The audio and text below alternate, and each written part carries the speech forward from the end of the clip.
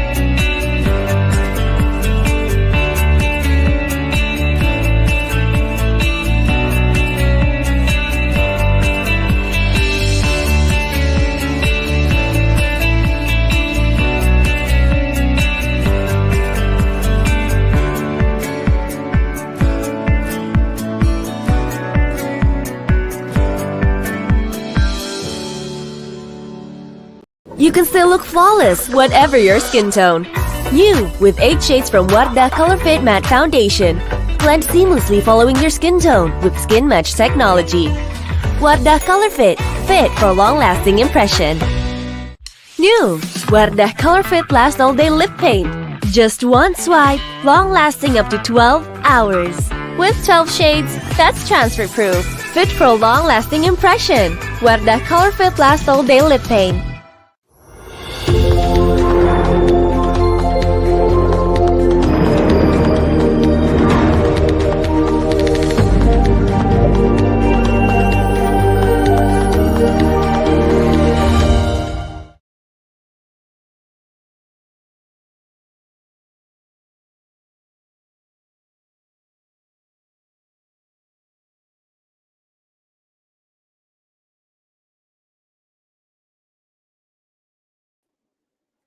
Assalamuaikum warahmatullahi wabarakatuh and welcome everyone.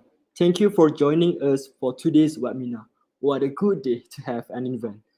It is my pleasure to be the MC for this webinar. I am Muhammad Farid Daniel, and on behalf of all committees, I would like to extend a very warm welcome to all of you.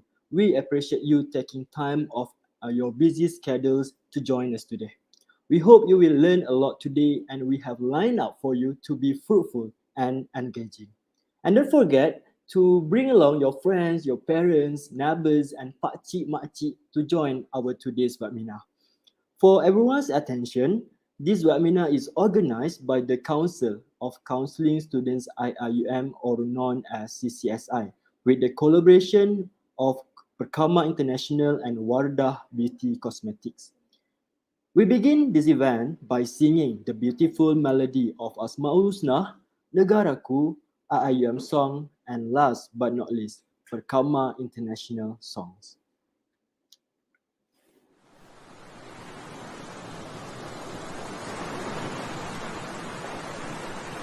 نسألك يا من هو الله الذي لا إله إلا هو الرحمن الرحيم الملك القدوس السلام المؤمن المهيمن العزيز الجبار المتكبر الخالق البارئ المصور الغفار القهار الوهاب الرزاق الفتاح العليم القابض الباسط الخافض الرافع المعز المذل السميع البصير الحكم اللطيف الخبير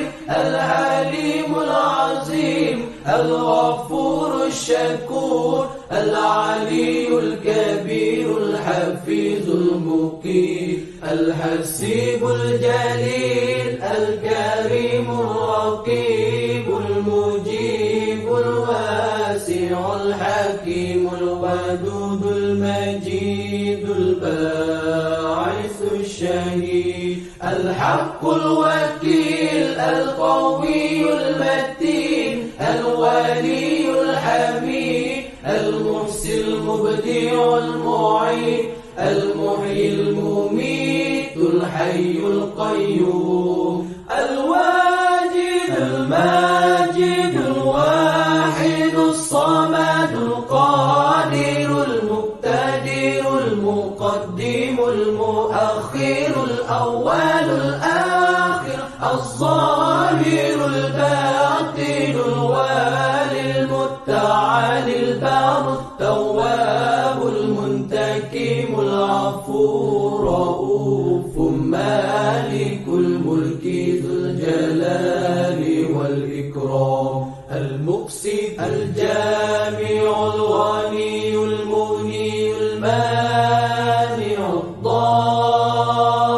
الضار النافع النور الهادي البديع الباقي الوارث الرشيد الصبور الذي ليس كمثله شيء وهو السميع البصير اللهم صل أفضل الصلاة على أسعد المخلوقات كسيدنا محمد وعلى آله وصحبه وسلم عدد معلوماتك ومداد كلماتك كلما ذكرك ذاكرون وغفل عن ذكره الغافلون.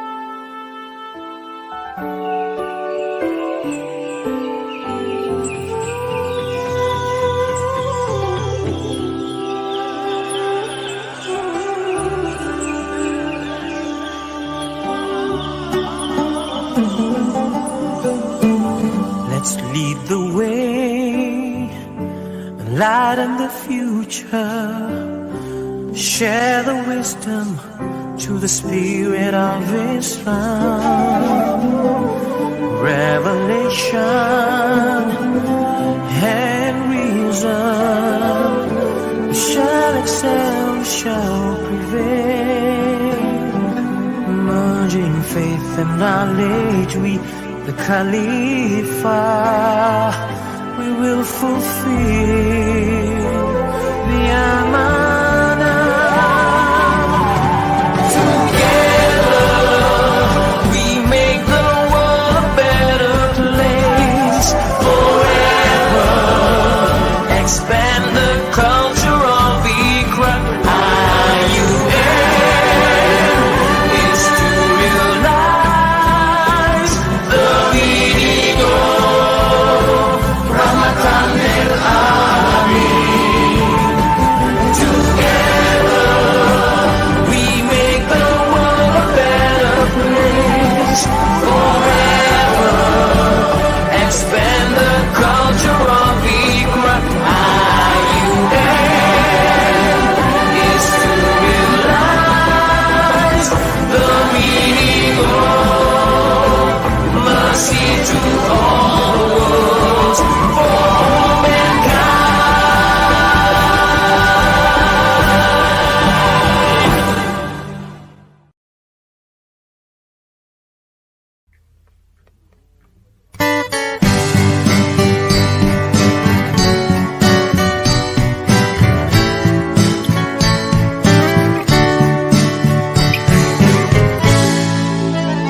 When you're down and full of doubt, when it seems there's no way out, and you need someone to guide you through, just remember we're here for you.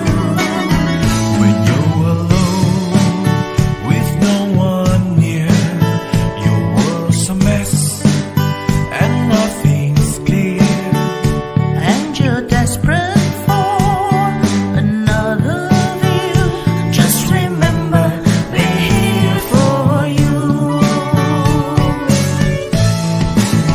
Through stormy skies and heavy rain, when you're blinded by your pain and bowed beneath your care, in brightest day and darkest night, you seek strength to fight your fight. Reach out and we'll be there. We'll listen to your deepest fears till you wipe away your tears and see what's best to do. We'll help you reach into your mind. When you're lost, we help you find the way to a stronger you.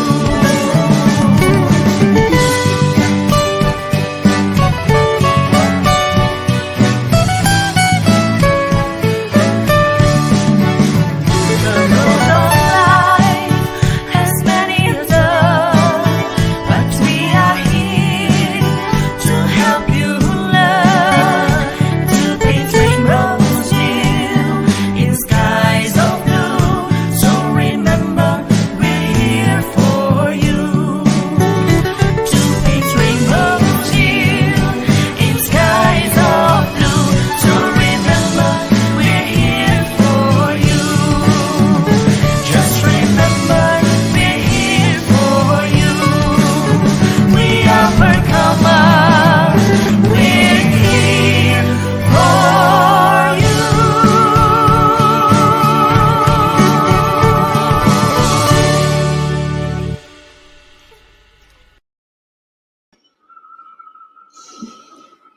Before we get started, I would like to invite Brother Muhammad Afiq Daniel bin Muhammad Amir to lead the recitation of Doa. Please welcome.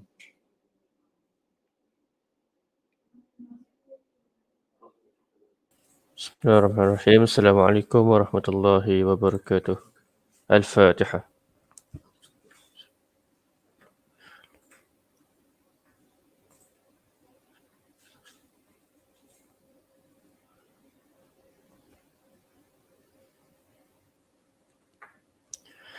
أعوذ بالله من الشيطان الرجيم بسم الله الرحمن الرحيم الحمد لله رب العالمين والصلاة والسلام على أشرف الأنبياء والمرسلين سيدنا محمد وعلى آله وصحبه أجمعين اللهم اغفر لنا ذنوبنا ولإخواننا الذين سبقونا بالإيمان ولا تجعل في قلوبنا غلا للذين آمنوا ربنا إنك رؤوف رحيم Ya Ya Allah, Ya Arhamar Rahimin, sesungguhnya kami berhimpun pada hari ini bagi menyatakan kesyukuran di atas kurnia-Mu yang tidak ternilai.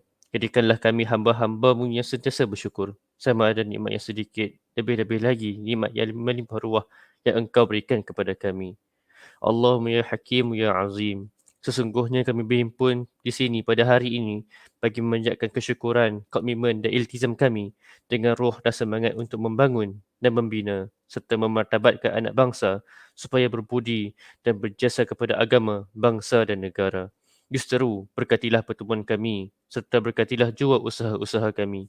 Kurniakanlah kepada kami limpahan ilmu yang berguna dan kefahaman yang benar. Satukanlah hati-hati kami, eratkanlah silaturahim di kalangan kami. Ya Fattahu Ya Alim, sesungguhnya Engkau maha mengetahui bahawa kami di sini ini ingin menimba ilmu-Mu yang sangat luas bagi mengembangkan potensi kami sebagai hamba-Mu yang Engkau redai.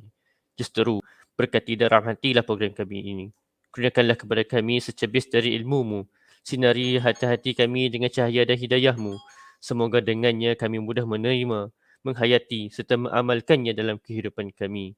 Ya Zal Jalali wal Ikram, kurniakanlah kepada kami kesihatan anggota, kecergasan minda, ketenangan jiwa, kekuatan semangat dan Kau mudahkanlah urusan kami, yang terutamanya bagi mereka yang dilanda wabak COVID-19.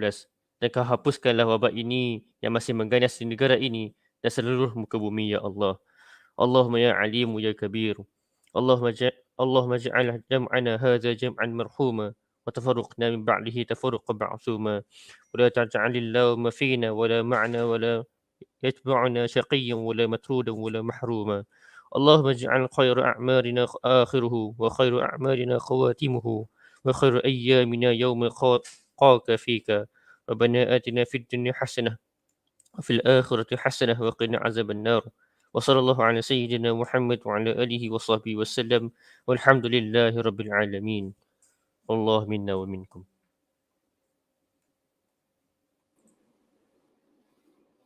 Amin, amin, amin, ya Rabbal Alamin. Thank you, Brother Afiq Daniel, for the doa recitation. To begin, we are pleased to have Datuk Dr. Abdullim bin Muhammad Hussein, the President of Persatuan Muslim Malaysia Antarabangsa, known as Perkama International, to deliver opening remarks. Please welcome. Bismillahirrahmanirrahim. Assalamualaikum warahmatullahi taala wabarakatuh dan salam sejahtera and a very good morning to all of you. Yang saya hormati, yang bahagia Dr. Nashidah as the lecturer of this seminar and counseling for this project this morning, dan yang saya hormati juga all the working committee who are able to organize this important program for this morning and for the benefit of all those who are following the program. And seterusnya kepada semua yang dapat hadir mengikuti program sehari. First of all, on behalf of Perkama International, I would like to express our appreciation, and we would like to congratulate the group of students who are able to organize this seminar entitled I Am Me, Who Am I? I think what you have done is an academic exercise in preparing yourself to be a better counselor in the future. And you have chosen counseling as the field of study. And I would like to assure you here that this is not a wrong choice.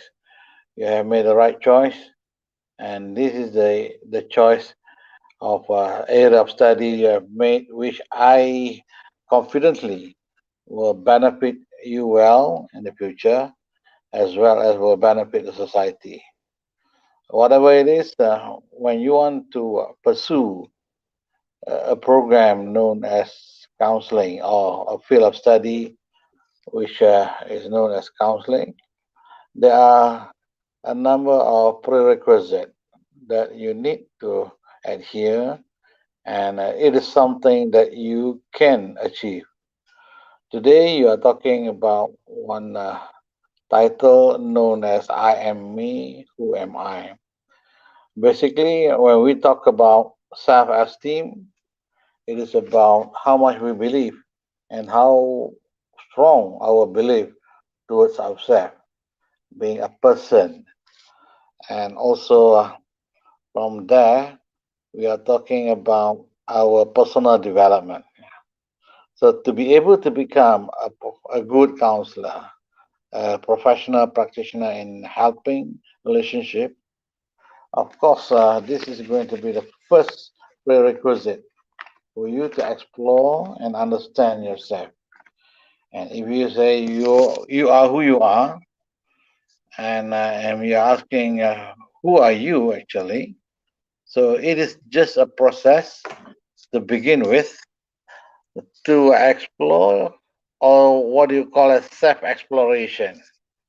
And self exploration is very, very important to enable us to be successful in any career or whatever area of vocation that we are choosing.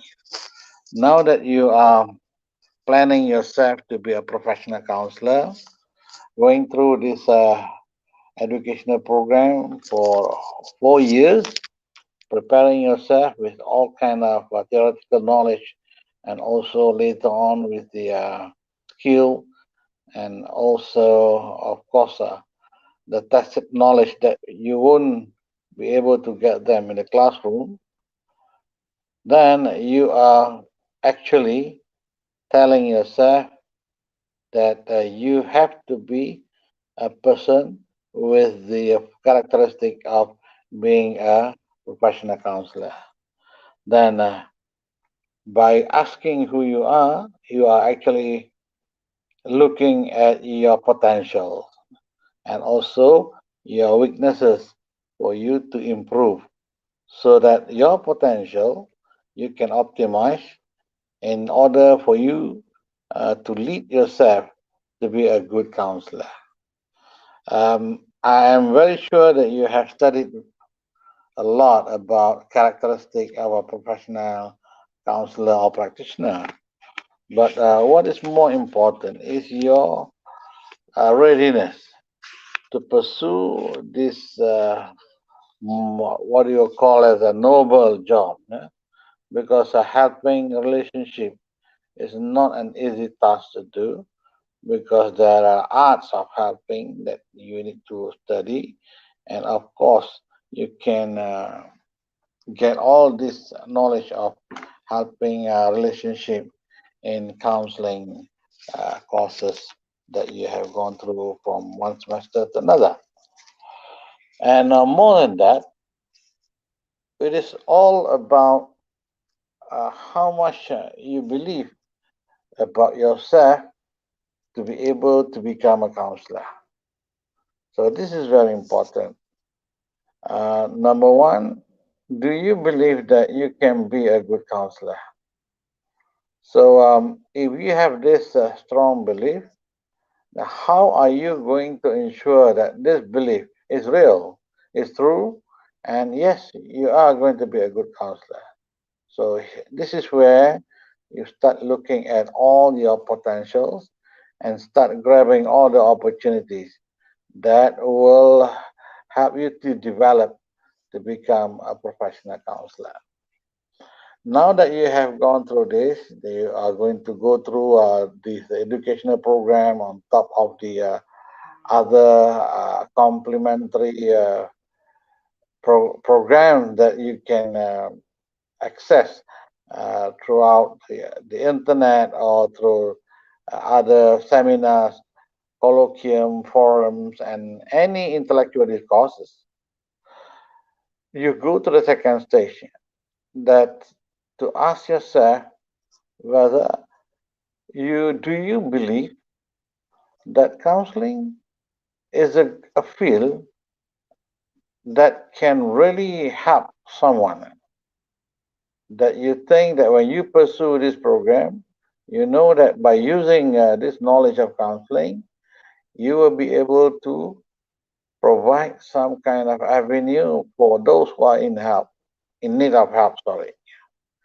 So with this a second belief that is considered under the umbrella of self-efficacy, then you will study counseling, and not only by the surface, by just knowing the theoretical knowledge, by attending the class, getting a good grade in all the courses, but you begin to explore more than what you are learning.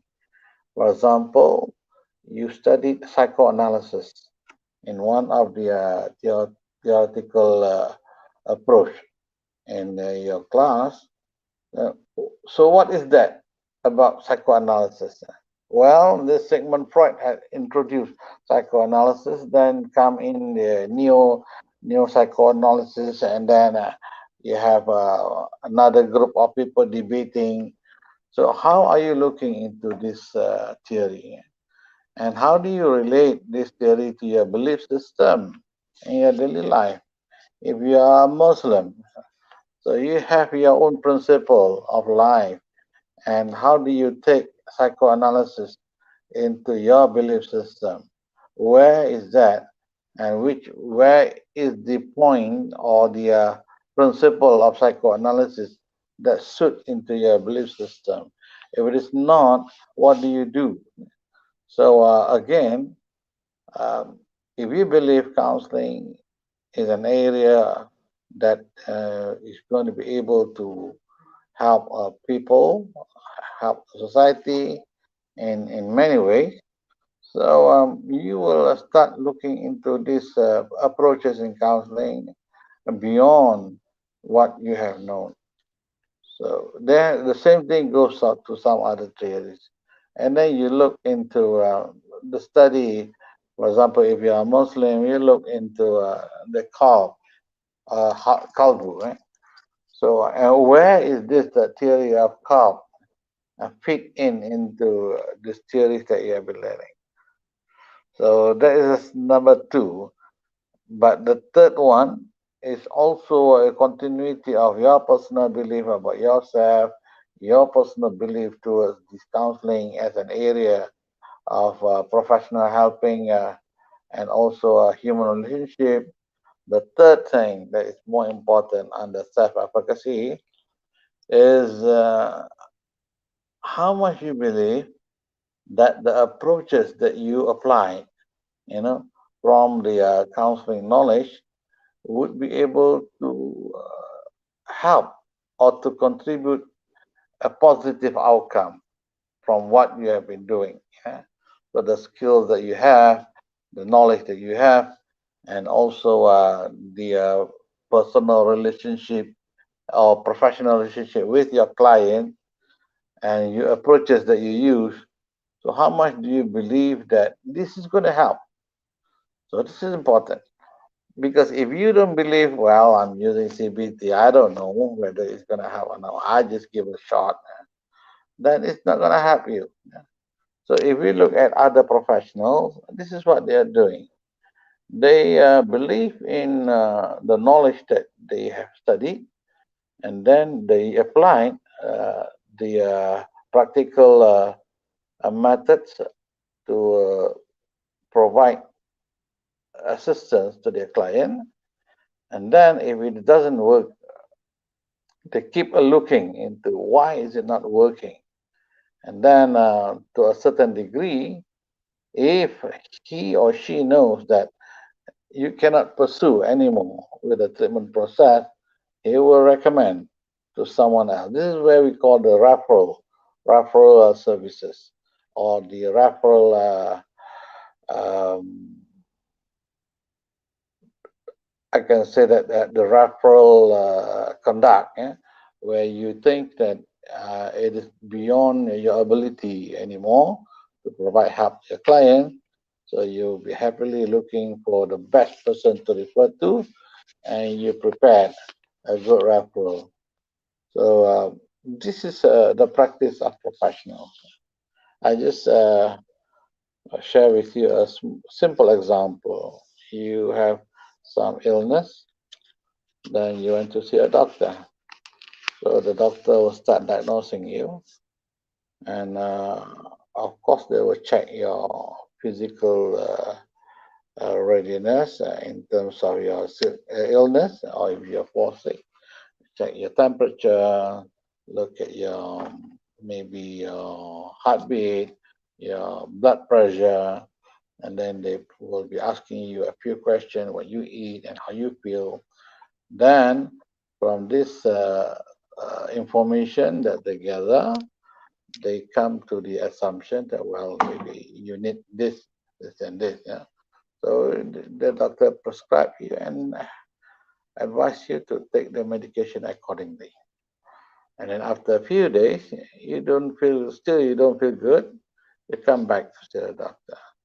But the doctor will this time look into the matter and further analyze, and maybe prescribe you another type of medication. And later on, if you still have the same condition, and the doctor feel that, well, you need maybe further treatment, which is more complicated, and it is beyond his ability or service, then the doctor will prepare you a referral letter, and you're going to see the specialist. So this is the act of professional behavior. So we in counseling, we are supposed to do the same thing, But before we start making a referral, we have to really look into the issues of your client so that you are preparing a good referral. And you cannot keep your client if you know that you are not going to be able to provide a good services, or to be able to provide for the help. Now back to your seminar.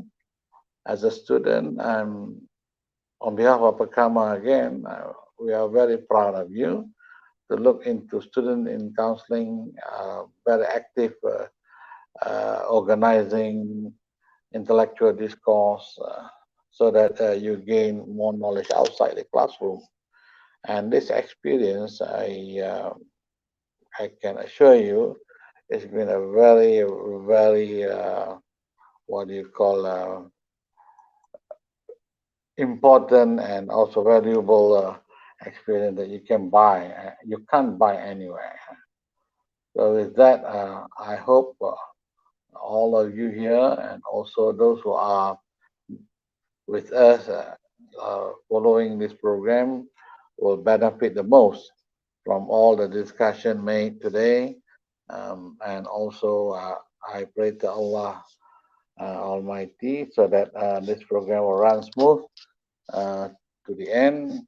And more than that, the knowledge that you gain from this will be a beneficial one, that not only benefit yourself as a person to grow and become a better counselor, a good counselor, but for those who are also joining this event, that they can gain a new knowledge to be applied into their daily life, as well as the maybe in your study. So again, to UIA and also the Kulliyyah of Education, where you are studying, congratulations and to all of you, especially to the lecturer who are guiding you. And I pray to Allah that all the lecturers of counseling given the strength to keep their professional relationship, and also their professional identity intact. And more than that, I will also take this opportunity to invite all of you, whether you are a lecturer or you're a student, to be the member of Satuan Counseling Malaysia or International Counseling Association Malaysia. Why? Because with this persatuan, we can do a lot of things. And today, you are very lucky. The lecturers are very lucky because of Pakama International. You are there to hold a position as a counseling lecturer. And also later on, maybe you will progress in your career. You become associate professor, a professor, dean, whoever you are. It all begins with the sacrifice and also the advocacy made by Pakama way back in 1980 by a group of very diligent people. And I am just continuing the spirit and also the advocacy that we need to perform, and also so that counseling dignity will be at the right place. We want all our practicing counselors in the country to become a professional counselor, and so that we are not worried what kind of job you are doing, as long as you are given the knowledge that will help you to become someone professional. And talking about career in counseling, it's time for us to start thinking seriously about how best we can create job opportunities uh, based on our knowledge. Yeah. So I hope the lecturers will take part seriously and also think about the career development, career opportunity, career advancement, career creativity, so that our students who graduate from our program will know what to do, and they are not the next group of jobless graduates. Eh. So even if you are working with the right knowledge that is supposed to be applied. Because I have an experience also being the commission of public service, interviewing people who want to take a job in the government sectors, and most of them are graduate, those who have degree, but they have to bring down their level of academics in the application by using their SPM or their diploma, hoping to get a job. And it is sad to see that the graduates can't even think about what is best for their level of knowledge after they have gone through 4 years of experience, and the parents are hoping that you are getting a good job, and so that you can take care of yourself and take care of the parents. And eventually you can't even find a simple job, and you have to bring down yourself to do any other job is supposed to do by another group of people who didn't have the opportunity to study in the university. So you, as a student who had the opportunity to study in the university, you need to think carefully about what are you going to do after this. Yes, number one, you are going to be a professional counselor, and you are maybe you are looking forward to work with an organization that provide counseling service, but you know very well the places are very limited and the competition is very stiff. But you don't have to compete with anybody. That's why if you read this book that we used to adopt in our administrative system in the country, the Blue Ocean Strategy.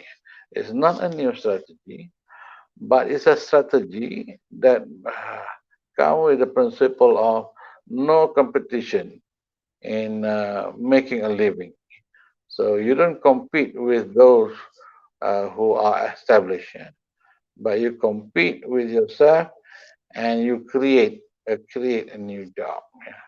So I can see that in this developing nation, with the rapid growth of economic development throughout the world, we can think about being a global player so that we can work somewhere else. And we can also look ourselves as a new enterprise so that we can also provide professional services and counseling through consultative work, being a consultant, for example, to a number of organizations, a group of community, or a group of services that need professional knowledge in human relationship, human growth, and also human development. So this is who we are actually, and this is something that you need to pursue. Yeah. Think beyond the limits and also keep talking about the new environment, the new trends, the mega trends, and the new needs of the society in this world. Not only in Malaysia, it can be in Indonesia, it can be in Thailand, in Myanmar, in Vietnam, in Saudi Arabia, in uh, the European countries, or in America, or wherever they are, because we are going to be a global player and we can be a global player. Otherwise, how can the Americans, the British, the Europeans are coming to our country and they become the consultant and we have to listen to what they say? So it's time for us to make other people to listen what we can say and we have to say about this area. So please tell yourself you are capable of taking charge of this world. Yeah. I would like to share you one experience during the MH370. If you remember, our airplane, Nation Airline, lost, and this is an ambiguous loss, and we don't know where they are. And of course, there are many families inside there that no, many kids of next of kin are looking forward to know what is the answer. And they even asked me. I was given the opportunity to be in charge of all this psychological support for the next of kin as well as the staff of the MH370, a team of us. Sometimes needs a number from UIAs and other universities. We work together.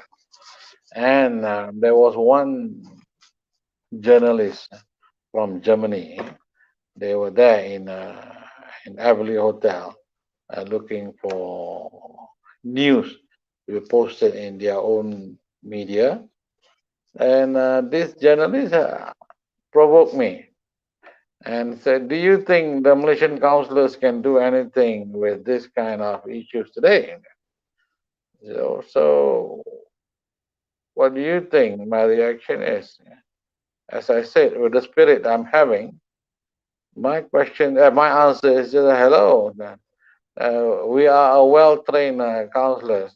I'm well-trained, and all my counselors are very, very well-trained, and we are capable of handling this matter. We are much better than the counselors in Germany.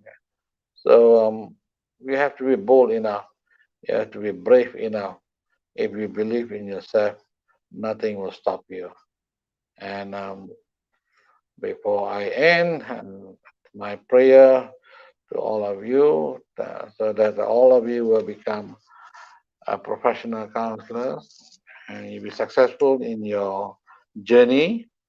And I hope our event today is not the first, but it is a starting point for you to pursue your journey of life, on becoming a professional counselor.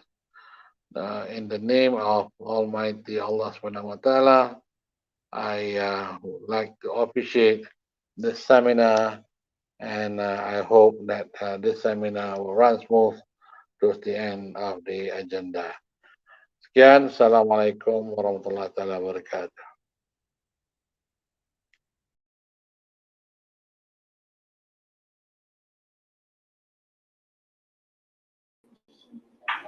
Thank you, Dato Dr. Abdul Halim bin Muhammad Hussein, the President of Pekauma International, for the wonderful opening remarks. We hope this event will bring a lot of joy and benefits to our audience.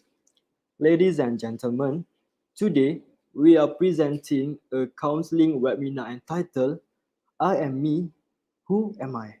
With the theme Self-Esteem, #Goal in Me. For our audience information, we have 3 main slots throughout the webinar, which first, entering the self-esteem world, second, the power in me, and third, struggling to shine.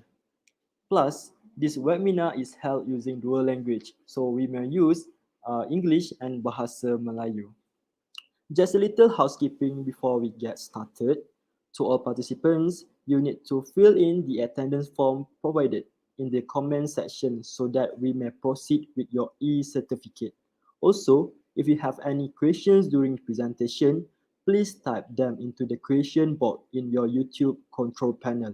I will bring them up during the presentation, and we will also have the time for questions at the end of each session.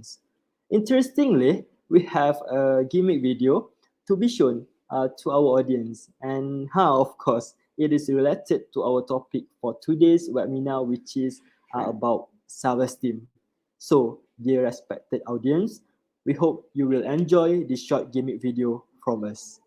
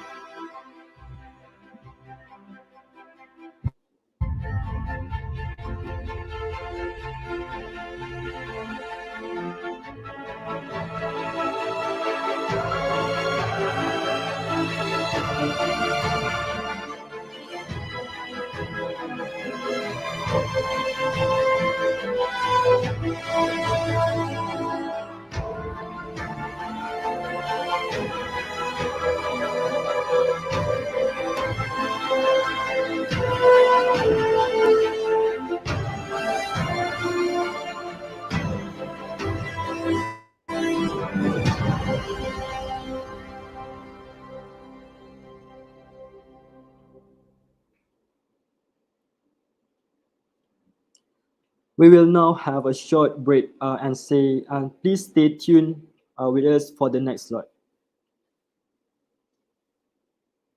You can still look flawless, whatever your skin tone. You, with 8 shades from Wardah Color Fit Matte Foundation. Blend seamlessly following your skin tone with Skin Match technology. Wardah Color Fit, fit for a long-lasting impression.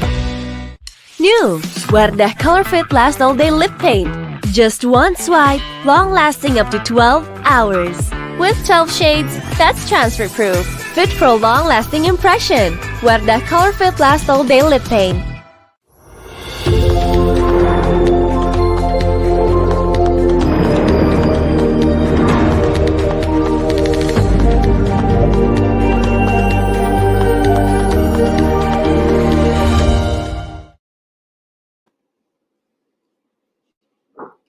Honorable guests, brothers and sisters, we are about to begin our first slot for today's webinar entitled Entering the Self-Esteem World. I would like to remind you again that if you have any questions during the presentation, please type them into the question box in your YouTube control panel. I will bring them up during the presentation, and we will also have time for questions at the end of each session. Before I call upon our first speaker for today, it is a great pleasure for me to briefly introduce his biodata, sebab orang tua-tua cakap tak kenal maka tak cinta. To begin with, our first speaker's full name is Abdullah Sharkawi bin Jafar, or well known as Dr. Sher.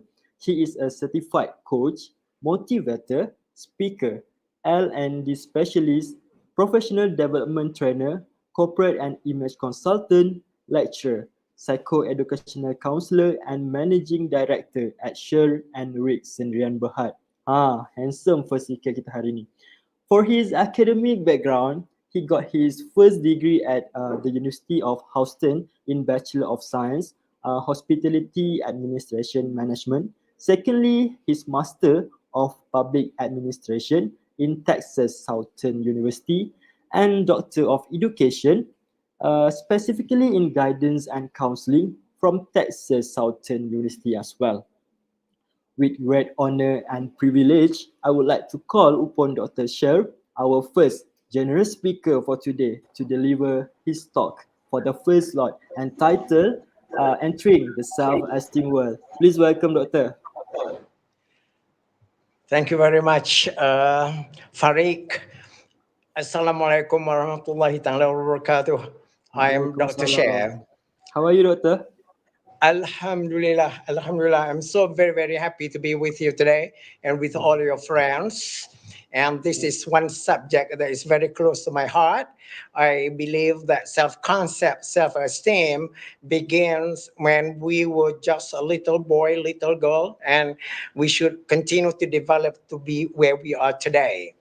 So, are we good to be interacting with you, or you want me to go on now? So if you are ready, Doctor, then the floor is yours, of course. Boleh. Boleh, Boleh Doctor. sangat. Terima kasih, Farid. All right. Assalamualaikum again. I'm Dr. Sher. I also do some lecturing work at Islamic University. And as I said earlier, that self-concept, self-esteem are two subjects, one subject that I love, one of the subjects that I love talking about, I love working on it, and very much part of my life. I think all of us know that self-concept is adalah satu perception, one perception that we have, a perception that we have about ourselves, the way we look at ourselves, the way we picture ourselves. If you picture yourself as being a good person, then you feel good.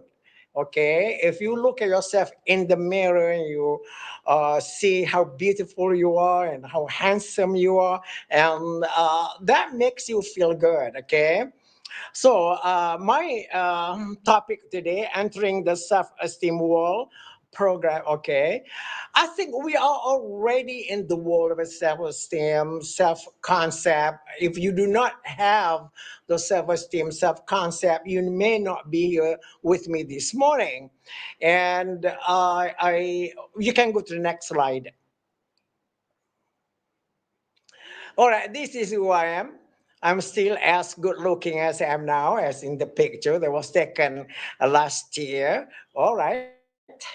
As you can see me, I believe that I have good self-concept. I have good perception of myself. And when I look at my picture, my goodness, I don't look bad at all. Okay.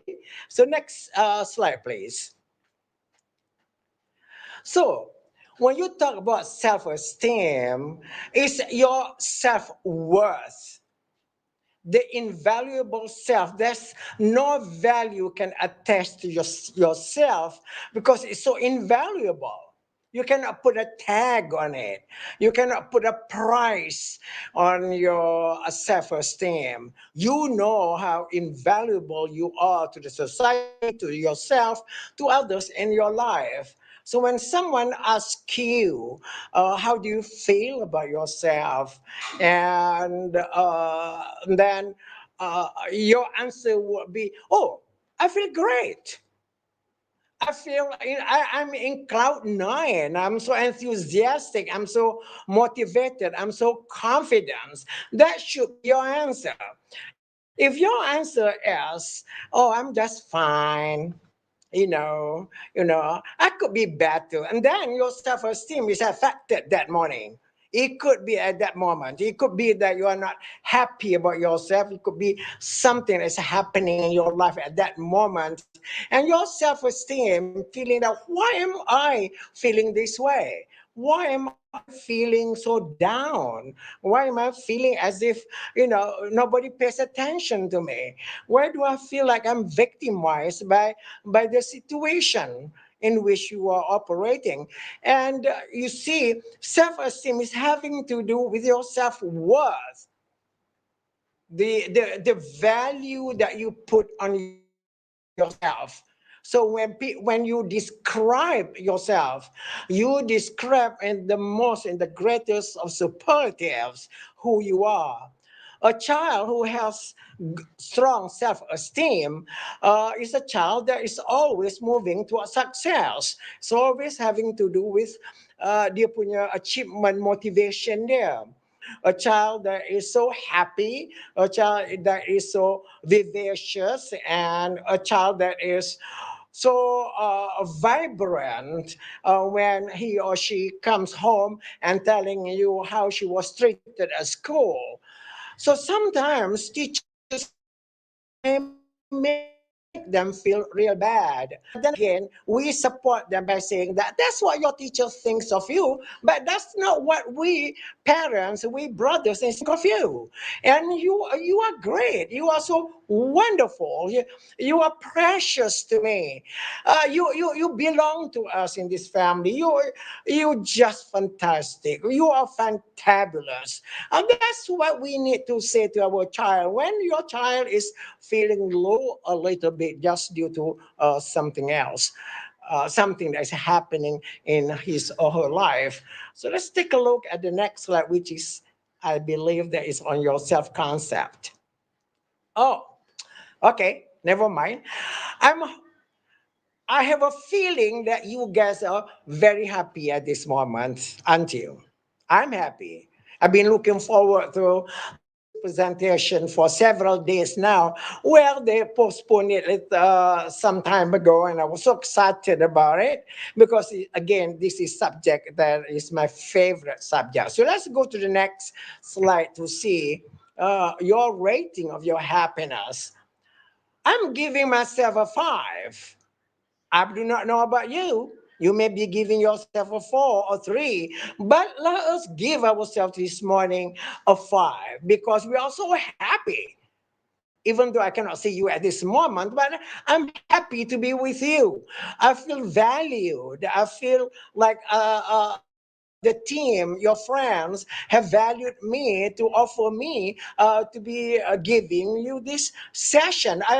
Saya rasa saya seorang yang berguna. My self-efficacy is so high.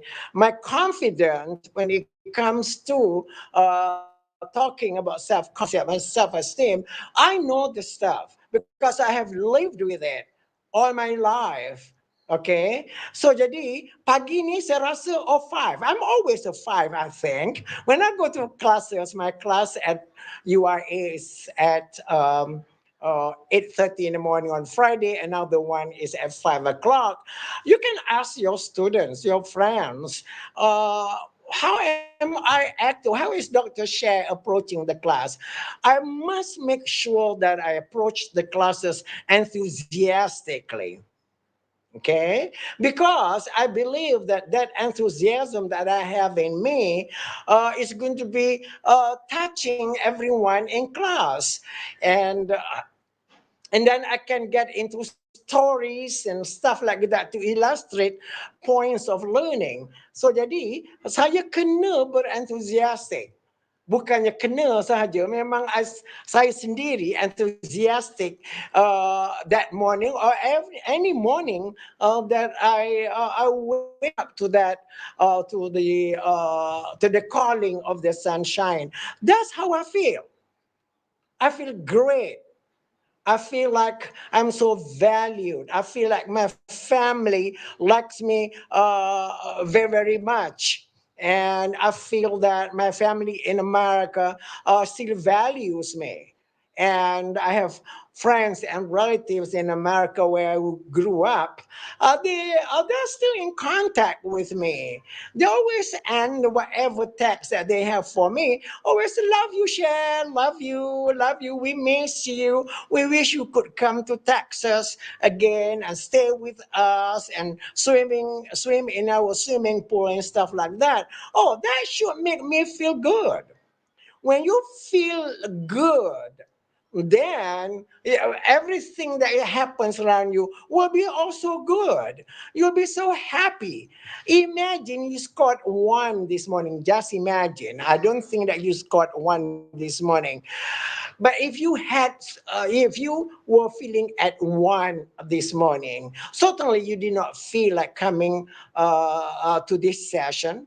Certainly, you felt that you drag your feet to come to this session, and certainly, you say, "What the heck? I don't need any more of this. I want to relax at home and so on in my dorm, and I don't want to be attending the session." That's when you are about one or two.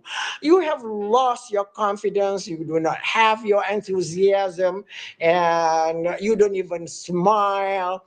You punya muka, you are frowning. Maybe you look so sad. So when you are feeling that way, then don't expect things will work out for you. You know what I mean?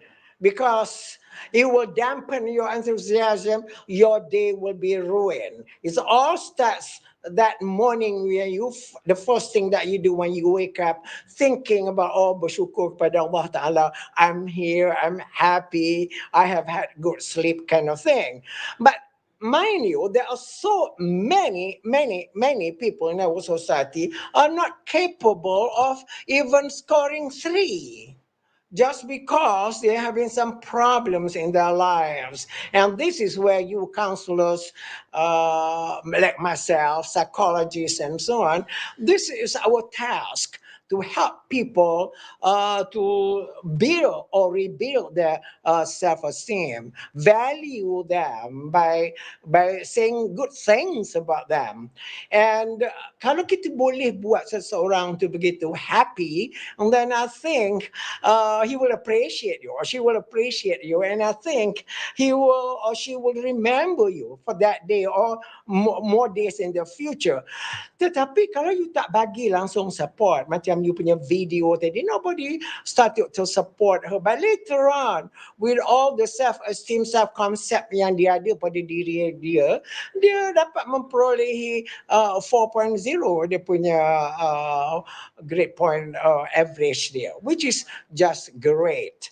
So, kalau you hendakkan anak-anak kamu di rumah tu do well in school, jadi bila dia keluar pada rumah tu, put some positive things in their mind, like, oh, see you later, I will be missing you, but I know that you will be having fun in class. I know your teachers will like you. I know your friends will like you. I miss you. But I miss you but then I'm happy because you are there. So say something nice. Say something good to your children. Every time they leave the house to go to classes or play games and so on, value them. And you see, when you value your children, their performance in class will increase exponentially. In other words, good. They may not be doing well in mathematics. Some of my students may not be doing well in testing and measurement. But then again, the encouragement I give them, the jokes and the humor that I give them, I want them to laugh. I want them to have a good time in my class, because I believe that a good time and laughing, feeling good has something to do with their performance later on. And almost automatically, when you experience that joy in class, you will have what we call that the grade, the score that you are looking for. But then if you're feeling down, and I know when you feel so down, you don't even want to come to class.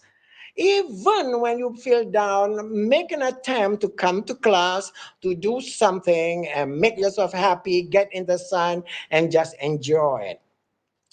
And let me go to the next one, to the next slide. Okay. So let's take a look at self-esteem again. Self-esteem is having to do with strong locus of control. This is a psychological word. You learned how to control yourself. You are the locus of that control. You can tell yourself, this is the way I want to feel today. This is the way I want to communicate with people today. You adalah seorang yang memegang control tu dalam jiwa kamu. Kamu tidak boleh, kalau orang yang tinggi self-esteem, dia tidak menunggu apa orang suruh untuk dia melakukan sesuatu. Dia ada strong locus of control tu. She or he can control dia punya diri, dia punya emosi. Let's say somebody is telling something nasty about you, or they membawang about you, they viral it. Now, if you allow yourself to be a victim to that, and you will be. But then again, if you have a strong locus of control, you might be able to say that, well, they may be saying something like that about me, but I do not agree. I know who I am. I'm a happy person. I'm a good person. I'm a valuable person anywhere, my family, anywhere. It is just a small group of people who don't like me, but I love myself. That's strong locus of control. You control the way you feel. You control the way what you want, and so on. Okay. Then that person has strong interpersonal intelligence. If you have taken the what we call multiple intelligence test by this Howard Gardner from Harvard University, you will come across the intrapersonal intelligence. I believe that my students in the testing and measurement class have taken this test, and kalau kamu punya test yang menunjukkan high, your intrapersonal means that you know who you are inside you. You know who you are. Regardless of what people think about you, regardless of what people say about you, you know who you are. I know who I am. It doesn't matter what people think about me, but I do believe in who I am. I do believe in the belief I have about me. And then another thing is that when somebody is so strong in their self-esteem, that person is achievement and success oriented. This achievement oriented bermakna dia selalu nak mencari jalan untuk mendapatkan sesuatu, to achieve dalam diri dia. Kalau hari ni dia dapat C, that's not the end of his life.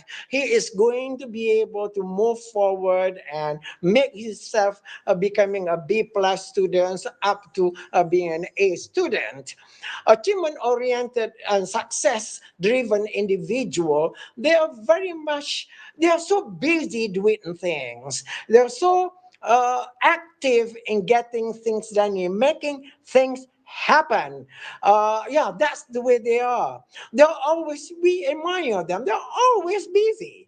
Always busy doing something for themselves, doing something for others. They are driven by that success orientation. That's something that they are driven by, regardless of age. Kalau kanak-kanak kita, adik-adik kita kat rumah tu yang achievement oriented, success oriented, they love to get to do things with their hands, with their legs. They want to ride bicycle. They want to achieve today. They are maybe at this level, and next day maybe they're on the higher level. And you can see that many of your friends are having strong self-esteem, high self-esteem. They're always confident. You know, if you are not confident, you are not be able to be a counselor. Counselor mesti ada that personal confidence dalam diri dia. Personal confident counselor saying that, oh, I'm capable of doing that. I know my theoretical orientation. Okay, I know this, I know that, because the knowledge that you have gained from many of your classes build that self-confidence. Imagine you go into counseling relationship, you are not even confident with your theory, you are not confident with your belief, and what will happen? It will spell a failure in your session. So I know that you guys are highly confident. I know I have my students in my 2 classes. They are confident. Now, they may appear shy. I have some students who are practically shy. I have to call him up and ask him questions. He's so shy. Even when having conversation with me, he's so shy. But why? It's not the fact that he has no confidence. It's not the fact that his self-esteem is low.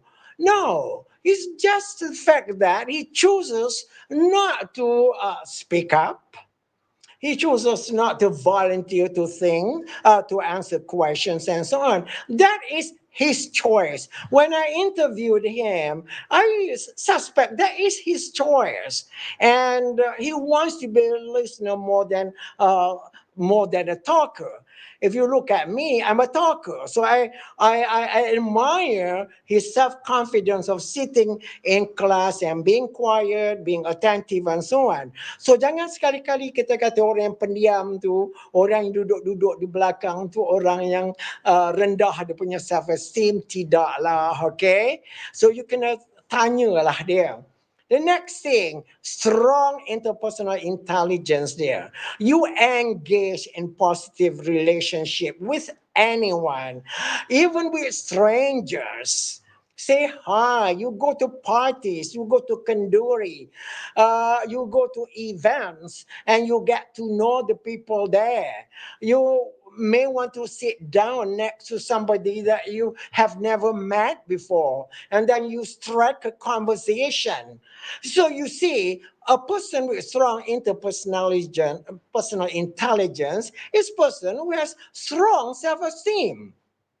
Dia mengatakan, it's okay to me to be with others. Whatever they think about me, if they even judge me, it's okay. They have the right to do so as much I have the right to think of them that way. So you see, dalam interpersonal intelligence, kita di Malaysia ni, kita tidak sangat assertive sangat dalam kita punya gathering. We always wait for somebody to initiate the conversation or to move forward or to introduce themselves. We come later.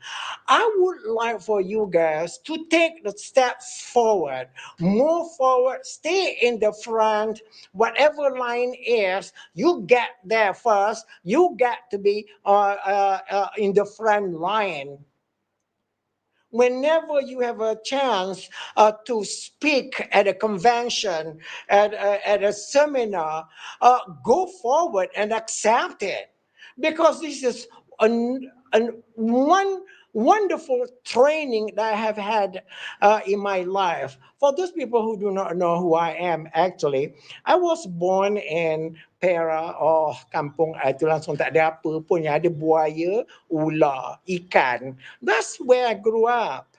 But I had a very strong belief in myself. That's where my self-esteem started. Although my parents were choleric in so many ways, but I had felt something good inside me. So jadi saya punya self-concept, which we haven't talked about, my self-concept as I grew up, I see my picture, and a friend of mine shared with me my picture when I was in standard 2. Oh, I said to myself, well, I don't look bad. So if you want to know your self-concept, how positive they are, ask them to draw gambar mereka. Ask them to describe the way they look. I tell you, children who have strong self-concept will make a drawing of themselves. Kalau anak perempuan you, ya Allah Tuhan, rambutnya cantik, di dandannya dia ada lipstick, dia ada makeup, dia ada skirt, and all that stuff. Dia akan berdiri dekat mama dia, dekat papa dia, abang dia, and so on.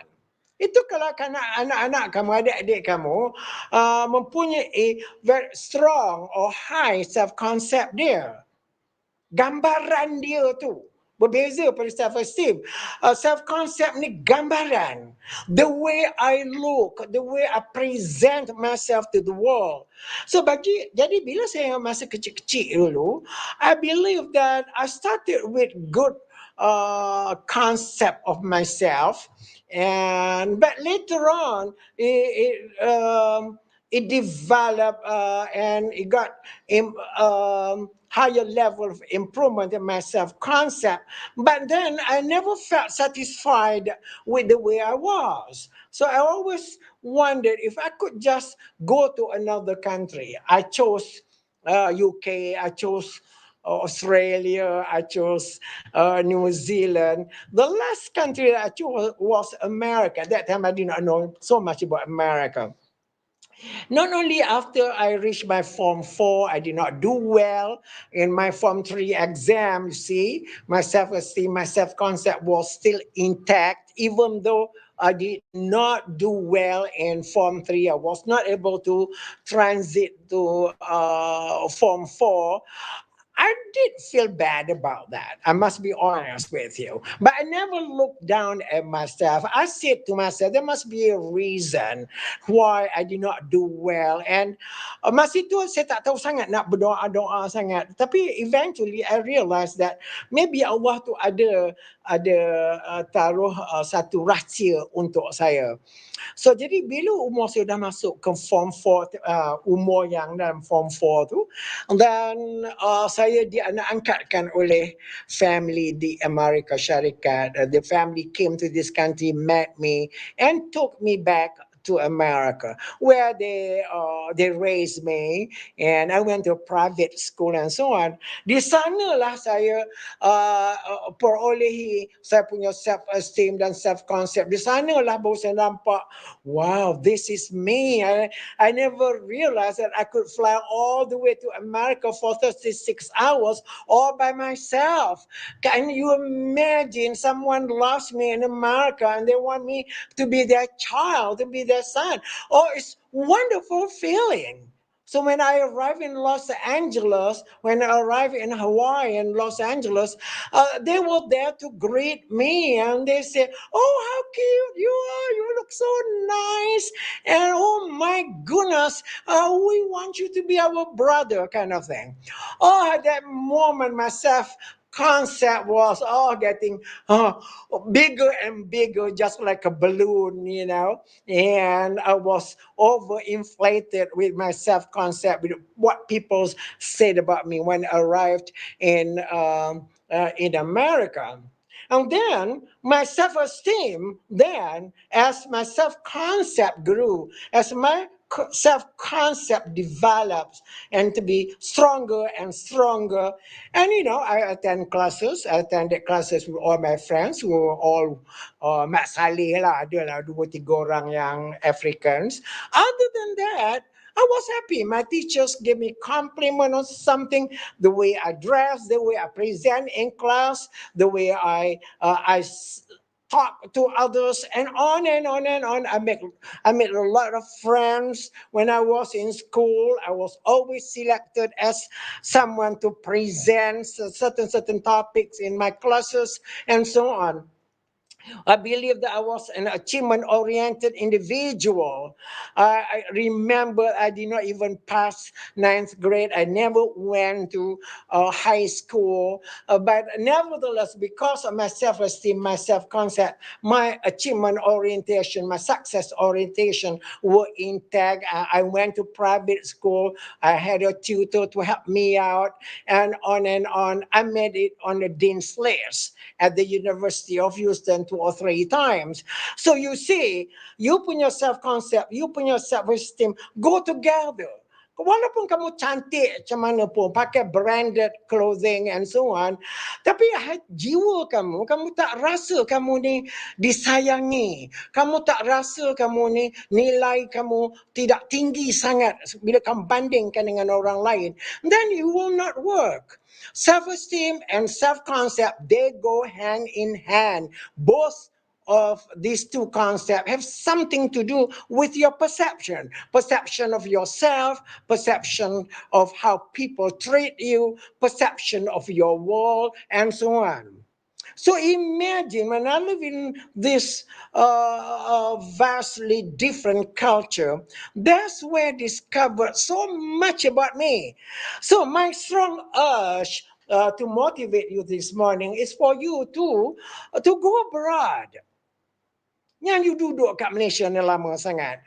Keluar pada Malaysia ni. Pergi mengembara.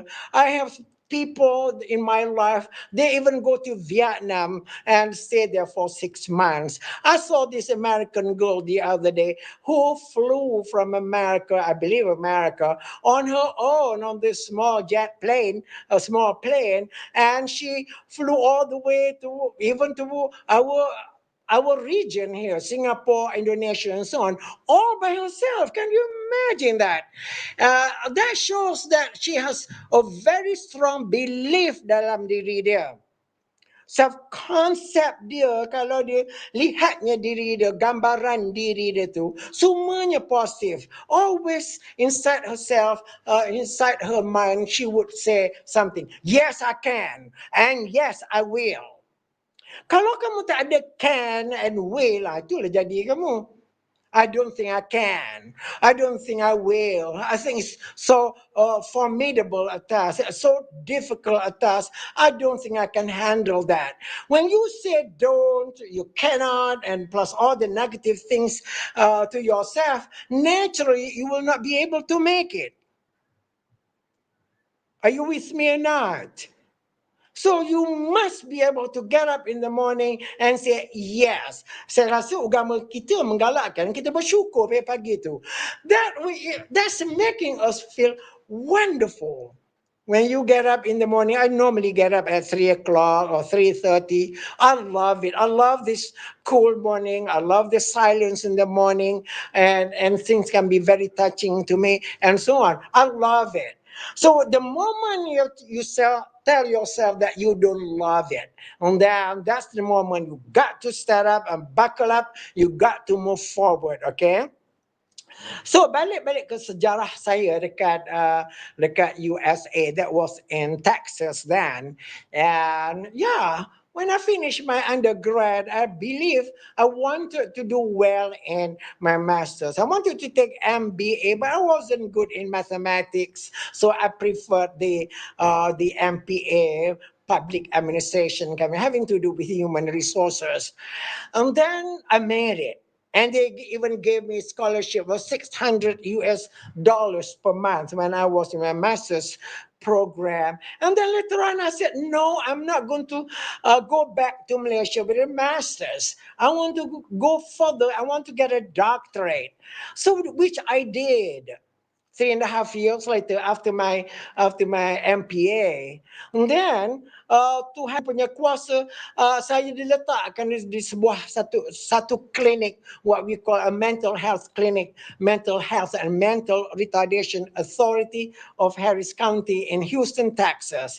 Oh my gosh, I wasn't trained as clinical. I tell you, I wasn't trained as diagnostician and so on, but I told them, yeah, I will take up the offer.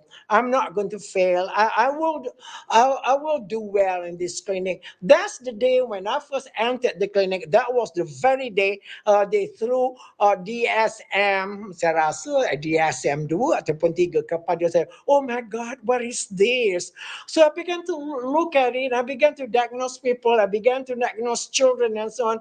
I began to do some clinical work in the clinic and so on. So it took 2 or 3 years for me to do just that.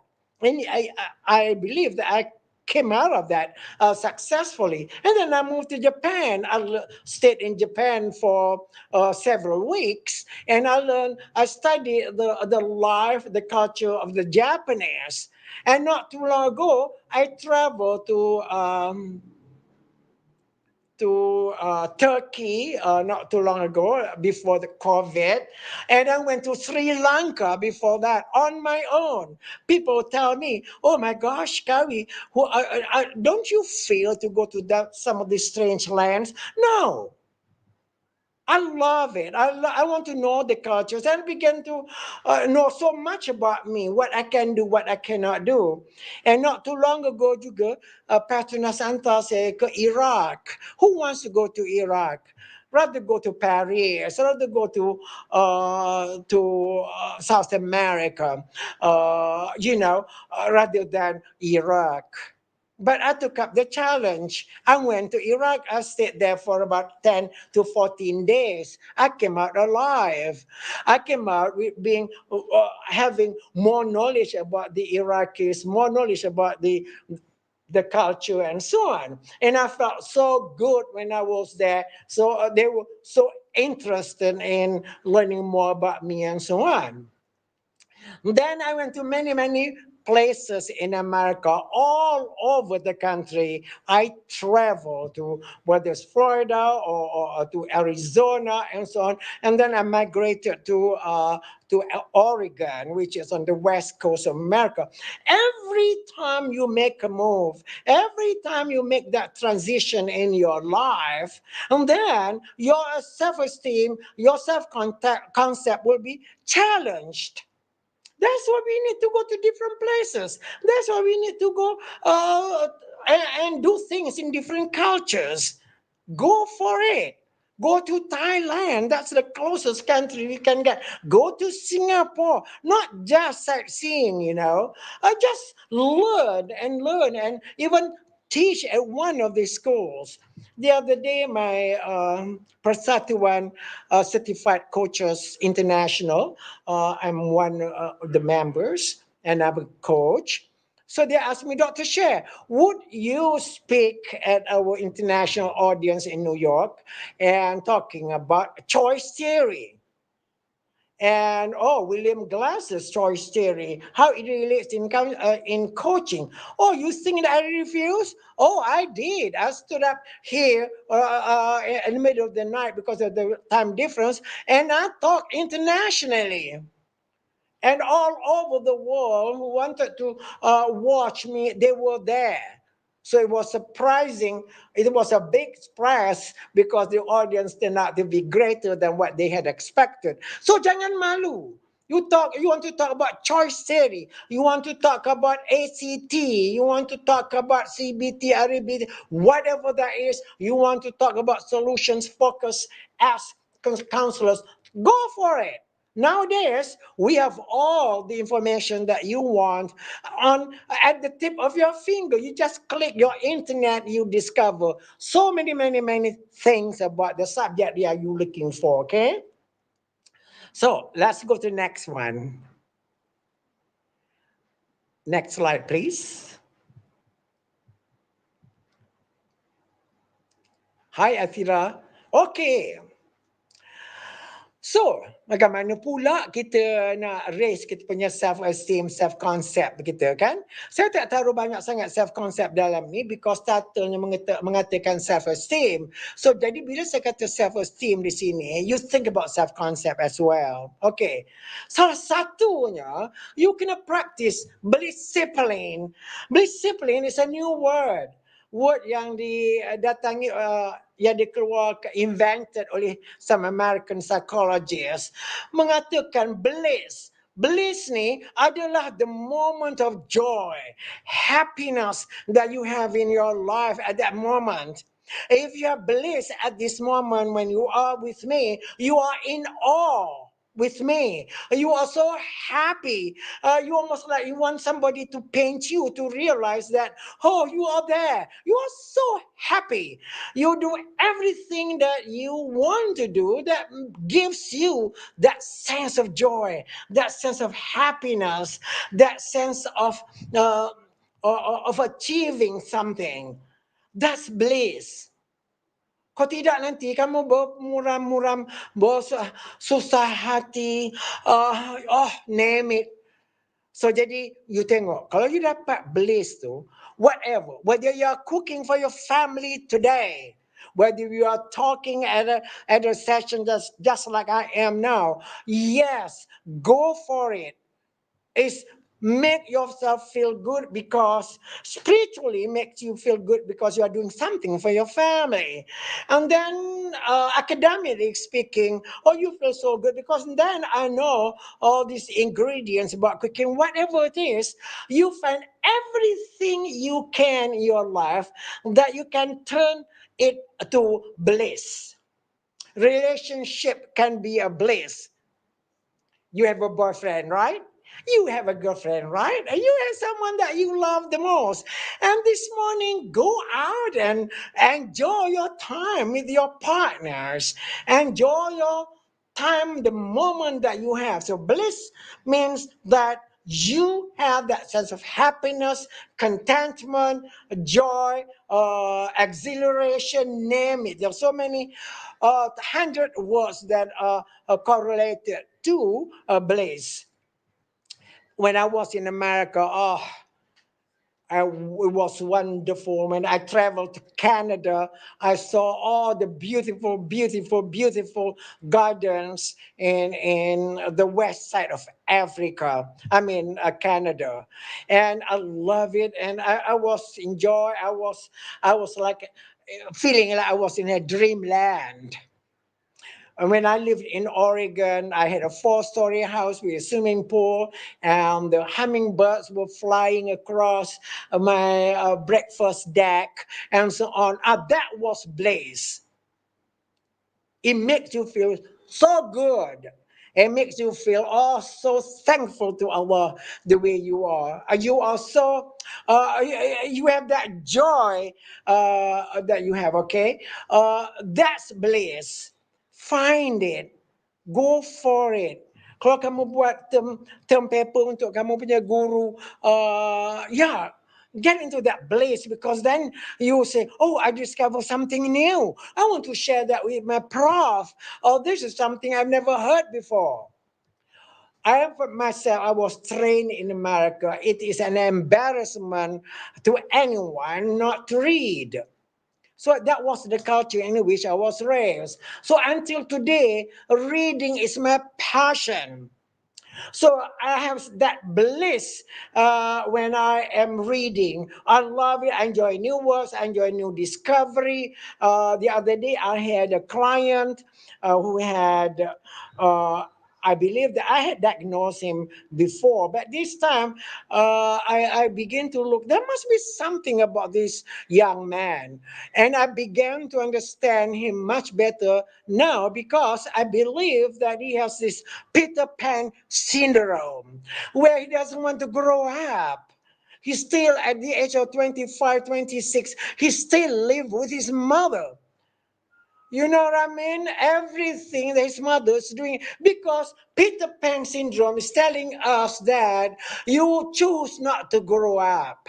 So bila lah dia dapat bliss tu, bila dia dapat enjoyment, bila ka self-concept, self-esteem dia akan meninggi, dia hidup dengan mak dia.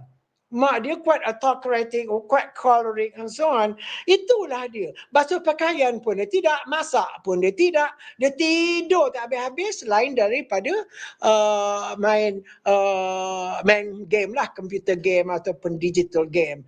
So I believe that Peter Pan syndrome is an accurate descriptive of this young man.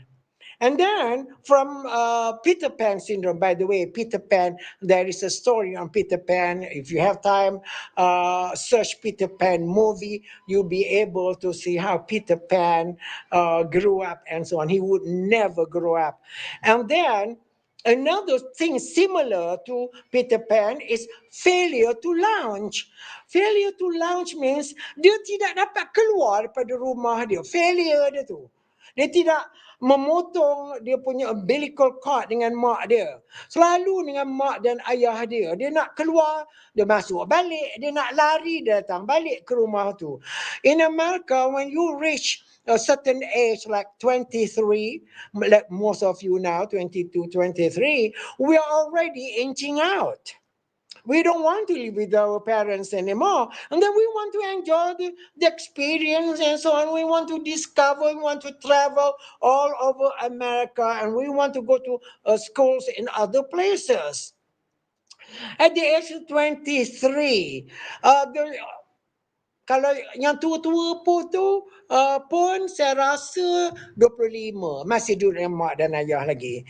In America, when your parents see that you are still with them, they will kick you out. They want to say something like, don't you think it's time for you to move out? So be independent and do something that you are happy about. Jarang kita di Malaysia ni menggalakkan anak-anak kita keluar pada rumah. So jadi salah satu daripada klien saya sudah jadi mangsa failure to launch tu. Dia tidak dapat nak keluar. Launch means you keluar pada rumah tu, keluar pada tempat tu. He experiences or he has experienced that failure. And then I believe more and more he is having the Peter Pan syndrome, which is not a clinical diagnosis, but nevertheless, it is a syndrome. That's his condition. I hope you understand that. Oh, by the way, I do know that most of you are counseling and guidance and counseling students, and I was one person who studied that at one time, and I tell you, my professors were so mean to me and so on, but the reason why I stuck to it, because I said to myself that I'm intelligent enough, I can handle the tough teachers. So which I did, although that I felt nervous, and when I was in class, and I felt there was a little bit of a trauma in me when I went to my classes, but nevertheless, my self-concept, my self-esteem was so intact that I believe that I could surpass all those obstacles. So discipline means, jadi bila kamu dah enjoy, kamu kena ada disiplin dalam diri kamu. You want to have good time, you know when to stop. You want to have a good time, you know the limit. You want to travel and you know that you must come home. That discipline. You enjoy coming to my classes. I know you guys enjoy to come to my classes. But then again, your discipline is you must be prepared. You must do well in the exam. That's this discipline part. So bliss campur dengan discipline jadi discipline. Okay, you kena ada. Bila you enjoy something, you must be responsible for that joy, for that moment. You enjoy attending something or whatever that you enjoy doing, you got to have that discipline. Like if you are enjoying to go for your master classes, you must make sure you discipline yourself. Like 3 or 4 hours a day, I must be able to read, to study, to prepare for my classes. Kita mesti ada disiplin tu. Yang nak enjoy saja. Banyak kawan-kawan saya, saya punya klien, dia suka sangat enjoy. At the end, dia tak dapat apa-apa, dia enjoy, dia tidak berdisiplin. I love it in whatever that I do. Last week, I had image building program for the company that I work for. And I just loved every moment of the 2 days I was there. And they are so happy with me. And starting Monday and Tuesday, I have another group of 25. Making them feel good, making them dress well. I look into their dressing, I look into their self-esteem and so on. They make me, they appear to be feeling good, being valued. I felt that they valued me, and so now I'm ready to go for another one, which is this Monday and Tuesday. Sometimes I don't get paid because I want to do something. It gives me that happiness, experience that bliss. But then again, macam you lah, Atira, suruh saya datang kat sini buat tu. You ingat I ni main-main ke? I have to study, I have to, walaupun subjek tu saya punya kesukaan saya, although saya rasa, seronoknya Atira undang saya. At the same time, I rasa, I kena membaca. Walaupun I tahu subjek tu. kena fikirkan apa konten yang aku nak cakap, apa nak aku ceritakan. You know, I work for Petronas. You all know that. For the last 25 years, I have been their psycho-educational consultant. I do leadership and so on. My aim is that every time I come in contact with anyone dekat Petronas, I want to make sure that they feel good when they are with me. Sampailah hari ini, it was like 3 weeks ago, that was the last program I had conducted for Petronas, and I create that friendship dengan dorang. At the same time, I must be disciplined. I did team building 3 weeks ago. I must make sure that I know exactly what I wanted to do. I must make sure that I did some study on team building, although that I conduct team building quite often. But then again, there's always something new. How am I going to make them happy? Itu disiplin kita. Number 2, look at yourself from the inside out. Jangan you nak lihat, kalau self-concept nanti, kamu nak lihat diri kamu pada luaran kamu. Kamu mirror lah diri kamu, kamu betulkan tudung kamu, kamu lihat, alah cantiknya kamu ni. Tapi what about your inside? Tapi kalau your inside is not good, it's rotten, you feel so bad, you are troubled by sad things, negative things in your life, no matter what you see of yourself in your dress, in your attire, then you will not be able to appreciate that. So saya rasa, I believe what is Oriel or somebody else mentioned that it may be expensive. I am worth it. In other words, the clothes may be expensive, the makeup may be expensive, the jewelry may be expensive, but you are worth it. For men, you must say that to yourself. I may be this, I may be that, but I'm worth it. You are worthy to yourself. You feel the value inside you. I may be poor. I may have been born somewhere. But I feel good about that. I had one orang asli not too long ago who stayed with me for a couple of weeks. And I looked at his self-concept. The self-concept dia was low. Self-esteem dia pun was rather low because he felt that coming from orang asli community, he did not have a place in this Kuala Lumpur community. And the one thing I admired him, he was someone who followed instruction, who did everything he could possibly do to meet the requirements. So for 2 weeks, I began to work on his self-concept and self-esteem. And then until one day, he played football with my friends, playing soccer, and then my friends came to me and said, "Doc, you punya anak buah ni bijak main bola. I think he's one of the best I've seen before for so long." Sejak momen itu, dia seronok sangat, terasa yang dia is one of the best soccer players by friends. My friend dah umur 42, dia anak 3 orang. My friend gave him the compliment and called him, "Hey bro, you are good, you are great." Kat rumah saya ni, dia banyak kata whenever he did something, I will say, "That's beautiful, that's wonderful, continue doing it." Dia tak tahu membaca Quran, tak tahu membaca alif bata tu. So I taught him how to mengenal ayat, alif, bata semua. So he learned quite fast.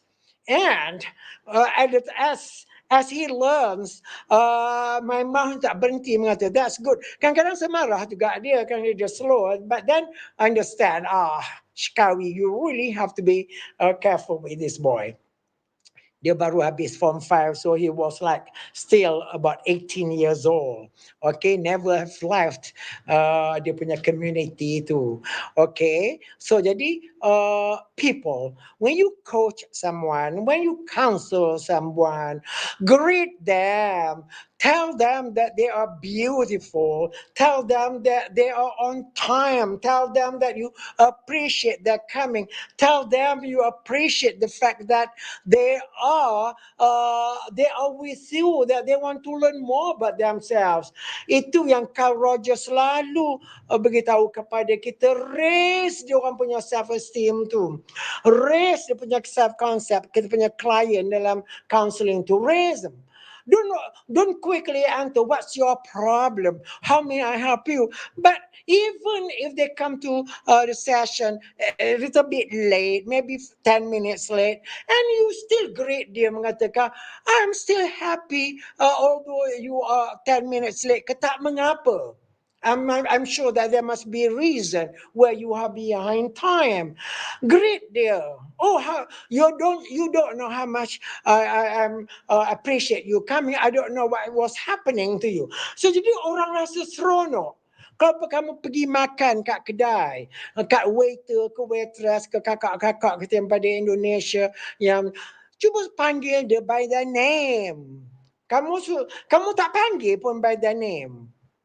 Tanyalah, kamu tanya nama dia, siapa nama dia? Oh, seorang tu baik sangat dengan keluarga saya, so tengok nama dia, tanya dia, oh siapa nama kamu? Nama dia Habib. Oh, so nak ingat ke? Oh, Habib Jewelry. Oh, no. I don't belong to that family. So jadi kan, every time I go there, I have wonderful service. And then the owner, young man, is about 25. His name is Iman.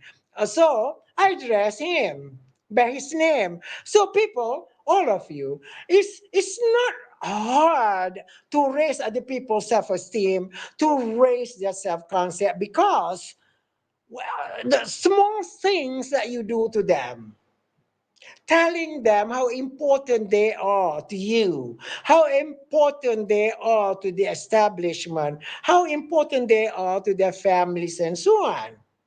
That makes them feel good. When they are so at the end of the rope, they want to commit suicide, they want to injure themselves.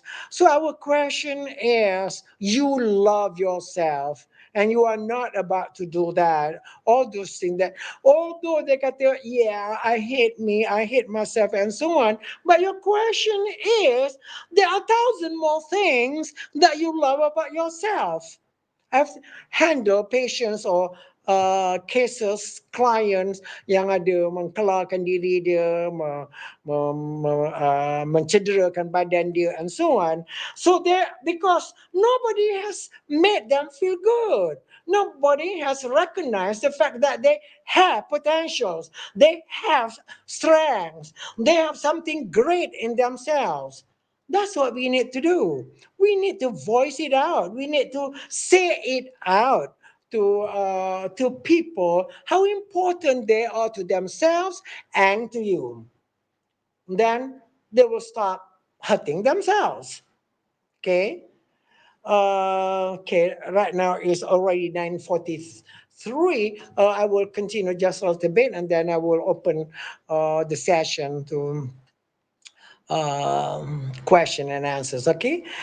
Practice personal affirmation.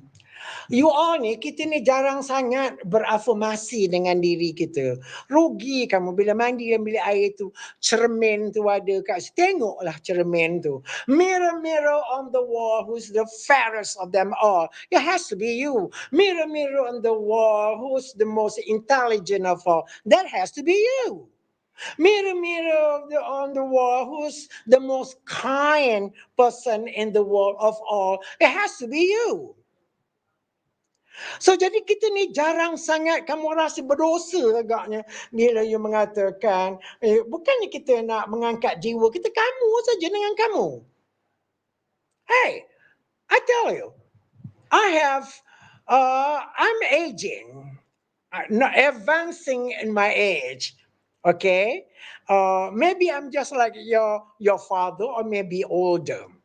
You think I suffer just because I'm getting older? No.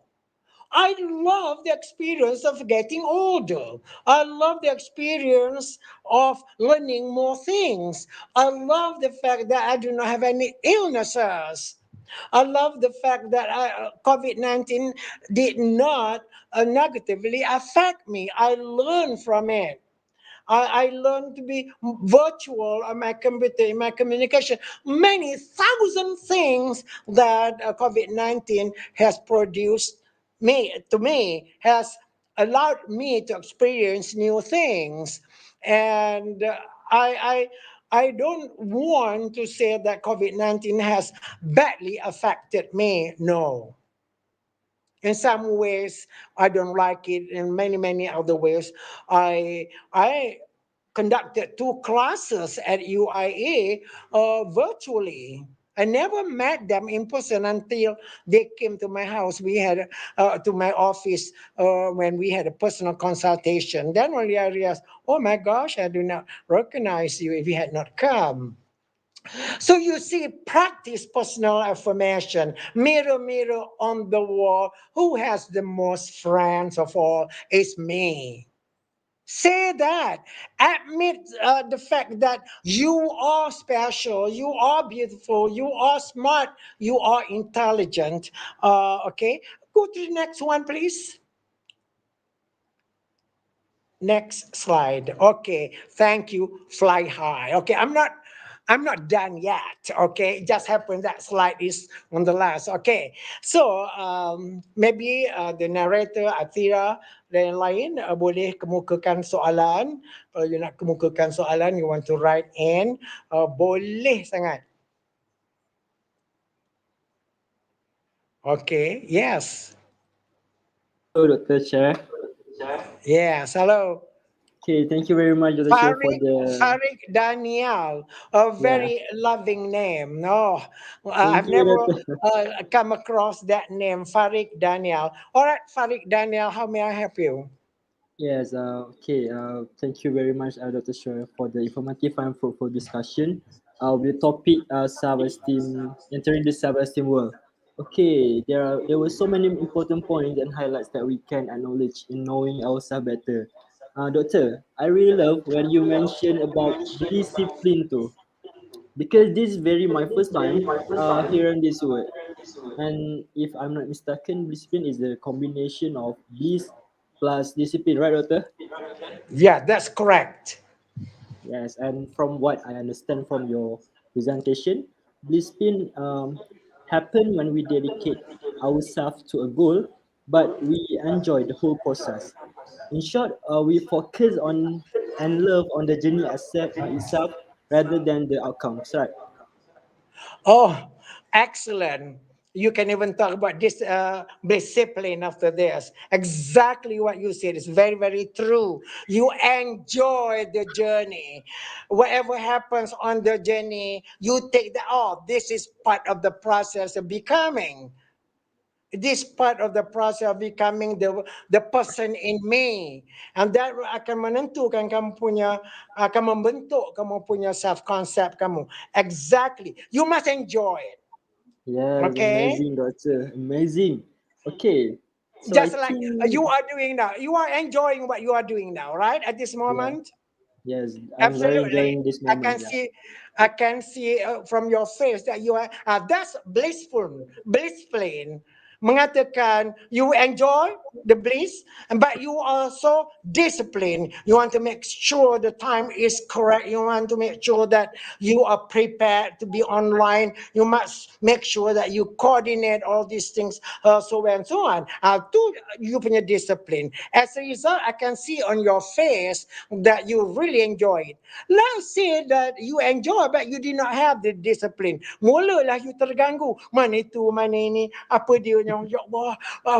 Okay, you ada keliruan, ada gangguan masa itu. So what I see of you, what I see your face, and I have not seen Athira, I think both of your faces will show me the discipline that you have in yourselves. Okay.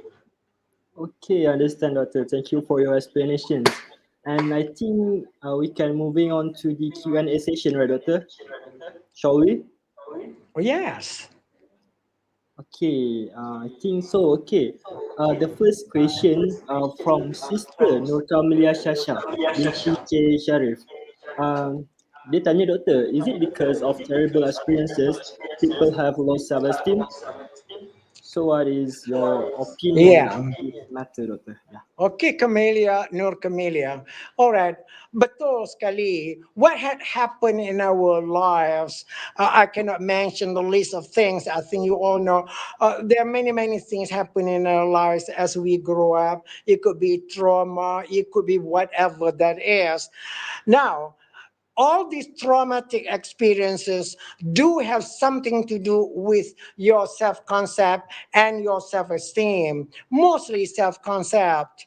Until you go for therapy, until someone tells you, hey, Camellia, it's not the end of this world. That was not your fault. You are still my loving daughter.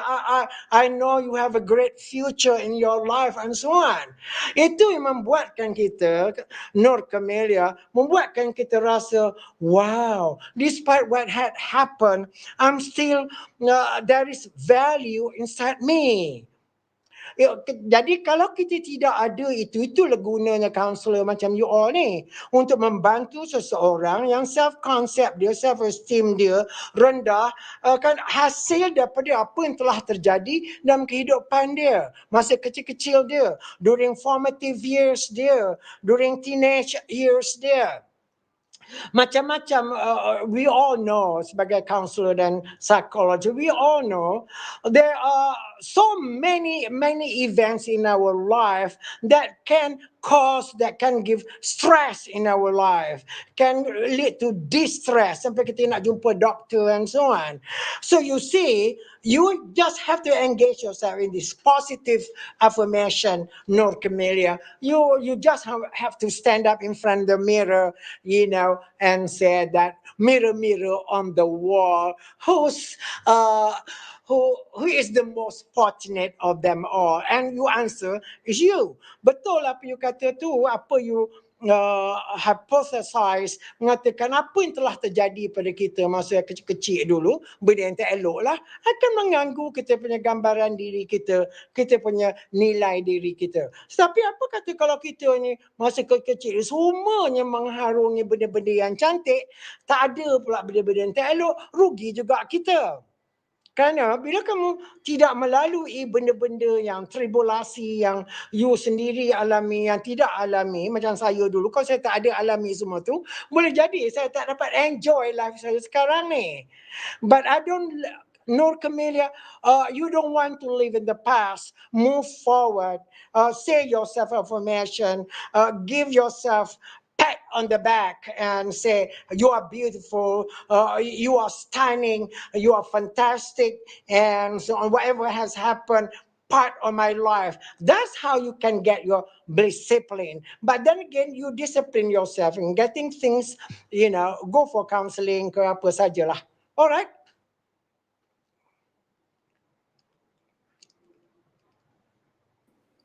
Alright, thank you Dr. Share atau penjelasan yang telah diberikan. Saya harap jawapan ini dapat memberi pencerahan lah tadi kepada Sister Camellia kan.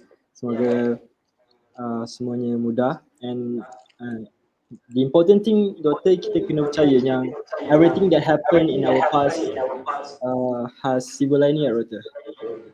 Has silver lining. Yeah. That's correct.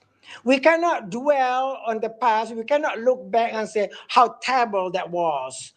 It was so bad. We just cannot do that. We cannot to have a harbor on the past or the negative side of it. Oh, in the process of becoming, in the process of growing up, in the process of becoming where I am today, I went through hell myself.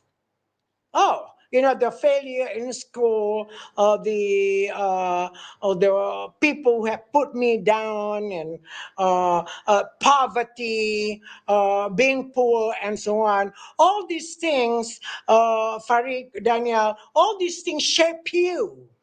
Ini yang ketenda.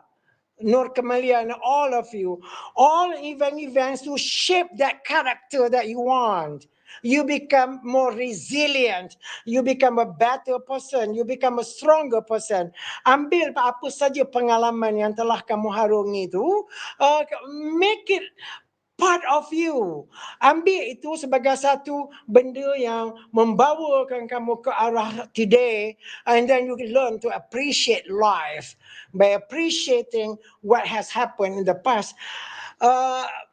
Farid Daniel, kalau kita ni masih lagi di belakang, kalau kita masih ingat lagi benda-benda yang dulu-dulu tu kita keluarkan lagi, kalau kita keluarkan sekali taklah mengapa. Dan kita rasa kita have been victimized by our past, and then we will not be able to cherish life. You will not be able to enjoy the relationship. You're not able to enjoy your world, your life. Karena you move forward, you take about 20 steps backward. You want to, katakanlah kamu nak pergi mengembara, you want to go to America.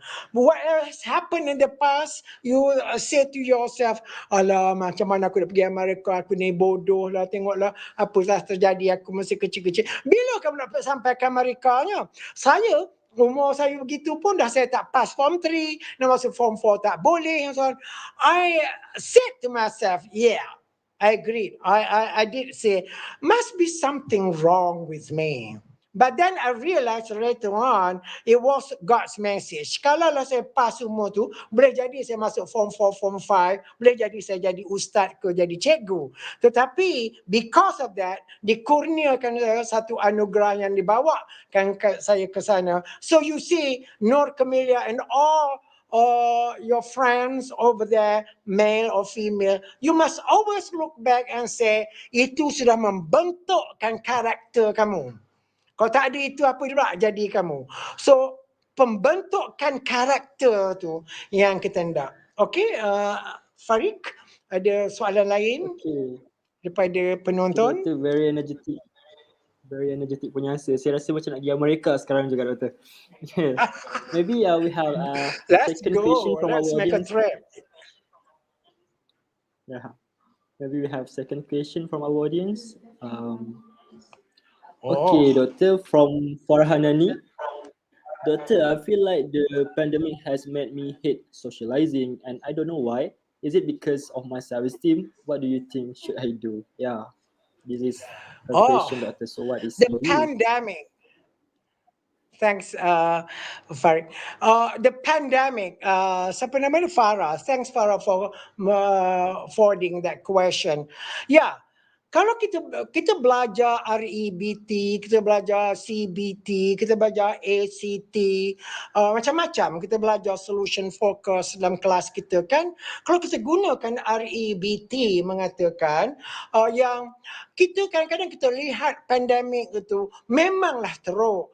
So many people have lost their lives and so many of my friends have lost their family members and so on. If you feel that the pandemic was the worst thing ever in your life, and then you may get stuck there. That's where REBT comes in. Kena rationalizekan pemikiran kamu tu. See, you dispute pemikiran tu. Saya rasa kan, mengapa you hate socializing? It's not that you see you dah label you punya perkataan hate tu besar sangat. Jadi bila you hate socializing, so you sudah berekstrim sangat. You hate. Kalau ringankan sikit perkataan hate tu, boleh jadi you dislike, maybe you choose not to socialize for the time being. Bila you kata hate tu, dia sudah ekstrim, Farah. Jadi bila dah ekstrim, you get stuck in there. And then your emotion, your behavior, and then when you are stuck, it will translate into your emotion and your behavior. You may not be moving on. Rugi kamu. And if you're not socializing now, because pandemic has lessened down its intensity, you can go out now. Mengapa pula kamu tidak socialize? Because the world around you now sudah diberikan kamu peluang untuk socialize. And you do not know why. Let me tell you now is that it's because you allow yourself to get stuck. Dalam bahasa Psikologi student saya tahulah. Dalam bahasa psikologi, you ruminate kepala kamu mengatakan pandemic is bad and so on. I hate socializing and so on. Pandemic has done this, has done that to me. Okay, learn from my lesson. I did not perceive that pandemic was something that hindered my progress. I started virtual classes. I did not know about Zoom. I did not know about streaming. I didn't know about all those things. So I learned. So in other words, the pandemic, the COVID-19, you being sequestered at home, you being held up at a house, gave me the opportunity to learn and to learn something new. The first time I conducted classes online, that was with some of the corporate organizations in the country. Oh, I was nervous because you know what I would be like and so on. After 2 or 3 trials, I said to myself, "Hey, this is just a breeze. This is just an easy thing to do." So jadi kan, it's not the pandemic, it's how you view the pandemic. It's not that, is it because of your self-esteem? No, because your self-esteem is still there. It's just matter that you punya kognitif kamu, you punya pemikiran, persepsi, imajinasi kamu terhadap pandemic tu is really bad, may not be rational. What do you think? Okay, so what you need to do now sebagai psychology student, counseling student, revisit your REBT or CBT.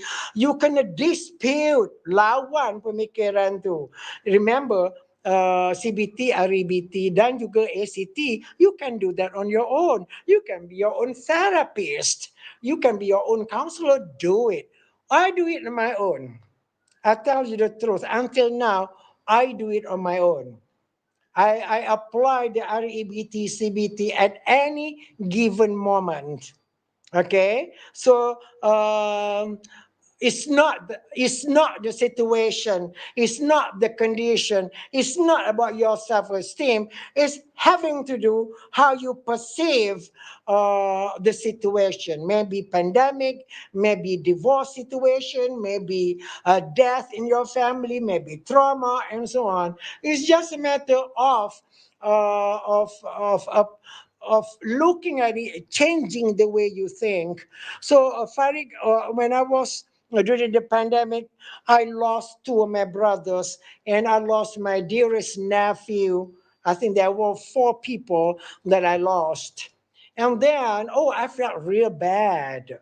I felt down. I lost my eldest brother, someone that I always communicated with, and so on. I lost my brother who used to live in Sarawak, and I miss that conversations. But then again, I cannot get trapped in that feeling that of loss. I must move forward. The first week, the first 2 weeks, memang I felt down. Can you imagine 3 or 4 people within couple of months died?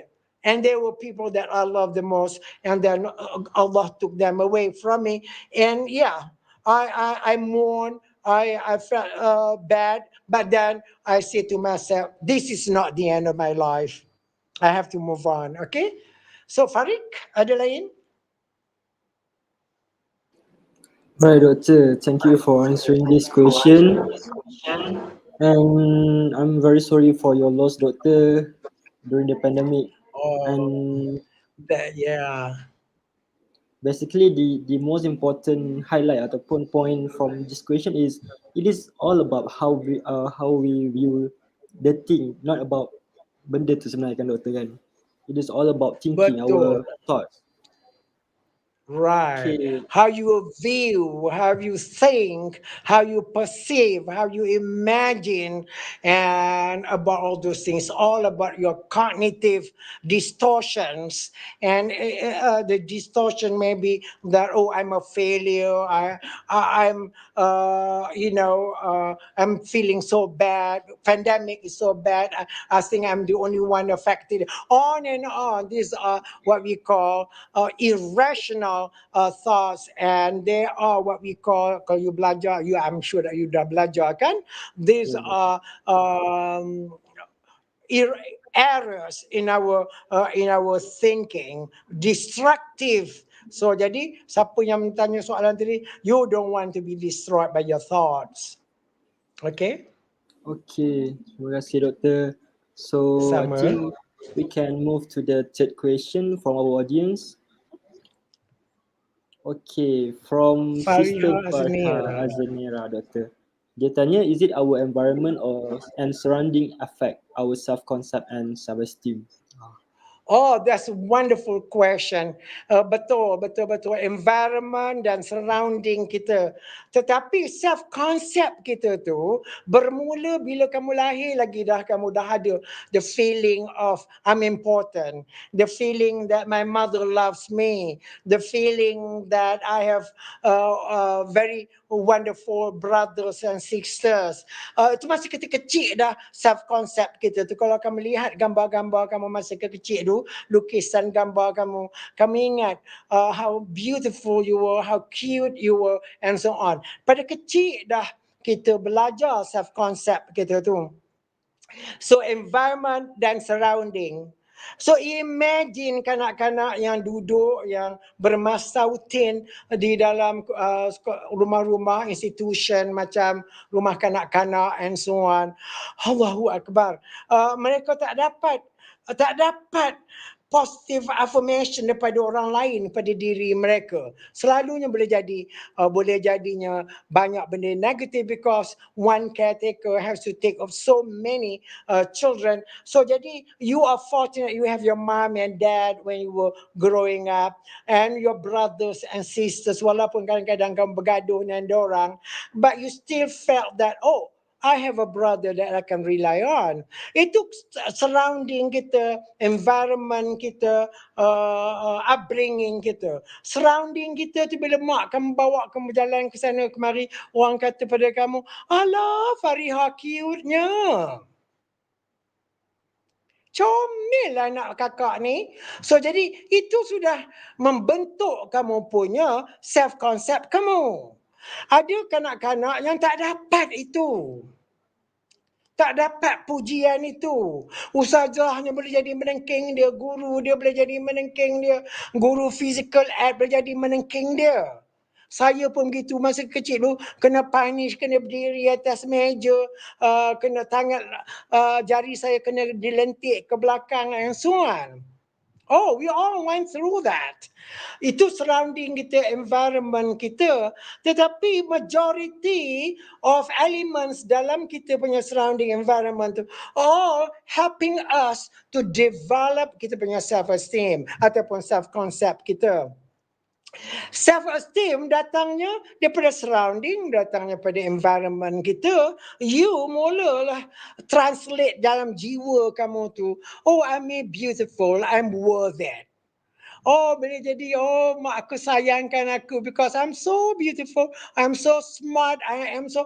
So, jadi bila kamu balik sekolah, kamu ingat lagi, kamu dapat A dalam mathematics, oh, your mom say, oh, you precious Fariha, you wonderful girl, and so on. So, they value you.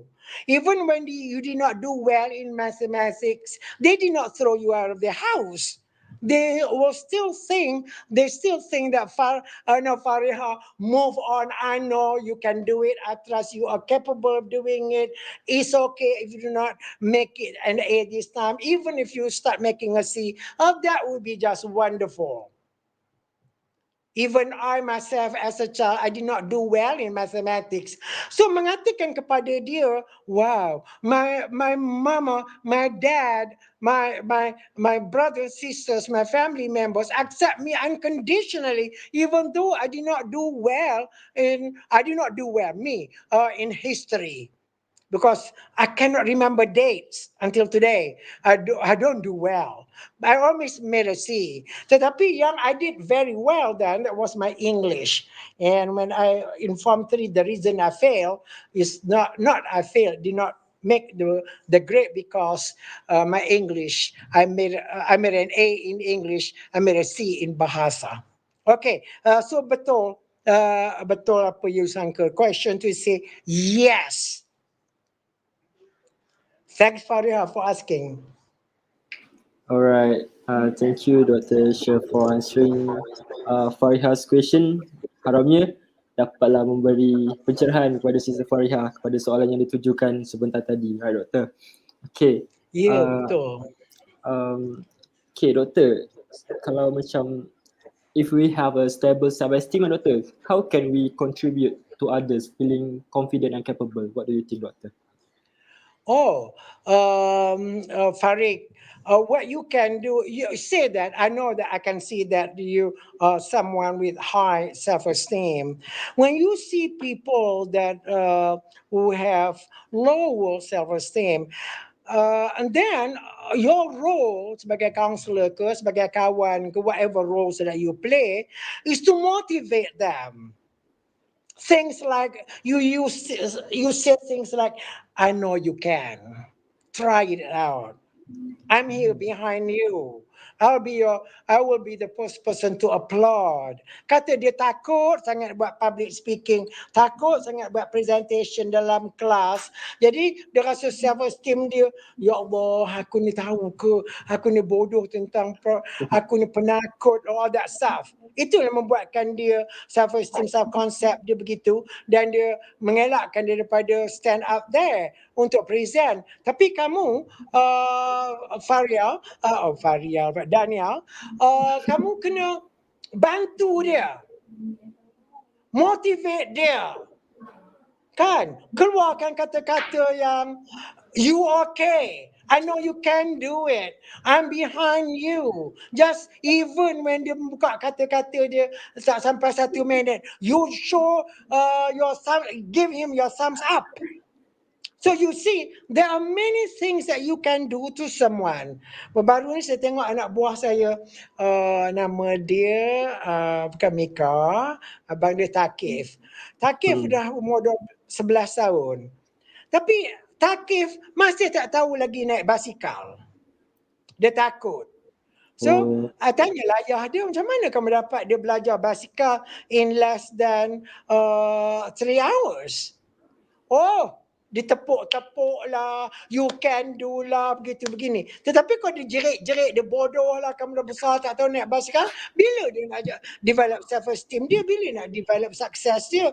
So jadi words of encouragement, the hurrah kepada dia, all that stuff, you can. Atau just a small note kepada dia mengatakan, you did well, you did terrific, that was fantastic, you gave yourself a big try, do more and on. So jadi Farid dan you kena ada benda-benda macam tu, keluarkan. Oh, so Doctor, it's kind of like we give reaffirmation words like Doctor, kan? Betul tak? Yes. Yeah. Encouraging words, yeah. Okay, I understand. Thank you, Doctor, for answering my question. Okay. Okay. Yeah. We still have a lot of time. I think we can move on to the fourth question from Sister Hannah. Oh, very Korean name, Doctor. Do you think being introvert means low self-esteem? Yeah, from Sister Hannah. Okay. Hi, Hannah. How are you? Okay. You asked me, do I think being introvert means no? I said no to that, because introvert is your preference. You choose to be that way. That doesn't mean that you are dumb. That doesn't mean you are stupid. That doesn't mean that. No. We have so many introverted individual. Even dalam kelas saya ada few yang rasa introverted individuals, but their self-esteem is intact. Kita selalu make an error mengatakan bila orang tu senyap saja introvert, and then kita rasa dah dia ada malu-malu lah, dia rasa was-was lah, and so on. No. Dalam kelas kita belajar, you belajar psikologi or personality semua tu, mengatakan introversion, extroversion is a choice. It's a preference where you feel so good being in an introverted punya persona. Maybe the way you were raised, maybe that's your genetic and so on. But that doesn't mean that your self-esteem or your self-worth is low just because you're introvert. There are so many successful people in this world. I'm sure that you can think of many. Buka aja internet tu. Siapa yang introverted individual yang berjaya dalam dunia kita ni? Berjaya sangat. Walaupun mereka tu introvert. So maknanya tidak ada, saya rasa lah, tidak ada correlation antara introversion dengan low self-esteem. Itu saya tak pernah nampak lagi kajian tu.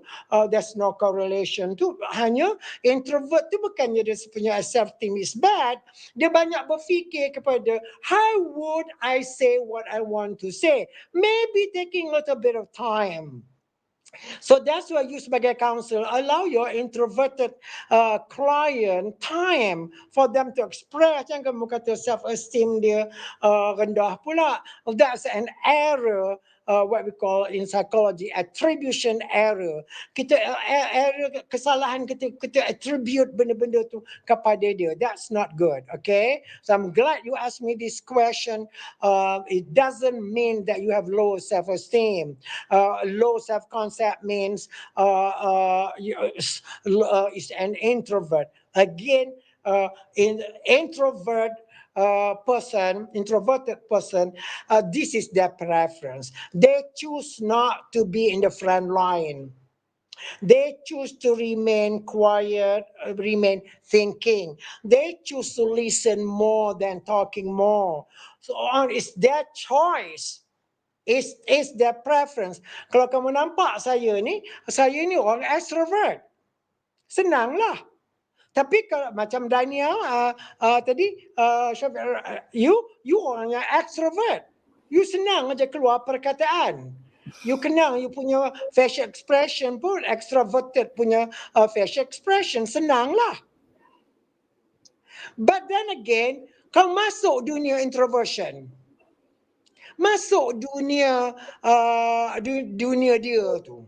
Baru kamu rasa. Seteruknya kita ni nak mendengar. Teruknya kita ni nak take our turn. Kita ni impatient. So introverted individual, they are quite patient. So no, I disagree. Tak adalah a correlation ataupun relationship dengan introversion dengan self-esteem. Okay, so terima kasih doktor kerana menjawab persoalan yang ditanyakan oleh Sister Hana. Moga dapat pencerahan pada soalan yang ditujukan sebentar tadi. Okay, so sebenarnya doktor, low self-esteem ni tak ada kaitan dengan sama ada kita introvert ataupun extrovert sebab itu our choices, our preference, right doktor? Yes, saya. Tak ada kena-mengena dengan introversion ataupun extroversion. Hanya self-esteem ni, self-concept ni, extroverted, dia senang nak menceritakan self-concept dia pada orang lain. Introversion, dia tidak senang nak menceritakan kisah self-concept dia pada orang lain. Dia tahu. Dia baik, dia tahu dia begitu, dia begini. Tapi dia choose not to express. Macam extroverted, macam you, Farid, you express. You express your knowledge, you express what you know, you express what you like, what you don't like. Kalau kawan kamu yang introvert tu, they choose not to.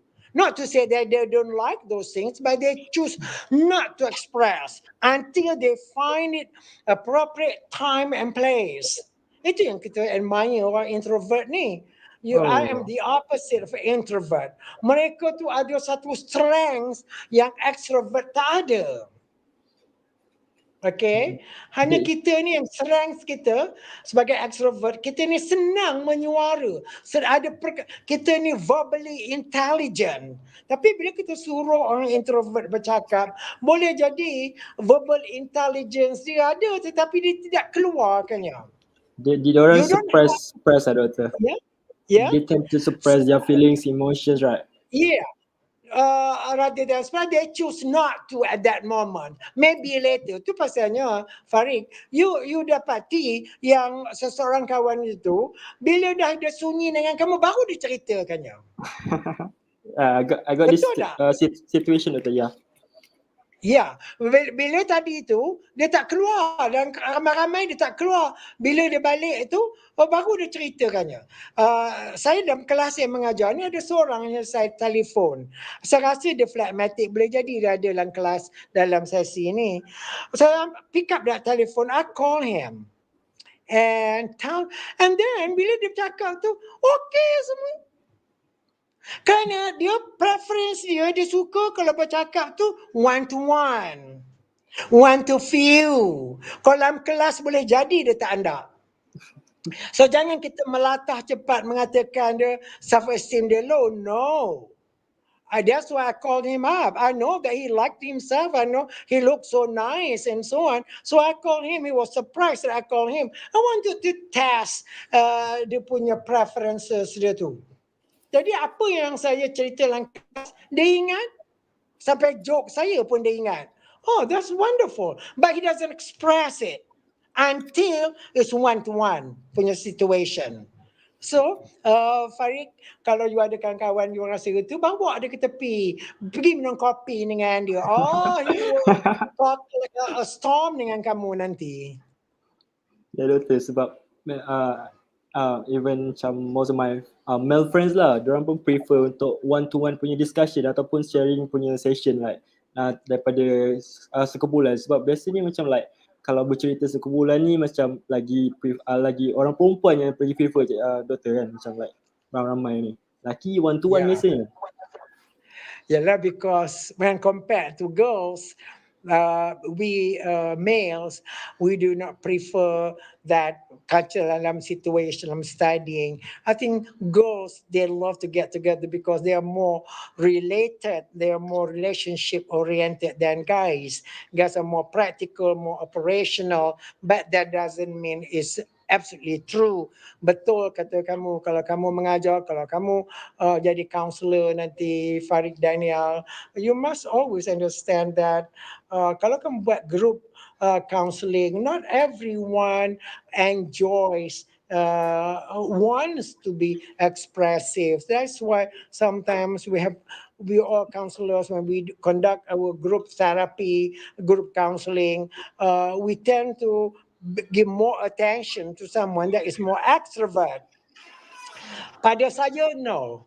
I give more attention to kepada introvert because they have difficulty in expressing. Not to say that they don't have it, they are not to say that they are not intelligent, but they choose not to at that moment in that situation. So provide them with some one-to-one kind of thing. That is why itu selalu kita punya profesor, macam saya belajar dulu, Farid, saya diberikan peluang what we call individual consultation ataupun personal consultation, di mana benda-benda yang kami kadang-kadang tak dapat nak jawab, kami jawab dalam one-to-one session tu.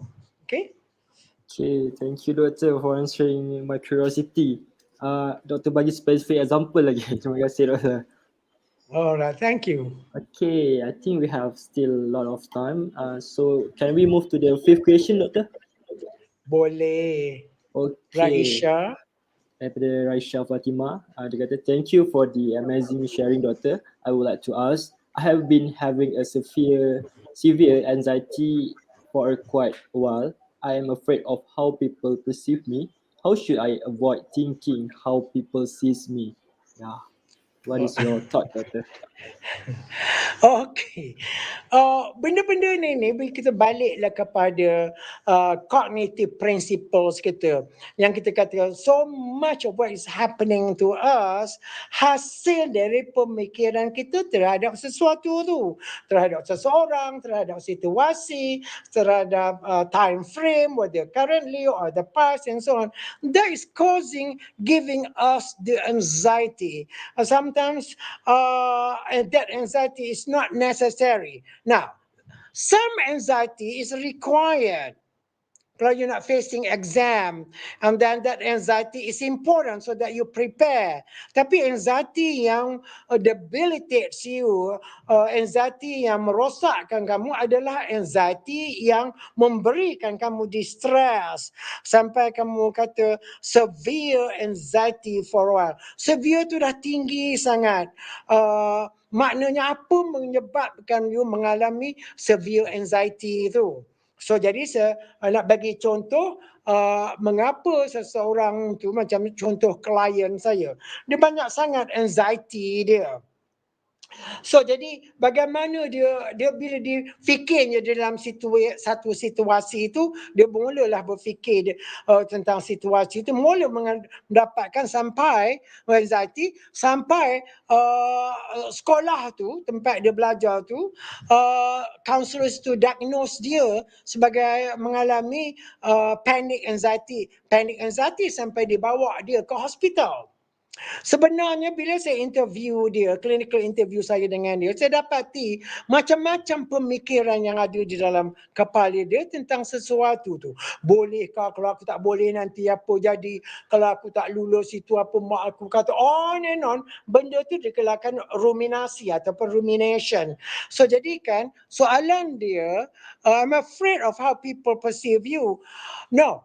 Don't worry about how people perceive. How would they perceive you? How would they know that you are an anxiety person? Unless you show to them that you are. Nobody knows who you are. That's a secret in your life. Maybe your psychologist, maybe your counselor would know. But to the rest, nobody would know that you are having some severe anxiety. But of what? Kalau kamu ada panic anxiety disorder, then how would people know that you have one unless bila masuk sesuatu tempat dia menjerit-jerit and so on. So jadi sebenarnya Raisha, sebenarnya orang tak tahu apa yang pengalaman kita unless kita ceritakan, unless kita tunjukkan. So Raisha, you don't have to show. Your anxiety, the only person that you show your anxiety you describe is kepada doktor kamu, kepada counselor kamu, psychotherapist kamu, psychologist kamu. Tetapi kalau dalam sesuatu situasi itu kamu mengetah, kamu patah-patah jari kamu berpeluh sana sini, kamu rasa nak lari, itu yes. And then it's obvious for people to say that, she is stricken by anxiety. So how should I avoid thinking how people see me? You cannot avoid that. Nobody would know that's the way you are. Maybe your mom and dad would know, but people don't. Don't avoid people. Depending on apa anxiety kamu. Kalau anxiety kamu agoraphobia ke claustrophobia dan lain, itu berbeza. Tapi how should I avoid thinking how people see me? Itulah macam mana balik kepada CBT kita tu. Kan? Mengapa? What proof mengatakan yang orang tu nak tahu yang aku ni ada anxiety? Who has told me? Who has guessed in the past that I am having panic anxiety? On and on, kita akan question kita tu. Itu pasalnya you dah belajar counselling, kau tak D itu mustahak. Siapa yang tahu? Macam mana boleh diorang tahu? Apa evidence diorang tahu? Kau you datang kelas, kalau kamu tak cerita pada kelas kamu ada panic anxiety disorder ke, apa sajalah, nobody would know. Nobody would know. If you go to some places, unless you tell them, nobody would know. unless you demonstrate their behavior. You don't have to tell, but you demonstrate the behavior. Katalah you naik lift, you takut height. So orang mana tahu kamu ada panik tentang itu. Tapi kamu yang di situ mengetar-getar, berpeluh-peluh, menjerit-jerit. So jadikan itu baru orang tahu. Kalau tidak, orang tak tahu. You yang interpret apa orang tu kata ataupun tak kata. Sebenarnya you punya interpretation tu, you punya meaning that you attach to it, your kotak B dalam CBT, REBT tu, your belief tu, you translate that into something. That's what's happening. So one way to do that is to dispute, to challenge your thinking tu. Kalau masih lagi tak mau, because you know lah CBT, RBT tu kita boleh jadi our own therapist, and then you kenalah jumpa pakar-pakar CBT, REBT ataupun guru-guru kamu yang mengajar psychological theory semua tu. Okay, I hope that will help. Alright, thank you Doktor atas kesudian menjawab soalan yang dikemukakan. Diharapkan jawapan dapat memberi sedikit sebanyak informasi kepada para penonton dan terutamanya kepada sister yang bertanya tadi kan Doktor kan? Yeah. Okay Doktor, once on my lecture, Madam Mahira ada cakap we should only control things we can control, and there are some things yang beyond our control. Contohnya how people judge us, how people sees us, so we need just to let it go. Betul ke Doktor macam itu? Betul apa you punya professor tu cakap. We cannot control of what people think, perceive of you. There's no way. Impossible. You, walaupun you orang yang silap mata ataupun magician, you tak boleh control what people think, how people would feel about you. No. You can certainly control how you feel about yourself sahaja. You can certainly control how you think, what you think, how you want to get things done. You boleh control diri kamu saja. There are berapa ramai yang ada dalam session ni, Daniel? About 70 Doktor. 60, 70. Dalam 70 orang ni, boleh jadi macam-macam pemikiran kamu terhadap aku, terhadap saya ni. Macam-macam lah. Do you think I care? Do you think I would avoid that? Do you think I would run away from it? I learn to control it. Yeah, whatever that they think bad about me, kita dispute. Ngatakan, aku boleh control. So, yang berjaya aku. Yang bercakap ni aku. So, I must be important. I must be smart. I must be intelligent. Balik pada self-esteem kamu tadi.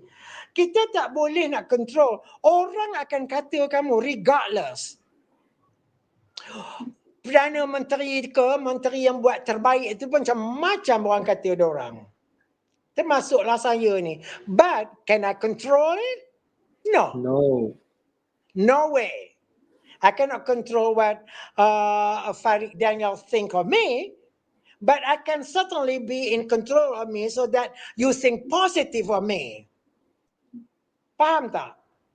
Jadi kalau saya buat tak bentuk tentu hala di sini, and then I lose control myself, and then Farid Daniel akan start thinking, oh doctor, you are not prepared. I don't think you know your subject matter. You see, you allow people to think about you. So now, what you should do is that learn to control yourself. Be in control of yourself. That's the right word for it. Be in control of yourself. Your emotion, your feelings, apa saja, your thought, be in control. You cannot possibly control. In fact, even mak dan ayah kita yang faham sangat itu, we cannot control their thoughts and perceptions and so on. Betul, you punya professor tu kata betul. Okay, thank you Doktor. Very, very satisfying punya explanation. Saya rasa macam saya confidence makin tinggi sekarang, macam I am me macam tu. Okay. Oh boy. Okay, balik kepada title kita I am me tu. I am me is a very powerful title. I am me. You know, So I may not be like you. Maybe there are some things that I am very much like you, but it's never be the same. I am me. I am a person for who I am. Kalau you baca cerita-cerita dalam Lakash of Four, di satu movie, satu cerita mengisahkan seseorang yang rasa trauma sangat kerana dia diperbeza-bezakan. Tapi dia kata, yes, this is me. Take it or leave it. I love me. This is me. Asalkan jangan buat benda-benda tak elok, sudahlah. Yang against the law ke apa ke. Kalau kamu kata, this is me and I can do anything that I want to, that's not good. It is me. This is saya, rambut saya panjang. That's me. I mengajar pun rambut saya panjang. Jadi budak-budak kata, ya Allah, Pak Cik ini rambut panjang. Mengapa? Is there a rule that seorang Pak Cik tak boleh rambutnya panjang? That's me. I love it.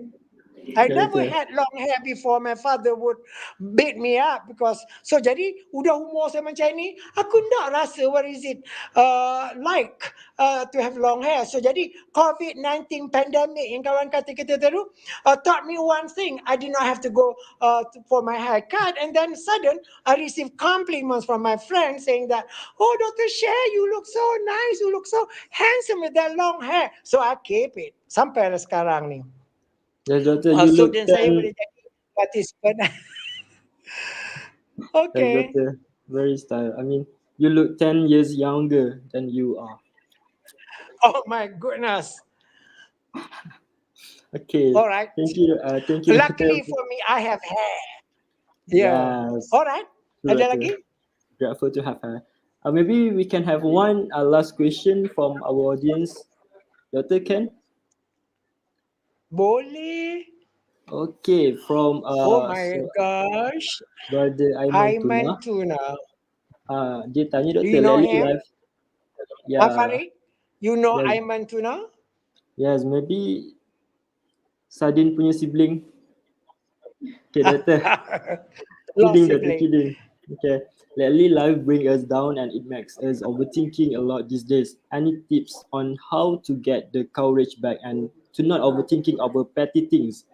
By the way, Dr. Share looks stunning today. Yeah, I agree with him. Oh my goodness. Well, thank you. Okay, Doctor. All right. Thanks, Aiman, for saying that. Thanks for making that statement. Macam ini, Aiman. Kalau bila kita rasa lately life brings us down, siapa yang mengata life brings us down? Kamu sendiri ke ataupun orang ramai ke, kerajaan ke? You must first handle that thought about life brings us down. Jadi percayakah kamu life brings us down? Ya, banjir. Rumah saya pun banjir juga. Is that, saya bila bandingkan orang yang mengalami banjir sampai rumahnya tak ada sampai tinggal tapak sahaja. Saya kasihan sangat tentang mereka. Saya pun pergilah bantu jiran-jiran saya yang rumahnya sudah hanyut. Luckily, rumah saya was okay. That was a very, very recent incident that can pull us down. Begini, Aiman, kalau kita biarkan, it will bring us down. But what's important is, what are you going to do about it? What? What are you going to do about it now? Do you want to live somewhere else? Or do you want to start planning on how to rebuild the house and so on? What's important is what must you do now? Bila saya tengok neighbor saya, semuanya hapus, tinggal bumbung saja ada lagi. Neighbor saya tu, saya kesian sangat, semuanya tak ada. Walaupun dia mengalami stroke, seminggu sebelum banjir. So jadi apa yang dia rasa, he wants to be in control of it. He wants to do something about it. And he is rebuilding tempat dia duduk tu. Do something, Aiman. So kalau kamu rasa lately life brings you down, and then what will bring you up? Okay, and it makes us overthinking. Of course lah, bila kita ni life brings us down, banyaklah thinking, overthinking, overthinking. What it means is that, Aiman, you need to take one step forward. Kalau kamu continue thinking, continue feeling this way, continue perceiving that, oh, this has done you bad, but take an action. Do something. What that something is comes apa itu you punya. Pindah kawasan, pindah rumah, you berhijrah ke tempat lain. These are all the things that you can do. Faham ni? Saya risau juga bila saya ni beroverthinking. But then I must do something. When I think, I must do something. I worry, takutlah kalau aku ni sakit apa saja satu hari nanti, so jadi siapa pula nak bela aku? So jadi I must buy insurance, I must work hard, I must have money in the bank. Jadi kalau kamu biar, apalah jadi aku tua-tua nanti, siapalah nak bela aku, siapa lagi tu. Lama you jadi tua lah. You jadi tak sihat lah. But you need to take that action. Any tips on how to get the courage back and to not overthinking over petty things? Betul Aiman kata, macam-macam kita punya thinking, they are all petty, small things. Benda-benda remeh-temeh yang kita fikirkan selalu. Katalah kawan kamu tak tegur kamu. Dia rasa tak nak berkawan dengan kamu. Do you think that will change the whole world? Tell yourself, I have a lot more friends. If I do not have that many friends, I will find some. You know, get onto that, get yourself into Facebook ke apa saja, Instagram, promote yourself, do something. In other words, regardless how you feel, what you think, Aiman, think about whatever that you think, do something. Okay?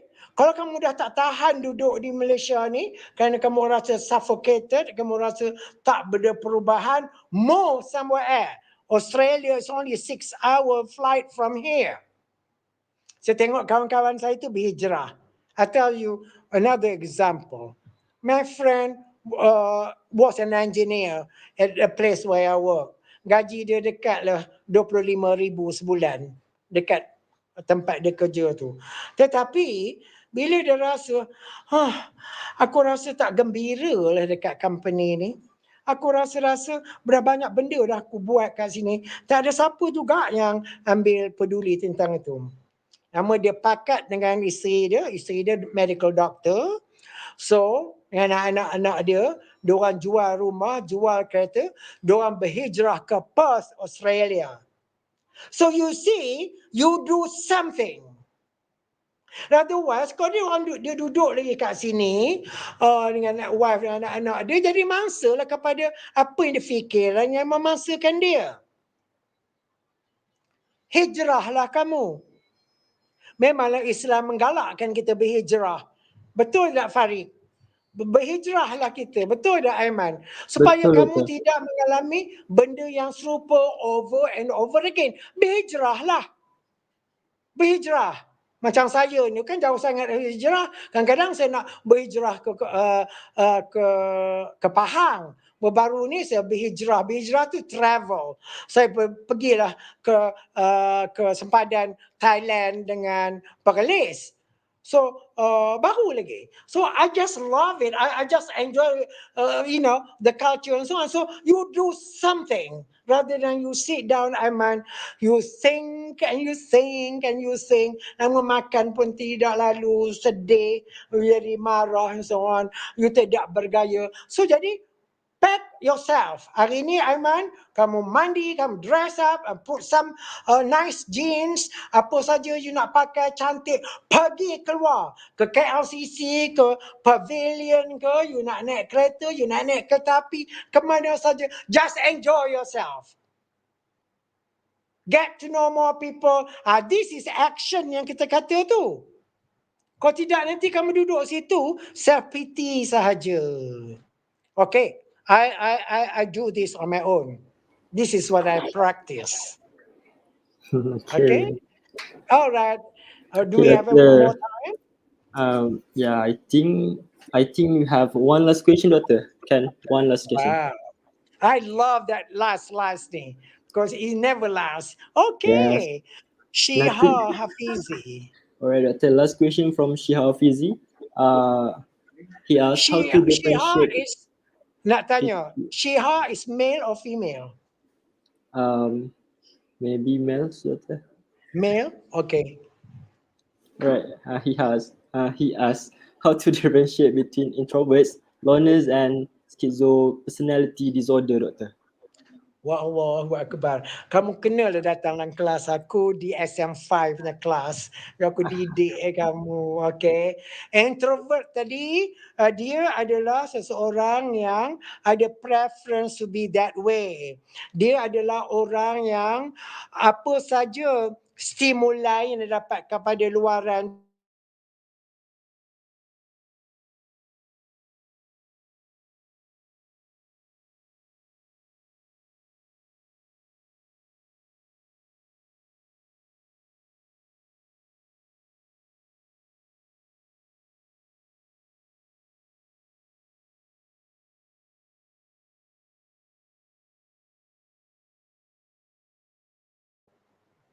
okay.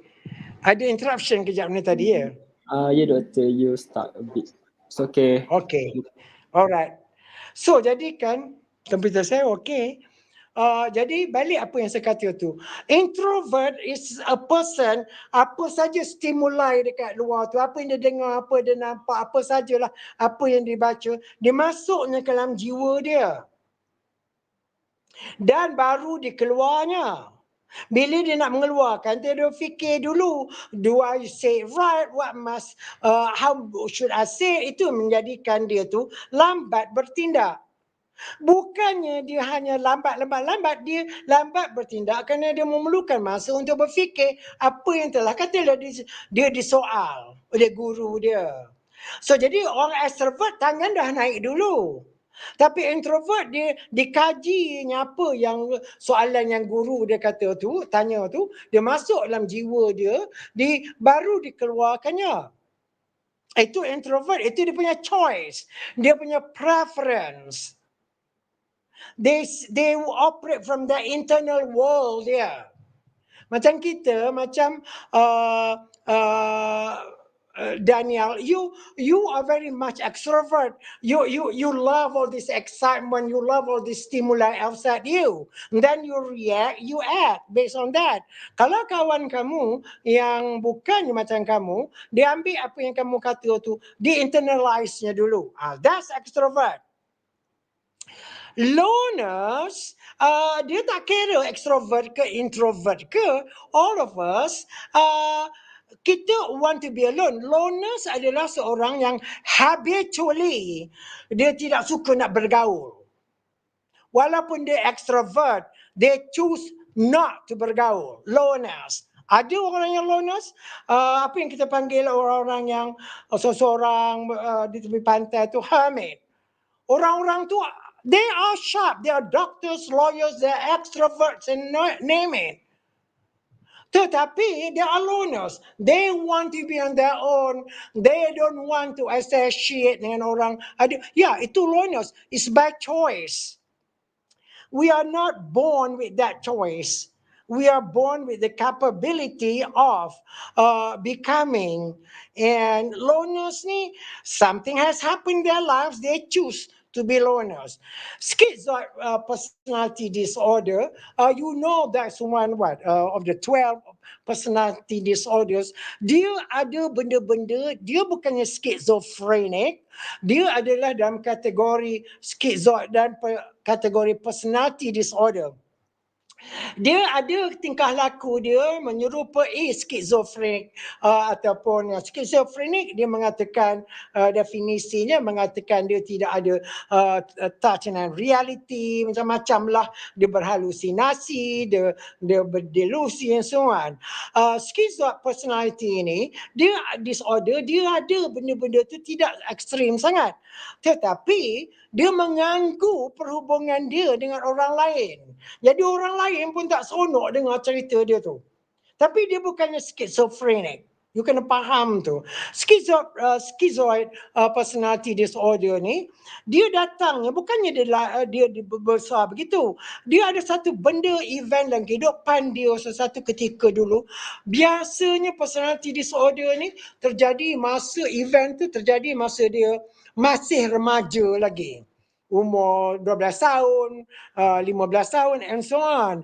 So jadi benda tu akan mengganggu dia. So jadi typically dia boleh jadi schizoid personality disorder ataupun narcissistic personality disorder, OCD personality disorder, macam-macam lagi kan. So jadi kan itu hasilnya pada begitu, daripada perkembangan dia sejak remaja dia. Tapi dia tidak boleh kita klasifikasikan sebagai seorang skizofrenia ataupun yang mengalami skizofrenia. Walaupun schizoid personality disorder ni adalah satu disorder. Kawan-kawan kamu yang dalam kelas saya, dalam testing, diorang bijak sangat mengemukakan 6 kriteria sebagai satu disorder ataupun definisi disorder tu. Tetapi kalau tak ada definisi disorder tu, disorder bermakna dia sudah mengganggu diri dia, mengganggu orang lain. Schizoid personality disorder ni, dia sudah mengganggu diri dia, mengganggu pergaulan dia dengan orang lain, dan orang lain rasa takut nak bersama dengan dia, dan dia punya prestasi tempat kerja dalam sekolah pun dia mengganggu, ada menunjukkan efek kepada schizoid personality disorder. This is a personality disorder. You must understand that it's different from the schizophrenia spectrum yang kita tahu dalam DSM-5 tu. So,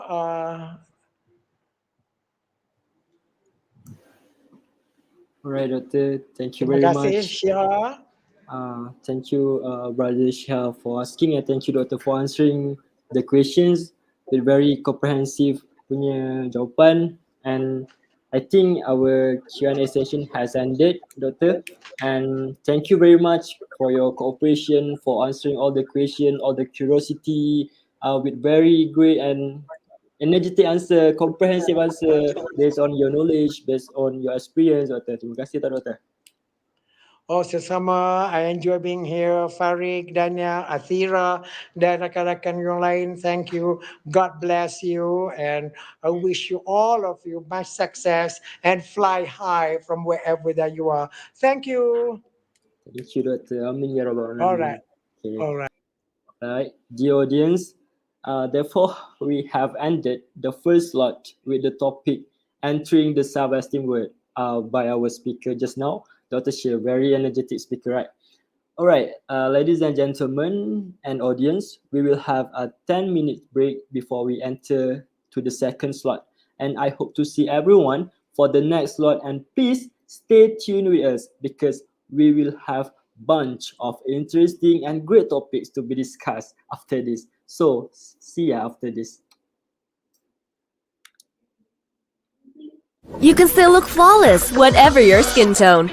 You, with 8 shades from Wardah Color Fit Matte Foundation. Blend seamlessly following your skin tone with Skin Match technology. Wardah Color Fit, fit for long-lasting impression. New, Wardah Color Fit Last All Day Lip Paint. Just one swipe, long-lasting up to 12 hours. With 12 shades, that's transfer-proof. Fit for a long-lasting impression. Wardah Color Fit Last All Day Lip Paint.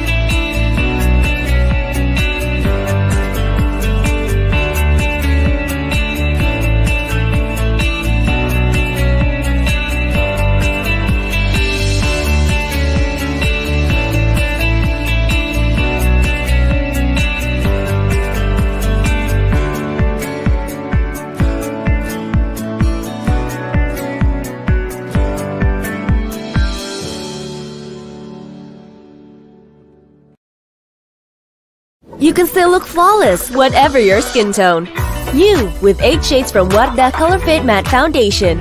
Blend seamlessly following your skin tone with Skin Match technology. Wardah Color Fit, fit for long-lasting impression. New, Wardah Color Fit Last All Day Lip Paint. Just one swipe, long-lasting up to 12 hours. With 12 shades, that's transfer-proof. Fit for a long-lasting impression. Wardah Color Fit Last All Day Lip Paint.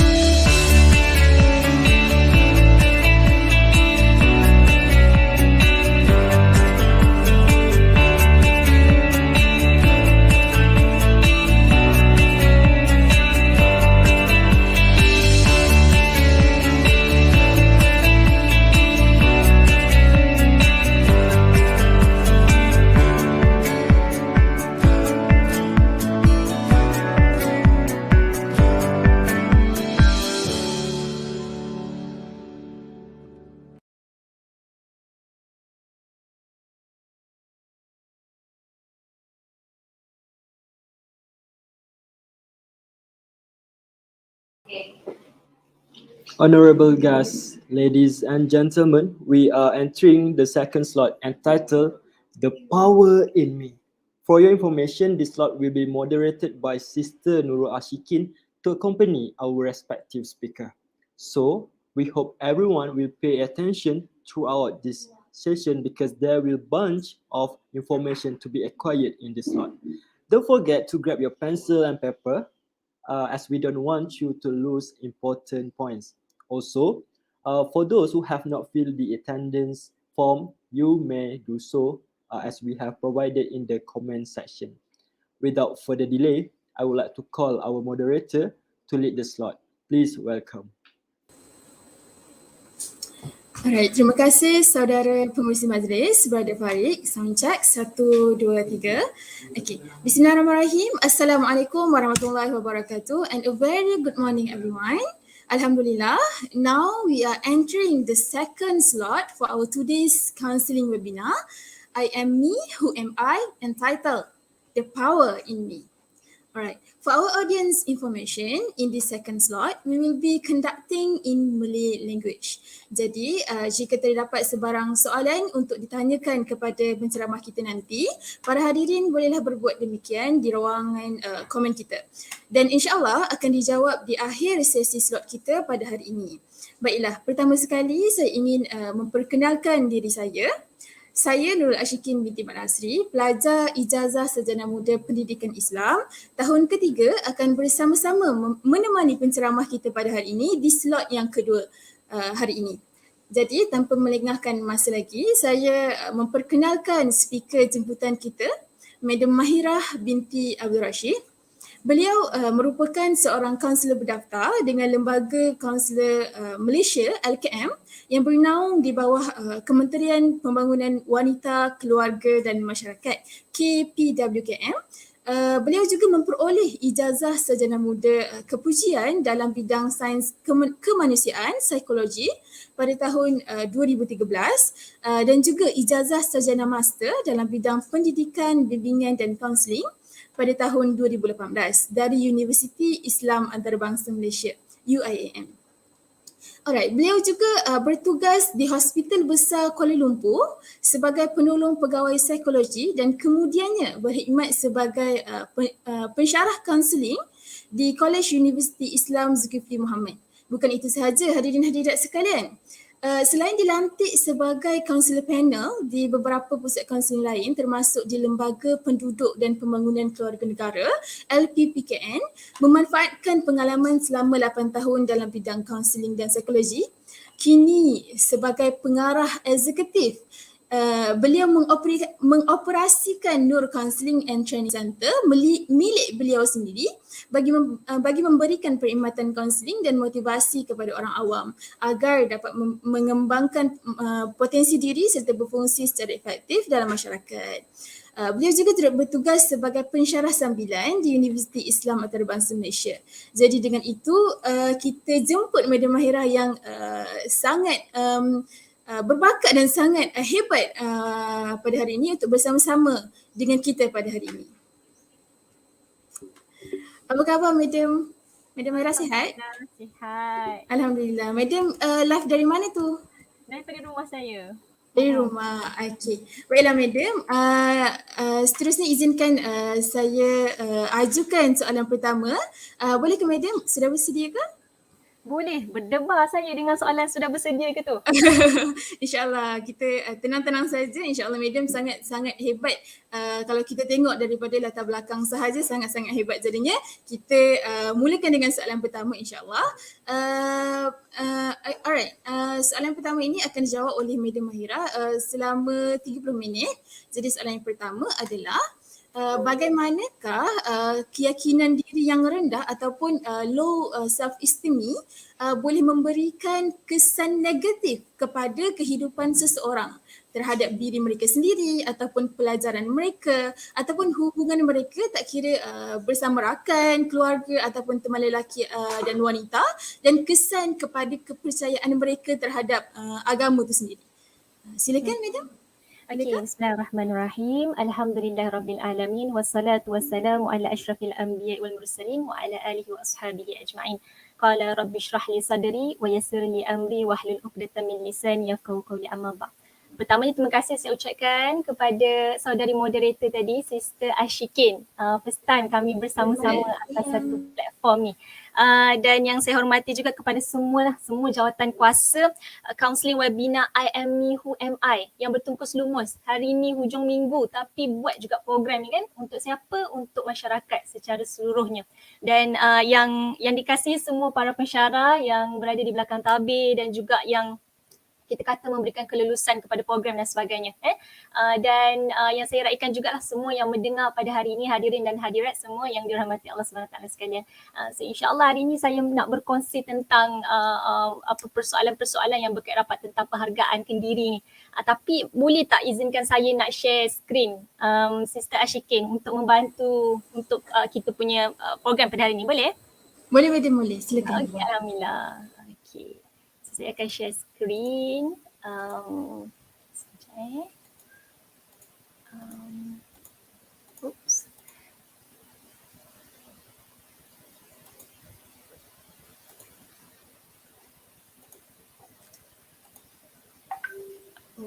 Okey, sebentar, nanti kalau dah nampak boleh maklumkan saya. Sekejap.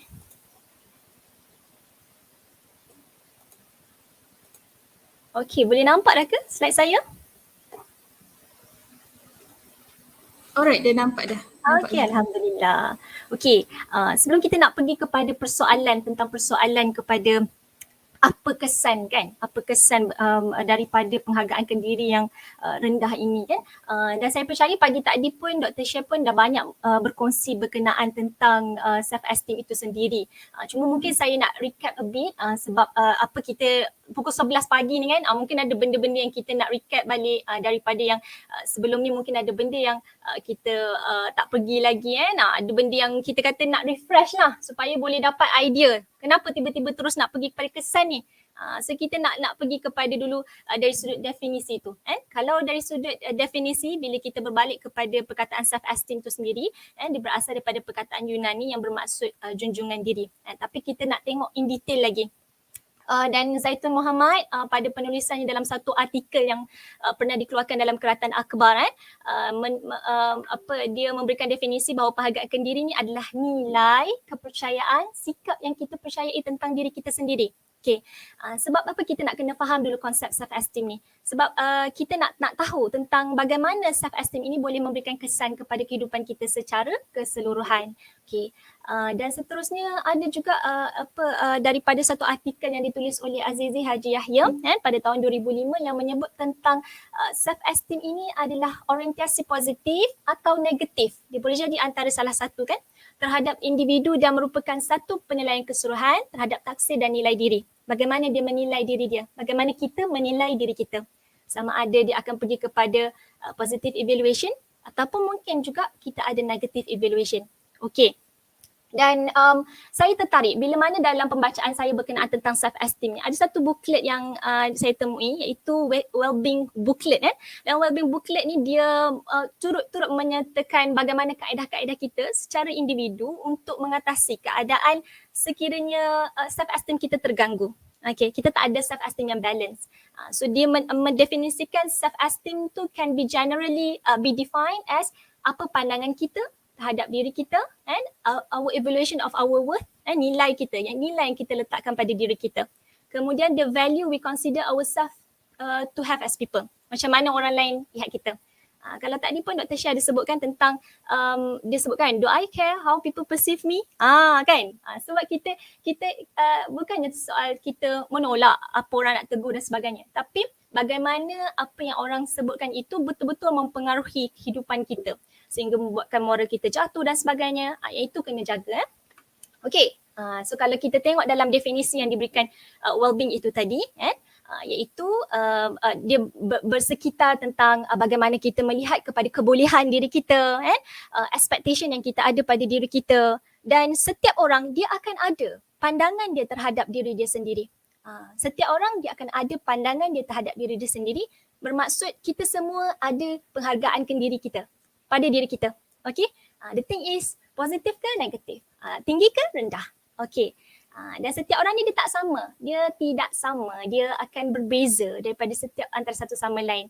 Kalau seseorang itu dia mempunyai low self-esteem, orang lain mungkin dia akan tinggi dari segi penghargaan diri dia. Dia berbeza lah, dia tak sama. Dan setiap orang tu dia, kita kata ada individual differences. Okay. Dan isu self-esteem ni bukannya isu yang baru, bukannya baru lagi dikenal pasti, diterokai dan sebagainya. Cuma semakin lama, semakin banyak kajian-kajian yang dilakukan, semakin banyak penerokaan yang dapat ditemui, kan? Okey. Dan self-esteem tu sendiri yang telah kita kata pada tahun 1995 sendiri kan, Rosenberg ni siapa? Saya kira semua pelajar-pelajar kaunseling dalam psikologi dah maklum dah berkenaan tentang apa, ada satu instrumen yang dibuat oleh Rosenberg ini untuk mengkaji dari sudut kita punya level of self-esteem, tahap penghargaan diri kita. Dan dia menyatakan bahawa harga diri adalah sikap positif atau negatif seseorang terhadap diri sendiri dan penilaian seseorang terhadap pemikiran dan perasaan sendiri secara keseluruhan berhubung dengan dirinya sendiri. So kita tengok daripada yang awal tadi tu sampai definisi yang sekarang semuanya tally, menyebut tentang bagaimana kita meletakkan nilai kepada diri kita. Dia bukan 10 sen, 20 sen, 30 sen tu kan. Tapi the value that we put pada diri kita ni berdasarkan dengan apa yang kita fikir, tindakan kita, semua tu dia akan terkesan. Okay? Alright. So kalau menurut Rosenberg, dia ada 3 aspek yang dia menyentuh tentang persoalan kita kata aspek penghargaan ke diri ni.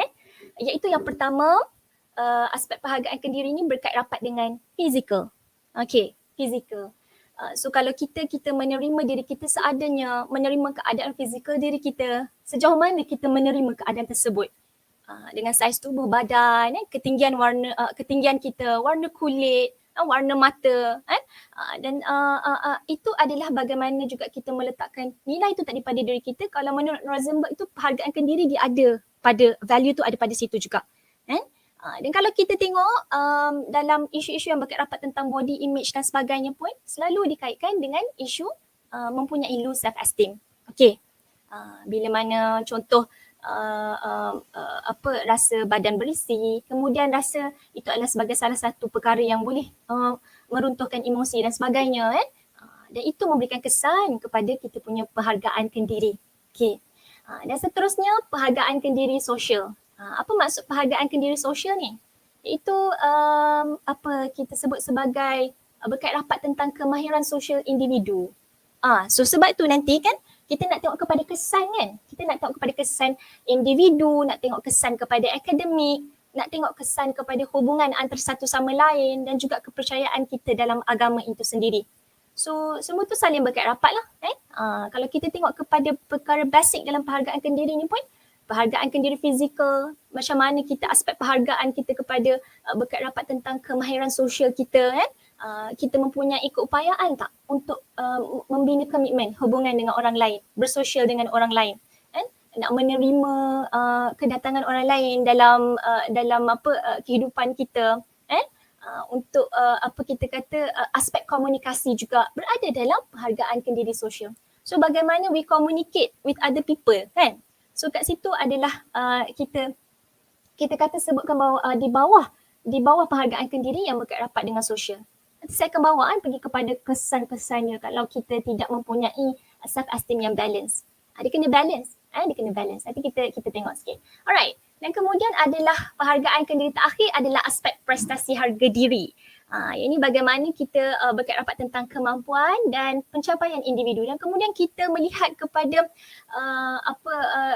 kemampuan dan perkara yang kita fokuskan kepada perkara yang kita berjaya tu tadi, untuk kita meletakkan sebagai value pada diri kita. Kita mungkin kita sudah tentu semua manusia ni dia ada kelemahan dia. Semua orang, saya pun ada kelemahan saya. Saya pun ada kelemahan saya. Sister Ashikin pun sama juga ada kelemahan tersendiri ya. Cuma dalam aspek kita untuk mengendalikan penghargaan ke diri kita, kita tidak terlalu fokus kepada kelemahan-kelemahan diri kita. Sebab bimbang itu akan kita meletakkan value yang rendah pada diri kita. So kita nak biar kita boleh fokus juga kepada pencapaian yang kita ada. Keberjayaan kita, supaya benda tu tadi boleh mendatangkan keyakinan, level of confidence pada diri kita setiap kali kita nak buat sesuatu. Okay. So ni adalah 3 aspek penghargaan ke diri yang mana saya kira kita boleh take note lah, kita boleh ambil perhatian supaya benda ni tidak mengganggu gugat kesihatan kita secara keseluruhan. So kalau orang lihat kita orang kata awak gemuk, awak ni kurus sangat, people semua akan bercakap. Orang akan bercakap apa pun yang mereka nak sebut. Okay. Pagi tadi Brother Farid Daniel pun ada sebut, yang saya selalu sebut juga dalam kelas saya, that we cannot control other people. Kita tak boleh nak control, tak boleh nak kawal orang sekeliling kita. Bagaimana persepsi dia, apa yang orang lain nak cakap, benda tu di luar daripada kawalan kita. So what we can focus is actually diri kita sendiri. So kita nak tengok bagaimana perkembangan self-esteem ini boleh berlaku, sama ada dia meningkatkan ataupun kita kata mempunyai self-esteem yang baik, dan bagaimana pula kalau kita mempunyai self-esteem yang terlalu rendah. Okay. So kalau kita mempunyai self-esteem yang baik, kita akan rasa ingin mendengar dan rasa diri kita didengari. Okay. So kita rasa kita dipuji, ada masa-masa kita dipuji, kita highlight on that part. Kita boleh fokus kepada pujian yang diberikan. Rather than benda yang bersifat kita dikritik, mesti akan ada orang yang kritik kita. Mesti akan ada orang yang kritik kita walau di mana pun posisi kita. Sama ada saya sebagai pensyarah, sama ada saya sebagai pelajar, saya sebagai counselor ke kan. Semua orang akan ada masa dan ketika orang akan puji kita dan ada orang yang akan kritik kita. Cuma bila mana kita merasai bahawa kita ni selalu sangat dikritik dan kita fokuskan kepada perkara tersebut dengan mengabaikan orang-orang yang memuji kita, kan? Dengan mengabaikan pujian-pujian yang diberikan kepada kita, so itu pun tidak baik. Okey. Dan kemudian self-esteem yang baik juga bila mana kita merasakan diri kita diberi perhatian. Ada orang beri perhatian kepada kita. Tapi kalau for some people, especially kids, bila mana dia rasa kurang pujian atau rasa kurang kasih sayang, so self-esteem mereka selalunya affected. Banyak lagi kan kita tengok kat sini, rasa dilayan dengan hormat, boleh bergaul dengan orang lain, dia boleh fokus kepada kejayaan-kejayaan yang dia ada, diberi peluang yang banyak, menerima dan mengiktiraf kesilapan dan kegagalan. Rasa disayangi, cinta tanpa syarat. Apa maksud cinta tanpa syarat dekat sini? Dia bukan hanya sekadar orang kata mantra I love yourself, I love myself, I love myself kan. Okay. Dia adalah I love myself and I accept as the way who I am. Saya menerima diri saya seperti apa seadanya. Saya menyayangi diri saya dan saya menerima kekurangan, kelemahan dan keistimewaan yang saya ada. Okay. Dan mana kekurangan yang saya ada kalau boleh diperbaiki, saya akan cuba perbaiki. Okay. So cinta tanpa syarat. Tapi kalau cinta bersyarat ni, saya akan suka awak kalau awak kaya. Kalau awak kaya baru saya nak suka awak. So cinta tu bersyarat. Okay, saya akan sayang pada diri saya kalau saya bla bla bla bla bla. Okay. So itu bila mana dia boleh berkesan kepada self-esteem kita. Bila mana kita, kalau pada diri kita melakukan cinta bersyarat, itu yang pertama. Dan kemudian kalau people surrounding kita pun melakukan benda yang sama. For example, okay. Sebab kita tahu kan, manusia ni dipengaruhi oleh faktor luaran dan faktor internal kan. External dan juga internal. Faktor dalaman. Okay. So kalau faktor dalaman ini datang daripada diri kita. Kita rasa tidak diendahkan, kita rasa sentiasa dikritik, kita rasa kurang pujian dan sebagainya. Tapi kalau people surrounding pun tidak membantu, kita kata ada toxic environment, rasa orang tidak mengendahkan kita, orang selalu kritik kita, orang membeza-bezakan antara adik-beradik dan sebagainya. So itu pun boleh menyumbang kepada penghargaankan diri seseorang. Okay. So kita tengok kalau menyebut tentang self-esteem ni, saya kira kita pun dah pernah, anda semua dah pernah dengar lah sebelum ni, sekurang-kurangnya pernah dengar berkenaan tentang teori keperluan Abraham Maslow. Yang mana kalau kita tengok dalam teori keperluan Abraham Maslow tu, salah satunya adalah berkait rapat tentang penghargaan. Self-esteem, penghargaan ke diri kan. So dekat situ pun antara perkara yang penting juga ataupun yang diperlukan oleh manusia. Bukan hanya menghargai tapi juga dihargai oleh orang sekeliling. So dekat sini pun dia boleh membantu kepada kesihatan yang secara holistik lah kepada diri seseorang, khususnya kesihatan emosi dan juga kesihatan mental kita. Okey. So kalau saya boleh sebut sikit Sister Ashikin, sebab saya difahamkan pun untuk berkongsi juga berkenaan tentang statistik kan. Okey, so sebut sedikit berkenaan tentang statistik. Kalau kita tengok daripada National Health and Mobility Survey yang dijalankan pada tahun 2019, yang ini available online siapa-siapa pun boleh cari. Cuma yang latest yang ada 2019. Yang 2020 belum lagi keluar. Boleh cuba carilah. So kita mendapati bahawa kajian yang dijalankan oleh Kementerian Kesihatan Malaysia ini, kemurungan yang berlaku di Malaysia ini seramai 1.5 juta rakyat Malaysia yang mengalami kemurungan. Okay, so banyak tak banyak tu? Seramai 1.5 juta. Hatta satu individu pun kita dah rasa cukup terkesan, kan? Apatah lagi kalau seramai 1.5 juta. Dan bila kita mendapati kajian-kajian yang banyak dilakukan daripada dulu sampai sekarang pun sebenarnya, kemurungan ini banyak dikaitkan dengan faktor penghargaan ke diri. Ada peranan penghargaan ke diri yang dalam apa kita kata yang menyumbang ke arah kemurungan ini. Okey. Dan kemudian sama juga semakin lama semakin banyak perkara yang kita kata ditemui yang mana bila mana ada low self esteem pun dia boleh efek kepada kemurungan. Even terlalu tinggi pun tak boleh. Sebab tu tadi saya sebut kita kena be balance. Sebab kalau kita melihat kepada statistik ni, dia bukan hanya melibatkan kepada dewasa sahaja. Statistik yang berkait rapat tentang isu kesihatan mental ini pun berkait rapat dengan kanak-kanak juga. Seorang kanak-kanak yang terkesan disebabkan oleh isu kesihatan mental ini sudah cukup membebankan para profesional. Membebankan tu in a way kita rasa macam susah hati lah.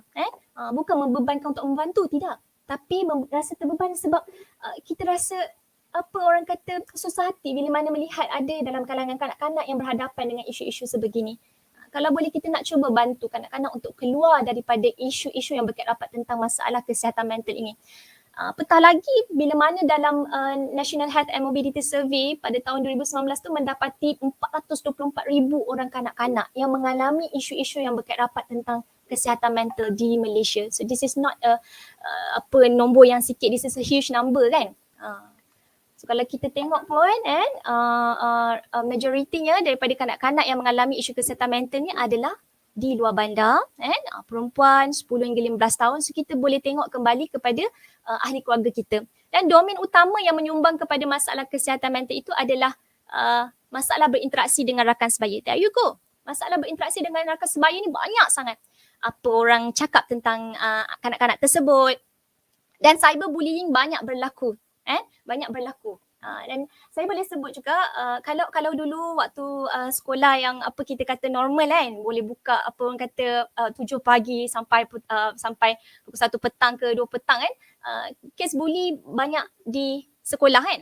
Tapi bila mana PDPR dan sebagainya, kes bully dah tak banyak berlaku di sekolah. Tapi cyberbullying masih lagi ada.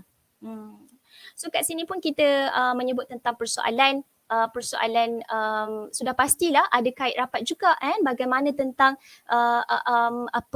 kalau dengan kanak-kanak ni akan berkait rapat juga tentang penghargaan ke diri mereka. Okey. Dan kalau kita melihat kepada statistik sebab kat sini kita nak apa orang kata mendapatkan pencerahan yang lebih baik lah. Bukan bermaksud mempunyai self esteem yang tinggi, terlalu tinggi pun kita tak nak juga benda tu.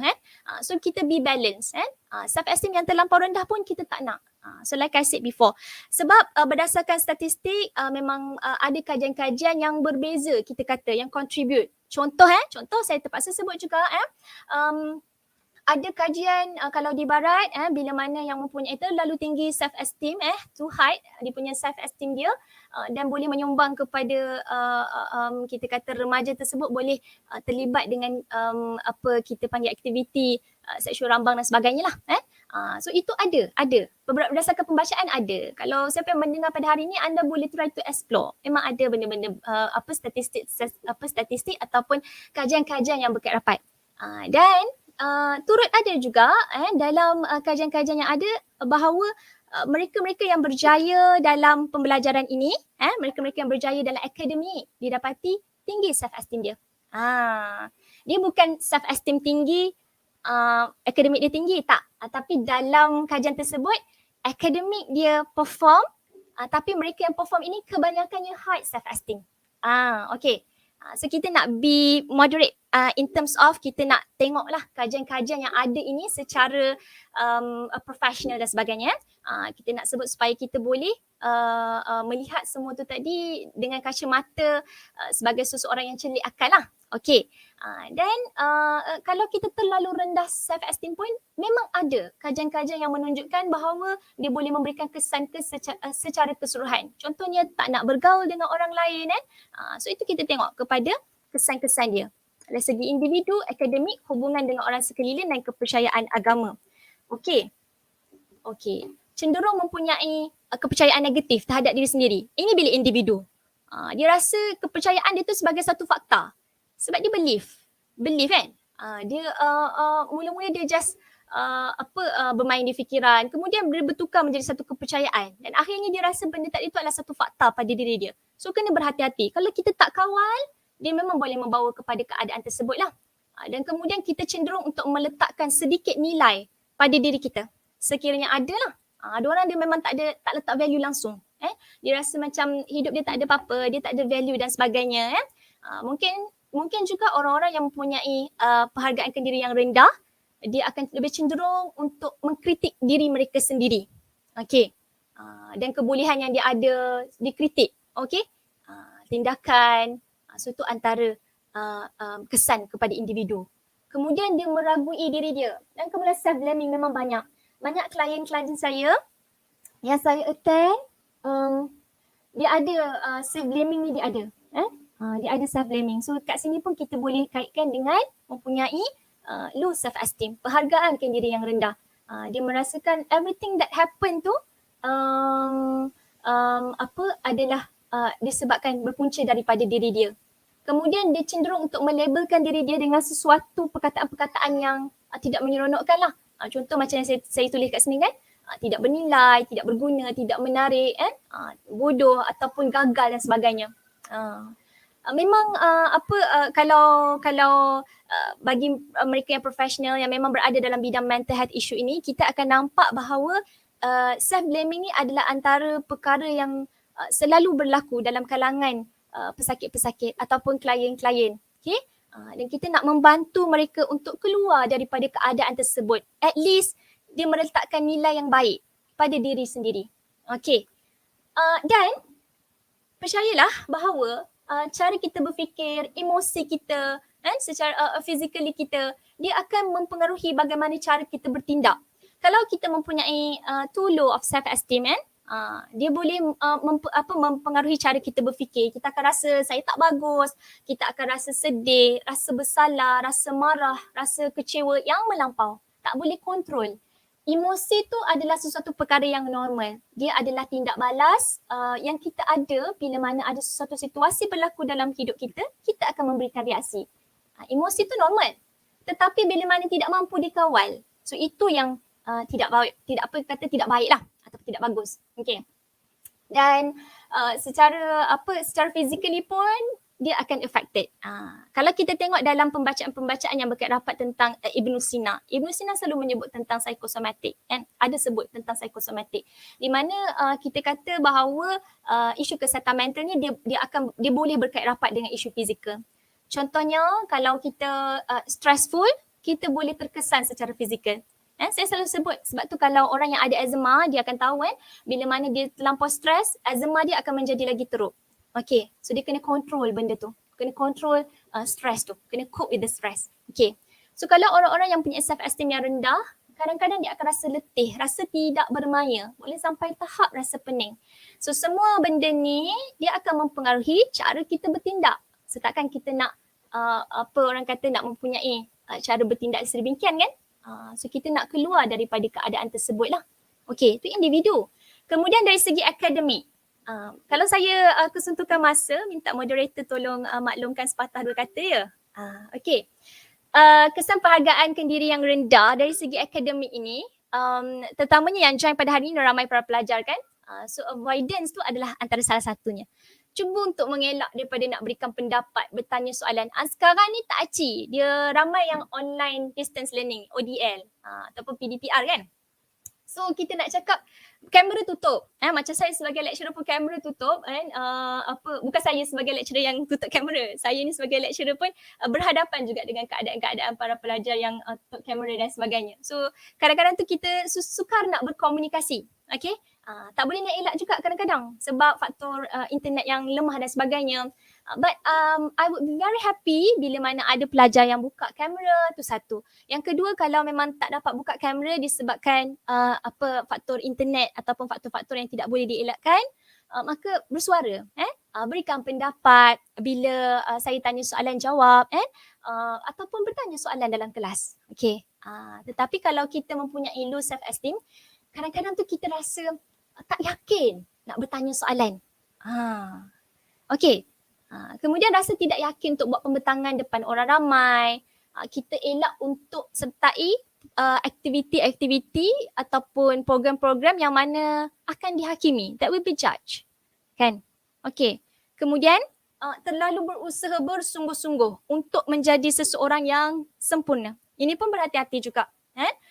Sebab kalau kita terlalu berusaha bersungguh-sungguh untuk menjadi yang tersempurna, dia boleh memberikan kesan kepada kita punya self esteem juga kan. So kalau orang-orang yang diuji dengan keadaan low self esteem ini, antara dari segi akademik dia boleh terkesan. Okay, so berdasarkan daripada kajian yang dilakukan berkenaan harga diri ataupun penghargaan diri ataupun self-esteem dan prestasi sekolah tidak menunjukkan bahawa harga diri yang tinggi membawa kepada prestasi yang baik. Tetapi harga diri yang tinggi adalah sebahagian daripada hasil prestasi yang baik. Ini yang saya sebut tadi. Ini yang saya sebut. Maksudnya kita kena tengok secara overall lah dari segi statistik bagaimana kan. So kita boleh lihat kalau nak lebih mudah faham, kita ambil yang hujung tu, which is orang yang mempunyai academic performance yang baik biasanya mempunyai self-esteem yang sihat lah. High self-esteem. Okay. Alright. So yang kedua adalah yang ketiga adalah hubungan dengan orang sekeliling. Dia mula rasa tak mahu berjumpa orang. Sekali lagi avoidance berlaku. Macam mana tadi dalam akademik, dia ada dari segi avoidance pun ada. Dia tidak mahu berjumpa dengan orang, tidak mahu bergaul dengan orang sekeliling. Bila mana low self-esteem, kita kadang-kadang juga terlalu fokus untuk memenangi hati orang sekeliling. Kita lebih pentingkan bagaimana persepsi orang sekeliling terhadap kita. Rather than kita fokus kepada kelebihan yang kita ada untuk dioptimumkan. Kemudian sukar untuk membina komitmen hubungan. Rasa susah nak ada maksudnya dari segi hubungan sosial tu dia selalu orang kata tidak dapat membina komitmen yang baik lah.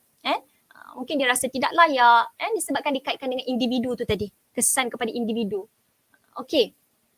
Seterusnya adalah dari segi assertiveness skills. Dia sukar untuk menyatakan apa yang dia inginkan. Dia lebih prefer untuk simpan lah dalam hati. Walaupun benda tu sampai tahap dia memang perlukan benda tu. Contoh mungkin nak bercakap dengan parents. Dia tidak mempunyai assertiveness skill yang baik.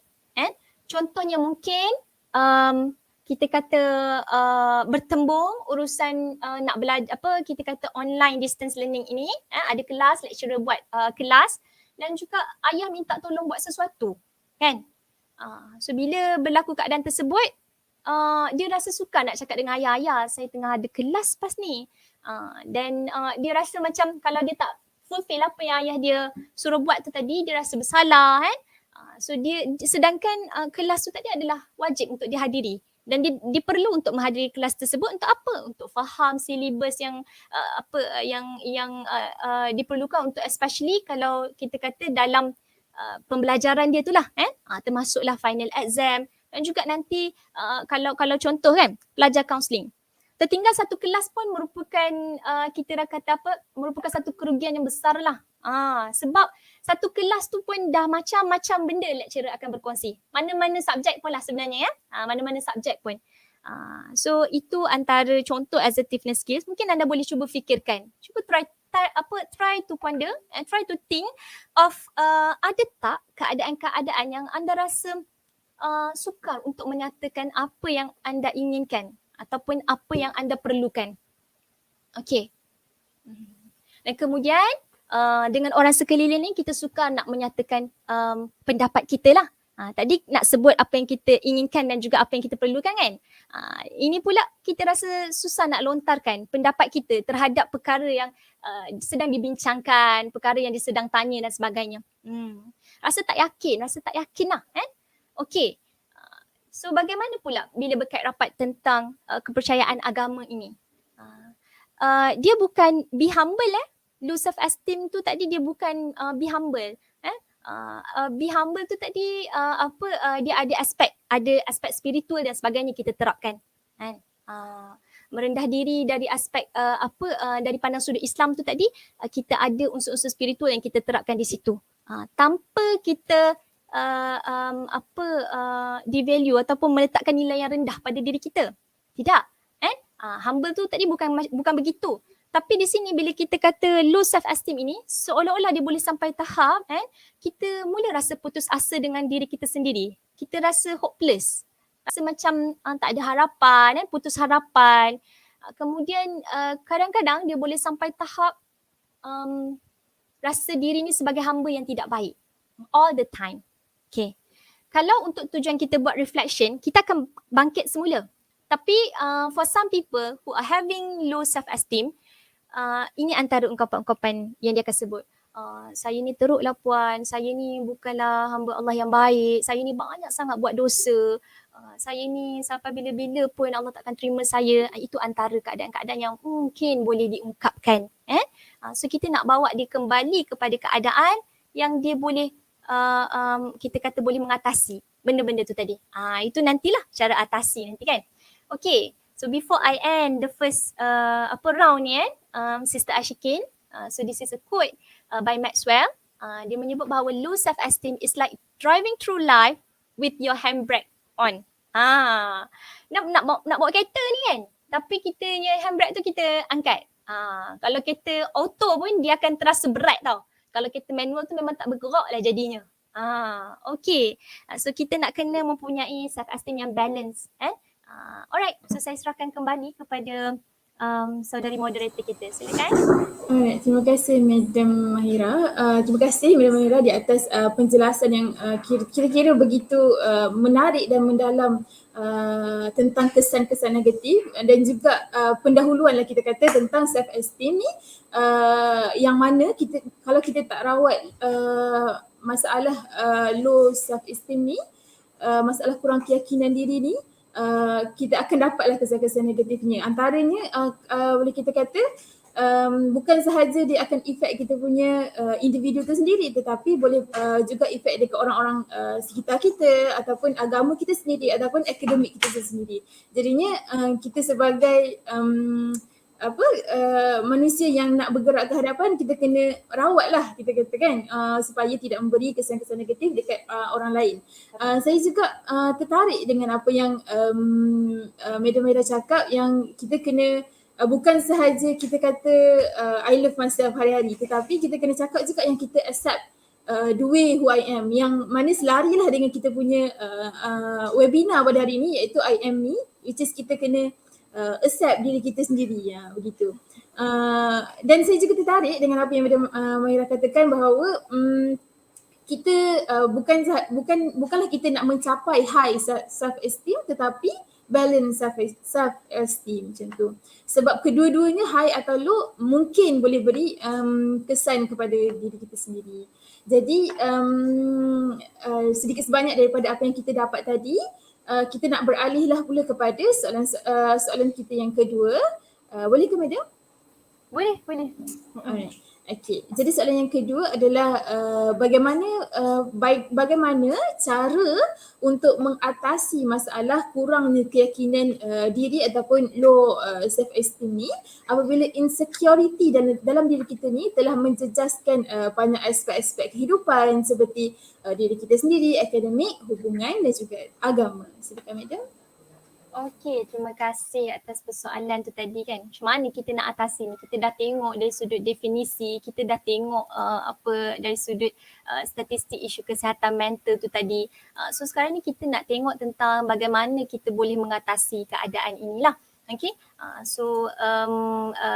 sebab penting, sebab macam saya sebut tadi, emosi tu adalah tindak balas yang memang kita akan ada tindak balas kan bila mana ada satu situasi yang berlaku kan. Dan stres pun begitu juga. Stres tu kita everyday kita memang akan hadapi rasa stressful dan sebagainya. Cuma yang paling penting adalah bagaimana kita nak mengatasi.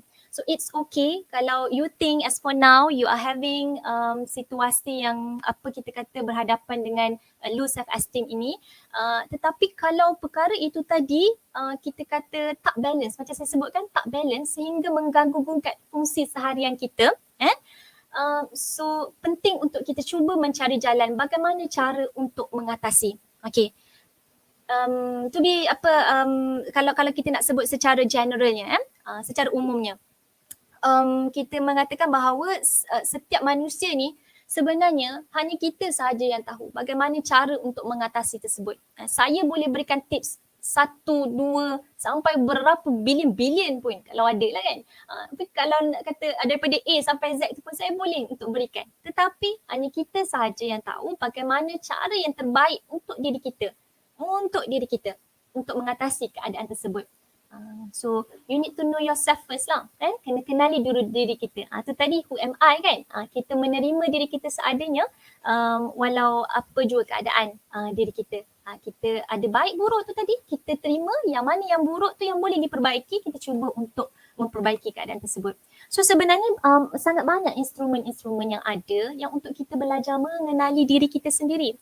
Sama ada dari sudut, saya kira ramai yang dah biasa dengar ujian saringan DAS, depression, anxiety and stress scale. Ingat tadi awal-awal saya sebut depression juga dia antara kajian-kajian pun yang ada dia ada berkait rapat dengan self esteem. Okey. Kemudian kita kata ujian-ujian yang lain pun seperti ujian personality untuk kita tahu kekuatan kita di mana. Kemudian ada juga self esteem scale yang membantu kita untuk mengenali tahap tahap penghargaan diri kita. Okey. Kalau kita mempunyai tahap penghargaan diri yang baik, yang sangat tinggi, dan kita optimumkan benda tu untuk menjadi sesuatu perkara yang baik. Okey. Sesuatu perkara yang boleh mendatangkan kebaikan sama ada kepada diri kita ataupun kepada orang sekeliling kita. Okey. Contoh kan, kalau orang yang dia mengetahui bahawa dia mempunyai low self esteem. Orang yang pada saya orang yang berjaya adalah bila mana dia mengetahui dia mempunyai low self esteem dan dia try to cope with that situation. Okey. Contoh kan, nak buat presentation dalam kelas. Ramai ni. Contoh kalau pelajar UIA lah, katakanlah nak buat presentation dekat CAC. CAC hall tu ambil kau kan. Nak buat presentation dekat CAC hall. Siapa yang tak rasa apa orang kata jantung ni berdegup kencang. Macam orang bercinta pula rasa berdegup kencang kan, nak buat presentation dekat atas tu. Tapi ni berdegup kencang dia dengan tangan berpeluh rasa seram semangkuk dan sebagainya. So keadaan-keadaan begitu boleh berlaku. Boleh berlaku. So the thing is how we are going to cope with that situation. Jangan kata awak lah. Saya pun pernah juga berhadapan dengan keadaan tersebut. Waktu time zaman saya di UIA, saya kena handle ta'aruf week masa tu.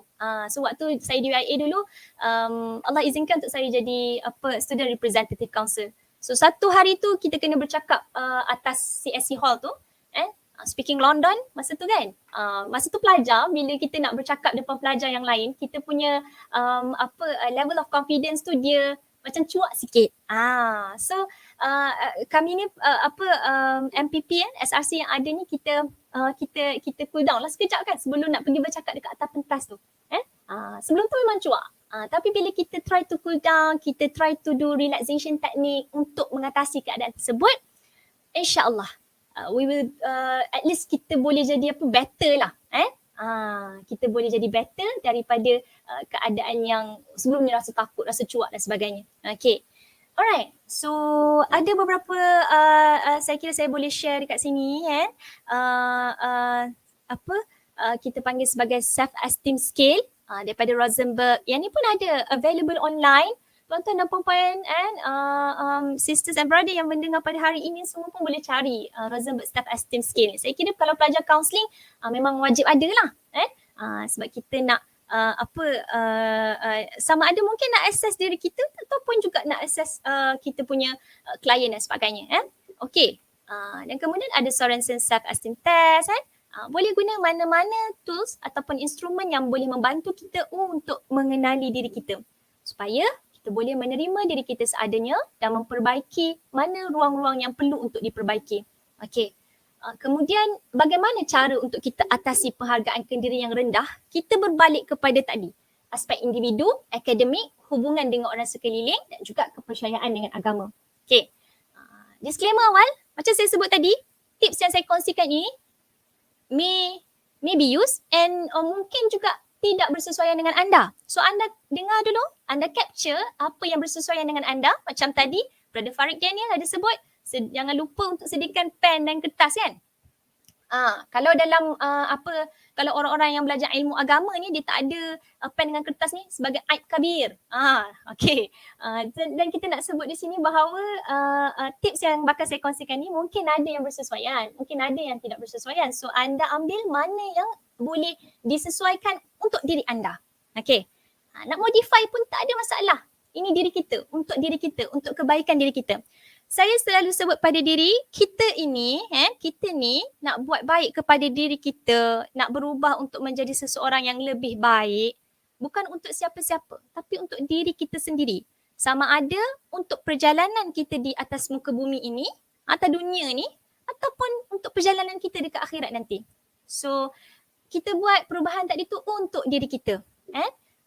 So kalau untuk diri kita, bagaimana kita nak mengatasi low self-esteem ini? Pertama, ubah cara anda melihat diri anda. Okay, bila mana anda mendapati you are having low self-esteem and it's really affecting the whole of your life, kan? Sehingga mengganggu fungsi seharian, apatah lagi. Sehingga mengganggu hubungan anda dengan orang sekeliling, apatah lagi. Sehingga mengganggu anda dalam kerja-kerja akademik anda ataupun kerjaya yang anda ceburi. So kita kena ubah cara kita melihat diri kita. Maksudnya kalau kita ada too much negative evaluation toward ourselves, then kita kena cuba fikirkan bagaimana nak reframing. Contoh reframing yang mudah Contoh dia rasa macam aku ni adalah seorang yang pemalu sangat. Aku ni adalah seorang yang pemalu sangat. So tu ayat dia. Okay, so macam mana dia nak reframing ayat dia tu tadi? Okay, ni kalau dalam kelas bolehlah saya nak tanya kan. Tapi dalam talk ni susah sikit nak tanya. Kalau saya nak tanya saya tak asyikin saja, tak aci nanti. Okay, so kalau contoh kita nak try to reframing balik, macam mana ayat tu tadi? Mungkin kalau siapa yang mendengar ni, sambil-sambil tu anda boleh keeps your brain active kan. Anda boleh cuba try to think of macam mana nak reframing ayat tu tadi. Saya ni pemalu, sangat-sangat pemalu. Okay, contohnya kita try to recognize. Saya ni pemalu bila mana saya berada dengan orang-orang yang saya baru kenal.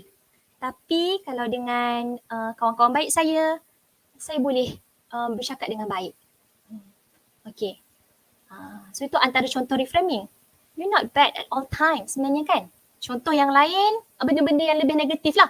Contoh yang tadi tu mungkin kita tak rasa macam pemalu sangat tu sebagai satu yang negatif. Tapi kalau kita terlampau pemalu pun, dia boleh itu pun berkait rapat dengan low self esteem juga.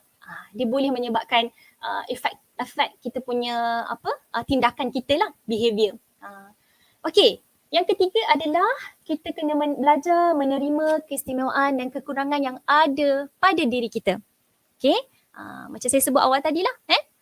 Kita ada keistimewaan, kita pun ada kekurangan. Mana kekurangan yang boleh diperbaiki, kita perbaiki. Mana keistimewaan yang kita ada, kita optimumkan. Baru kita akan rasa mempunyai kesihatan mental yang baik. Okay. Kesihatan holistik yang baik secara keseluruhan lah. Kemudian belajarlah untuk buat perkara-perkara yang boleh menggembirakan anda. Belajar untuk buat perkara-perkara yang boleh menggembirakan anda. Kalau kita macam confused lah madam, apa benda perkara yang boleh mengembirakan saya? Then hold on, tunggu dulu. Okay, anda cuba buat relaxation teknik dulu kan. Tenang dulu and then try to think of, ada tak sebelum ni perkara-perkara yang anda pernah lakukan dan anda rasa macam happy sangat bila anda buat. So tu bila kita go back to our memory, sometimes tu kita jumpa, benar lah, aku memang pernah happy lah. Mana mungkin manusia tak pernah happy kan? Allah Ta'ala kurniakan manusia ni dengan pelbagai emosi dia. Ada gembira, ada sedih, ada takut, kecewa, macam-macam jenis perasaan yang ada. So kita try to think of perkara-perkara yang boleh menyebabkan kita rasa gembira dan cuba fokus kepada untuk nak buat benda tersebut. Okay, kalau contoh saya tanya anda semua, apa hobi anda? Geram aku tak boleh nak komunikasi dengan semua ni kan. Okay, apa hobi anda kan? Apa hobi anda? Cuba anda try to think of apa hobi anda. Dan anda rasa hobi anda tu bermanfaat ataupun tidak. Dan anda rasa dengan buat hobi tersebut, anda rasa gembira ke tidak? Okay. So kalau anda rasa gembira, maksudnya you need to find time macam mana nak buat hobi tersebut. Okay. Tadi kenapa saya tanya anda rasa hobi anda bermanfaat ataupun tidak? Saya terpaksa tanya benda tersebut sebab berdasarkan pengalaman saya bila mana saya menjadi kaunselor dan saya berbincang dengan klik saya di Nur Center, kita mendapati macam ramai remaja zaman sekarang ni dia ni remaja lah remaja zaman sekarang ni dia semakin hilang hobi yang sihat. So bila kita tanya apa hobi, main handphone, main game 24 jam contoh. So itu antara hobi-hobi yang saya kira hobi yang tidak membantu ke arah perkembangan human development lah. Okay, kena be moderate lah actually. Okay, dan kemudian apa lagi? Self love ni tadi kalau anda yang pernah berada dalam bidang counselling ini, dia ada satu teknik yang kita panggil dia sebagai spiritual SEFT, spiritual emotion freedom technique. Okay, so dalam dia asalnya adalah EFT, emotion freedom technique. Tapi yang saya ada belajar juga, dia ada boleh juga kita includekan spiritual aspect. So self ni antara benda yang kita sebut dengan klien kita akan sebut adalah tadi tu saya menyayangi diri saya dan saya menerima diri saya seadanya. Dan ada satu lagi, saya memaafkan diri saya. So I love myself, I accept myself as the way who I am and I forgive myself. So ni antara self love lah, saya kira sebagai satu self love yang kita boleh boleh ambil juga. Sebab kita tak nak I love myself only, tak nak macam tu saja tanpa kita menerima apa kelemahan kita. Sebab kita memang akan ada kelemahan. Tanpa kita cuba mencari ruang bagaimana nak memperbaiki kelemahan kita, that is wrong. Kita kena belajar memperbaiki kelemahan kita kalau ada ruang dan peluang. Kemudian itu yang dan kemudian yang ketiga adalah self forgive yourself. Kalau kita tidak belajar memaafkan diri kita, dia akan membawa kepada self blaming tadi lah. Okay. Seterusnya adalah self-compassion. Self-compassion tu apa? Self-compassion tu anda berbuat baik seperti mana anda berbuat baik kepada orang sekeliling anda. Seperti mana anda boleh buat baik kepada orang lain, itu adalah self-compassion. Anda buat baik pada diri anda. Okay. Kalau anda bagi self-reward ke kan, awak bagi kawan awak hadiah tapi untuk diri awak tak bagi hadiah. Pun tak boleh juga kalau untuk diri awak je awak bagi hadiah, untuk orang lain awak tak bagi hadiah pula kan. Sebab tu kena be balance tu. Kemudian self-care, penjagaan diri. Kena jaga diri kita. Semacam saya sebut tadi, kita buat benda tu bukan untuk orang lain pun tapi untuk diri kita sendiri. Okay. Dan dia tak boleh berhenti kat situ saja, untuk diri kita sendiri, untuk kita memberi manfaat kepada orang lain. Sebab tu saya suka pelajar-pelajar UIA baru-baru ni yang banjir kan, misi banjir tu ramai yang terlibat dengan misi banjir. Ada pelajar saya pun EDGC 2000 pun alhamdulillah ada yang terlibat dengan membantu misi banjir. Macam kami di Nur Center pun kita delegate, ada yang kita turun ikut NGO lah untuk membantu misi bantuan banjir lah. So itu pun antara kita kata kita nak beri manfaat juga kepada orang lain juga. Okay. So ni antara yang yang ada juga available online. So macam saya sebut tadi kan, benda-benda ni kadang-kadang dia available online. Tunggu lagi kita nak mencari yang mana tips yang bersesuaian untuk diri kita. Okay.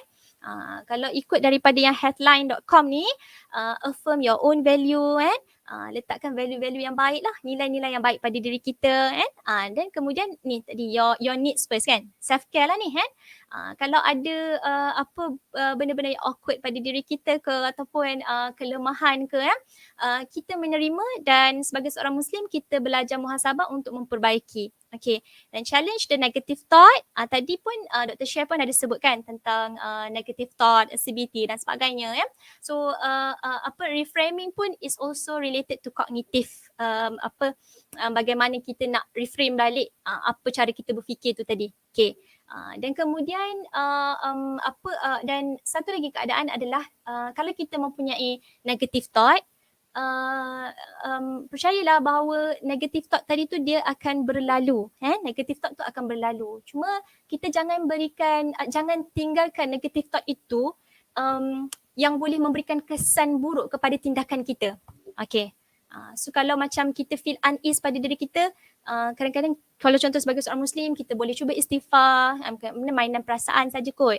Kalau kita rasa nak to contemplate, then kita try to think of what should I improvise. Okay, apa yang saya boleh perbaiki lagi. Then forgive yourself.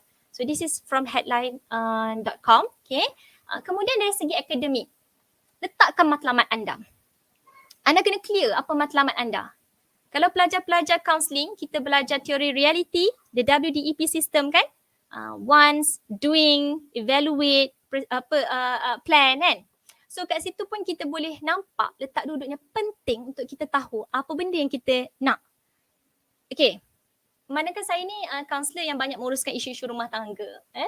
So kadang-kadang antara persoalan yang selalu saya ajukan kepada saya punya klien bila mana ada isu-isu perkahwinan, bila kita tanya apa matlamat perkahwinan mereka, kadang-kadang tak ada ataupun tak jelas. Bila kita tanya tu, kita memberi ruang dan peluang kepada klien untuk berfikir apa sebenarnya matlamat dalam perkahwinan mereka. Barulah dia ada hala tuju dia. So sama juga dalam akademik kita letakkan apa matlamat kita. Okay. Saya pernah berhadapan juga dengan keadaan rasa seram lah nak tanya soalan dalam dewan kuliah ni kan. So saya punya method saya, kalau setiap kali saya hadiri kuliah ataupun hadiri talk, saya punya mind setting saya akan bertanya at least satu soalan. Ada 2 soalan ke 3 soalan ke, dan alhamdulillah. But then kalau ada orang dah tanya soalan saya tu, dan tak apalah.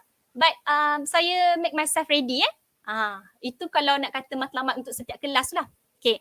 Sebab kita nak biar kita ada membina keyakinan untuk bertanya dalam kelas. Okay.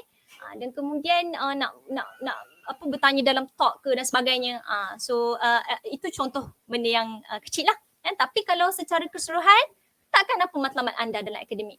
Kemudian yang kedua, fokus kepada kekuatan dan optimumkan kekuatan tersebut. Fokus kepada kekuatan yang kita ada dalam akademik ini. Contoh subjek apa ke, contoh apa kelebihan-kelebihan yang kita ada dalam group group assignment tersebut, kita boleh perform dalam dalam kekuatan kita, dan kemudian kita optimumkan kekuatan tersebut. Kalau kita tak dapat bertanya dalam kelas, then tak apa, kita berjumpa dengan lecturer secara individu. Mungkin faktor masa, yang pertama. Kemungkinan juga faktor kita rasa segan ke, but it's okay. And you can boleh jumpa lecturer. Saya rasa lecturer pun open sangat, terbuka dan sangat suka bila mana ada students yang datang berjumpa. Lecturer pun rasa dihargai bila mana ada student nak jumpa dengan aku. Okay. Dan jika tak dapat bertanya dalam kelas tadi, dan you bertanya secara individu lah kepada lecturer. Kadang-kadang tu insufficient of time lah kan, sebab kita nak kejar silibus kadang-kadang kan. So macam mungkin dah ramai yang bertanya, tak sempat pula aku nak tanya soalan kan. Okay, kemudian cari keseronokan dalam pembelajaran kita. Okay, kat mana kita rasa seronok nak belajar tu. Ni contoh semalam kelas saya ni. Ni Sister Khairenn, dia aktif sebenarnya dalam kelas. Tapi towards the end of the class, dia minta masa lah untuk untuk sesi consultation kan.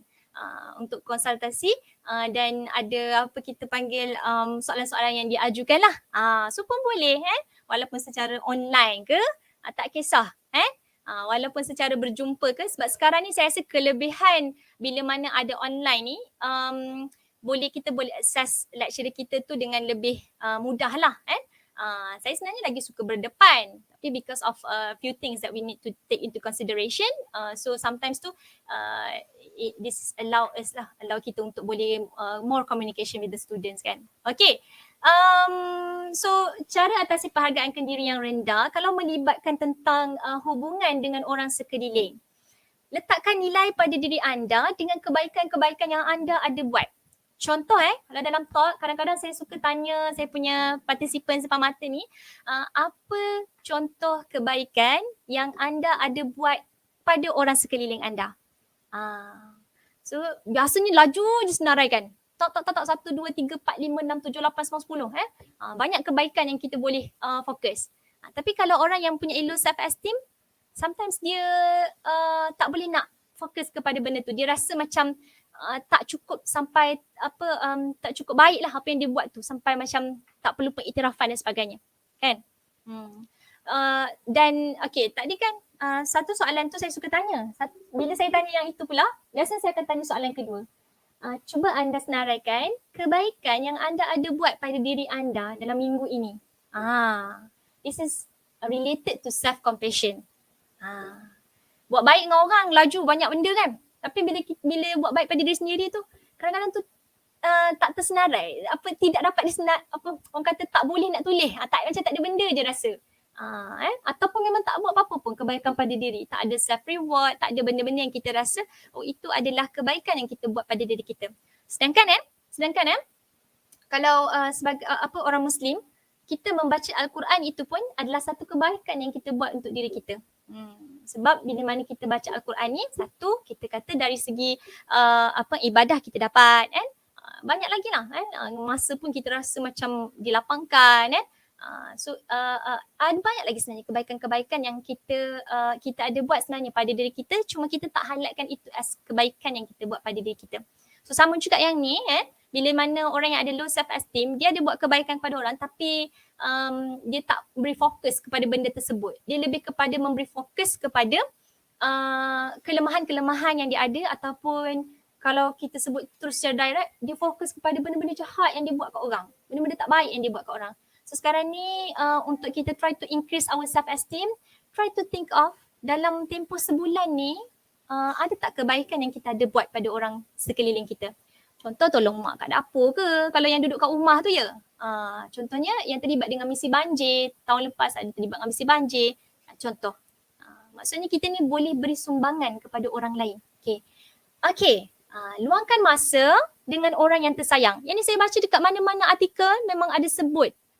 Kita kena luangkan masa dengan orang yang menyayangi kita.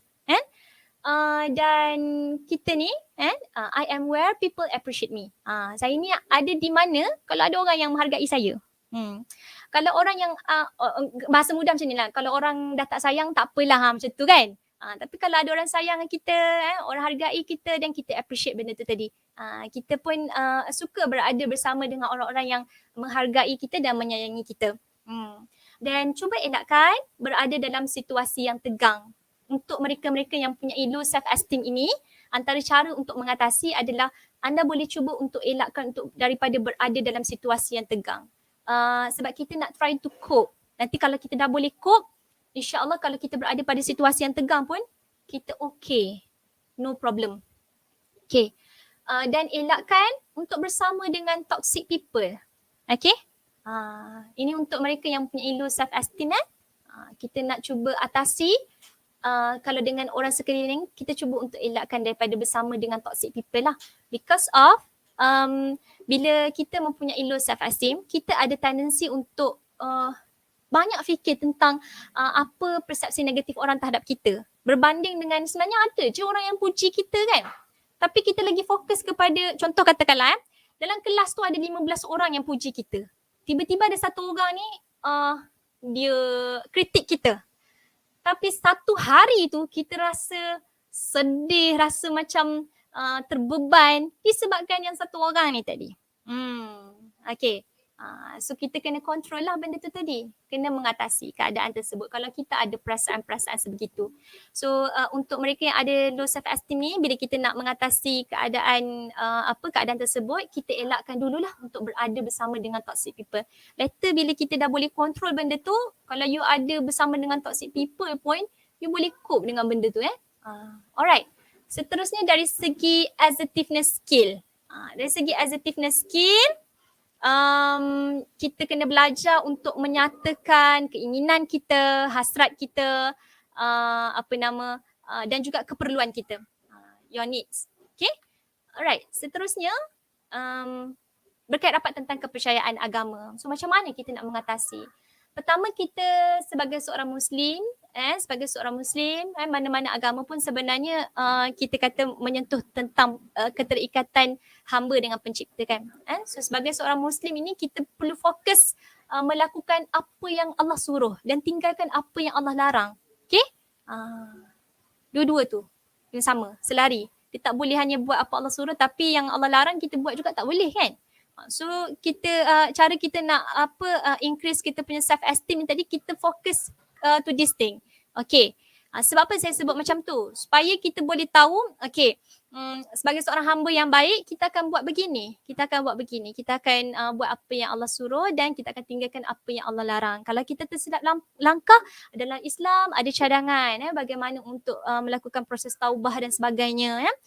So kena apa orang kata, kita boleh banyakkan membaca tentang sirah nabawiyah ataupun daripada sudut agama bagaimana tentang kalau ada berkait-rapat tentang kesalahan tadi contohnya bagaimana cara untuk mengatasi keadaan tersebut. Sebab kita tak nak self blaming pun is not okay kan. Bila mana kita tak boleh nak ada reflection. Sekarang ni kita nak biar kita boleh ada reflection. Kalau kita buat kebaikan, bagaimana kita nak meneruskan kebaikan tersebut. Kalau kita buat kalau kita ada buat kesalahan, bagaimana kita nak memperbaiki, nak keluar daripada keadaan tersebut. Okay. So ada satu lagi which is contemplation ataupun tafakur. Ni yang mana saya ambil daripada buku almarhum Prof Malik Badri yang menyebut tentang contemplation is a cognitive spiritual activity in which the rational mind, emotion and spirit are combined. So nampak kat situ. Cantik kan, dalam Islam ni disebut tentang kita berfikir tu tadi, kognitif tu, dia bukan hanya berhenti setakat fikir. Tapi dalam tu dia ada spiritual activity dengan ada rational mindnya, dengan emotion yang emotion yang rational dan spirit pun yang rational combine together, kan? So kat situ kita boleh melihatlah tentang persoalan-persoalan bagaimana kita kata cara kita berfikir ini sangat penting sebab dia boleh menentukan bagaimana cara kita bertindak. Okay. Dan bila kita dah contemplate, bila kita dah buat reflection, kita contemplate, kita kena ada tindakan lah selepas daripada tu. I would say as rejuvenate. Saya suka sebut ni sebab seolah-olah kita nak cuba memperbaiki balik lah. Kita nak memperbaiki kehidupan kita supaya lebih baik. Kalau sebelum ni kita terbuat silap, bagaimana kita nak pergi ke arah yang lebih baik. Okay. Contoh kan. So tadi saya sebut tentang teori keperluan Abraham Maslow menyebut tentang self-esteem, self-esteem ni kan. Okay, merupakan salah satu daripada keperluan untuk kita manusia. Dan dalam dari perspektif Islam, semua keperluan-keperluan yang tadi mesti berada dalam kerangka syariah. Mesti selarilah dengan keperluan rohani. Keperluan rohani ni tadi. Okay. Right. So sikit lagi Khairenn, saya nak sebut berkenaan tentang cara atasi ni, iaitu antaranya adalah which is kita kena belajar seiringan dari segi expectation yang kita letak pada diri kita dengan realiti yang kita ada. Kalau contoh kita tahu memang kita mempunyai low self esteem dan agak sukar untuk kita bercakap depan khalayak ramai. Katakanlah susahnya nak boleh bercakap dekat CSC hall tu kan. Sebab kita mempunyai low self esteem. So kita boleh turunkan sikit. Maybe kita boleh belajar untuk cakap dulu dalam kelas, a group of people maybe. Supaya kita boleh, kita punya expectation tu tadi tidak terlalu tinggi sehingga bercanggahan dengan realiti kita. Kalau kita punya expectation dan realiti kita ni tak seiringan, kita akan rasa letih. Kita akan rasa letih, kita akan rasa penat, rasa macam tak nak buat apa-apa pun ada. Alright, and then baby steps. So point yang saya sebut juga daripada yang tadi tu, kalau contoh kan, yang CSC hall, kalau tak boleh cakaplah dalam kelas, kalau tak boleh start dulu with a group of people. So we start first with baby steps, perlahan-lahan supaya kita boleh keluar daripada keadaan punya low self esteem ni. Macam sesetengah orang, kadang-kadang dia tak expect pun siapa dia pada hari ini. Tetapi kadang-kadang siapa dia pada hari ini itu bermula daripada ni, baby step, langkah pertama tu tadi. Kalau kita duduk sahaja, tidak memulakan langkah pertama, dia tidak akan ke mana-mana. So kita nak kena ada start first with baby steps dan jangan push yourself too hard lah. Know yourself, know your reality and then your expectation tu you cuba selarikan. Okay. Alright, saya kesuntukan masa ke bagaimana Sister Ashikin? Madam ada lagi 1 minit, 1 ke 2 minit. Okay. 1 minit saja lagi kan? Okay, so nanti kalau saya dah habis 1 minit, bagi tahu saya. So kesihatan yang holistik ni, kita berkait rapat tentang kesihatan mental, kesihatan fizikal, kesihatan sosial dan juga kesihatan spiritual. So tadi tengok kan cara atasi dari segi individu, akademik, apa kita kata hubungan sesama orang sekeliling, itu sosial individu tu dan akademik, it can be under mental dan juga kita kata you yourself lah, how you perceive yourself kan. Dan kemudian dari segi fizikal kita pun merupakan salah satu aspek kesihatan holistik, dan kita tak boleh kesampingkan dari segi kesihatan spiritual. Sebab tu tadi tu cara atasi pun kita ada sebut juga berkait rapat tentang bagaimana kalau relates dengan agama kan. Okay, so bila kita sebut apa ini adalah kesihatan yang holistik, maksudnya dia tak boleh orang kata suku-suku ataupun ditinggalkan. Nak fokus kesihatan fizikal saja. Okay, dia tak akan membantu kepada kita mempunyai kesihatan yang baik secara keseluruhan. Tapi kita kena bantu diri kita dengan memberikan hak kepada kesihatan mental, berikan hak kepada kesihatan fizikal, hak kepada kesihatan sosial serta hak kepada kesihatan spiritual. Okay. So kalau kita tengok daripada definition of WHO, kesihatan mental tu adalah sampai kita boleh kesihatan mental yang baik adalah bila mana kita berupaya untuk merealisasikan potensi diri kita. Kalau ada tekanan kita dapat atasi, kemudian kita pula boleh menghasilkan kerja ataupun dalam bidang akademik ke kan secara produktif. Dan yang ini boleh berfungsi untuk beri manfaat kepada community. Okay. So kita nak dengan keadaan diri kita yang sedia ada sekarang ni, kita boleh capai tahap kesihatan mental yang baik. Kita boleh keluarkan potensi diri kita boleh atasi tekanan dengan baik, kita boleh buat kerja secara produktif dan kita boleh beri manfaat kepada community. So this is one of a template that I can share with all of you, self-care challenge, 30 days self-care challenge. Anda boleh cuba buat sendiri kan. Like I said, bukan untuk siapa-siapa pun tapi untuk diri kita sendiri supaya kita boleh beri yang terbaik untuk diri kita dan kita juga boleh beri manfaat kepada community secara keseluruhan. So anda boleh cuba berikan cuba plan, cuba rancang apa penjagaan kendiri untuk dari segi kognitif anda, untuk diri anda. Contoh ni sebulan kan. Contohnya dalam sebulan tu anda nak baca satu buku yang berkait rapat tentang increase your self-esteem. Contoh. Okay. Kemudian dari segi aspek fizikal, kita tahu tadi kesihatan fizikal yang baik juga menyumbang kepada kesihatan secara holistik. So kita nak ada kesihatan fizikal yang sihat. Contohnya kita kata dalam sebulan tu, seminggu sekali kita nak pergi outdoor exercise. Contoh. Dari segi spiritual aspek, kita tahu kita mempunyai low self-esteem, kita doa dengan Allah Ta'ala. Contohnya kita kata setiap 1 bulan, 1 bulan tu sekali sebulan nak qiyamul lail.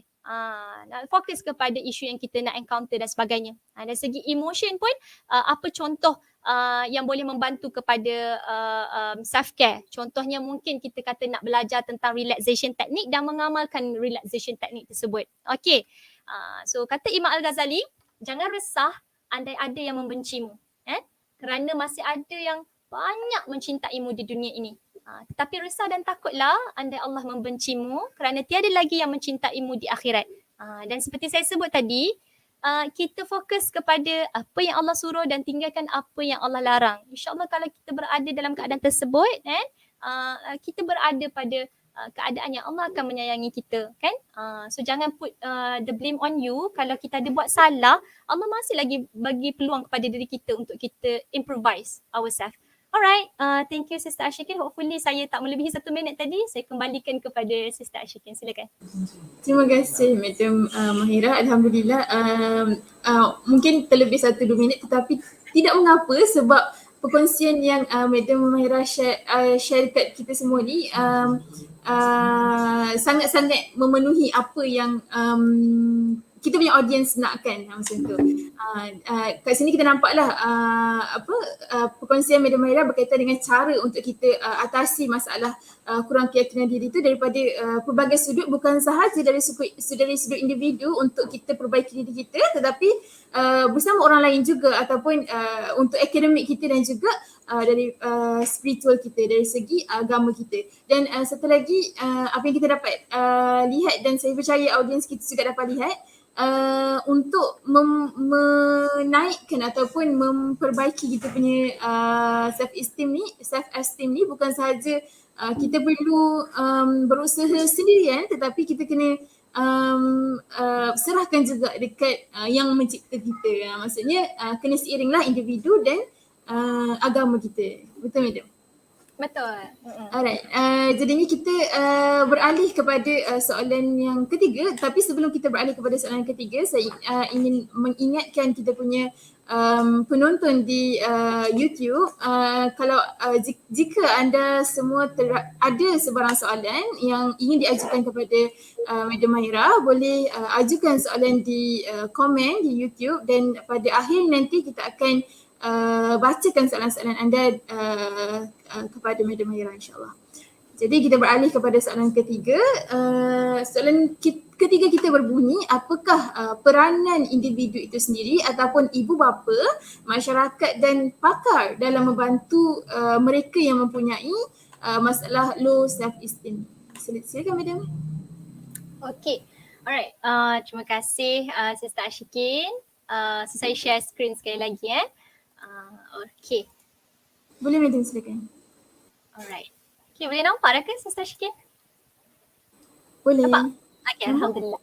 Alright, so kita bercakap tentang peranan, dan seperti mana yang kita lihat tadi tu, dia bukan hanya kepada individu sahaja sebab tadi kita banyak melihat pada individu. So sekarang ni kita nak melihat kepada bagaimana orang sekeliling yang boleh membantu ke arah apa kita kata kita kata society lah, masyarakat yang sihat kan. Okay, dan kita menyebut tentang persoalan ini bahawa peranan ini perlu diambil oleh semua pihak yang ada.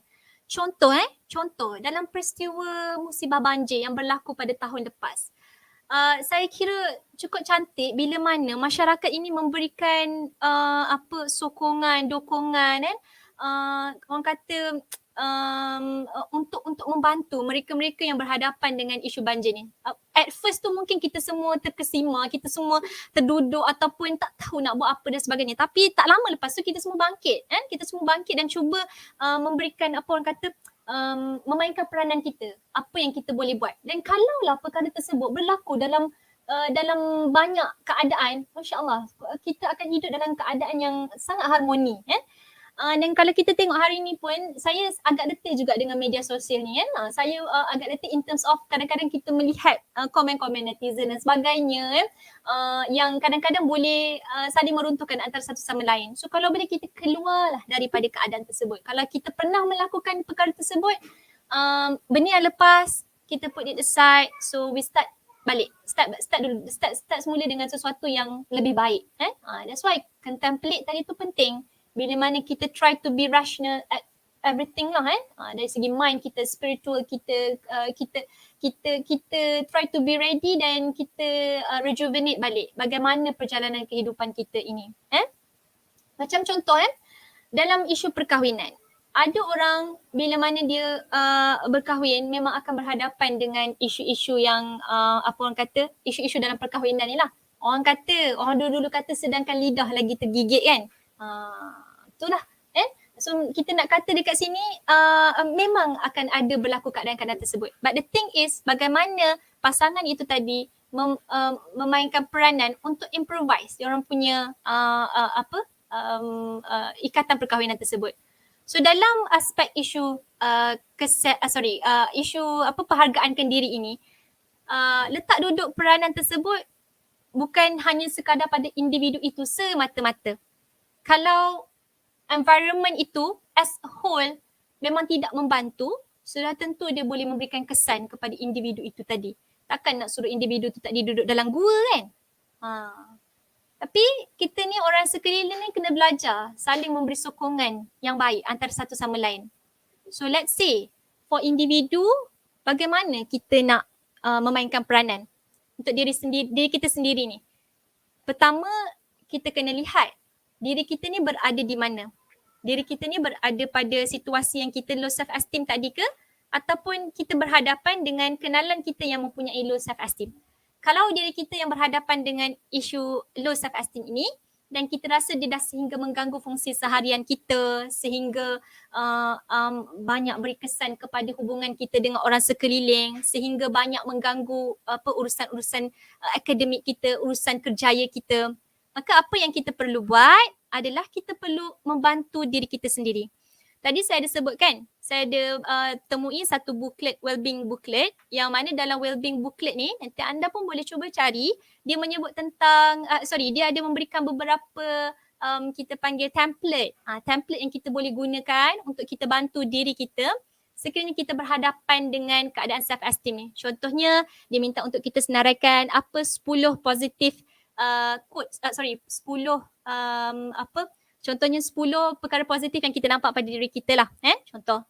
So kita senaraikan. So dia ada template-template dia. Bila kita buat secara berstruktur, sebenarnya lebih baik sebenarnya. Sebab apa? Sebab kadang-kadang kalau kita duduk macam ni, kita fikir je macam tu, dia macam kita tak habis lah. Orang kata kita tak habis fikir tu.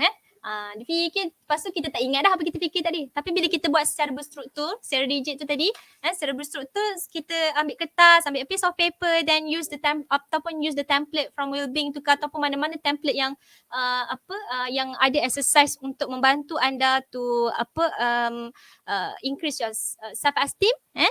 So kita bila tulis, senaraikan, baru kita akan nampak. Sama juga dengan masalah-masalah yang ada dalam hidup kita. Ada isu-isu yang ada dalam hidup kita ni, kadang tu kita lambakkan dalam kepala kita lah, dalam bahasa mudahnya begitulah kan.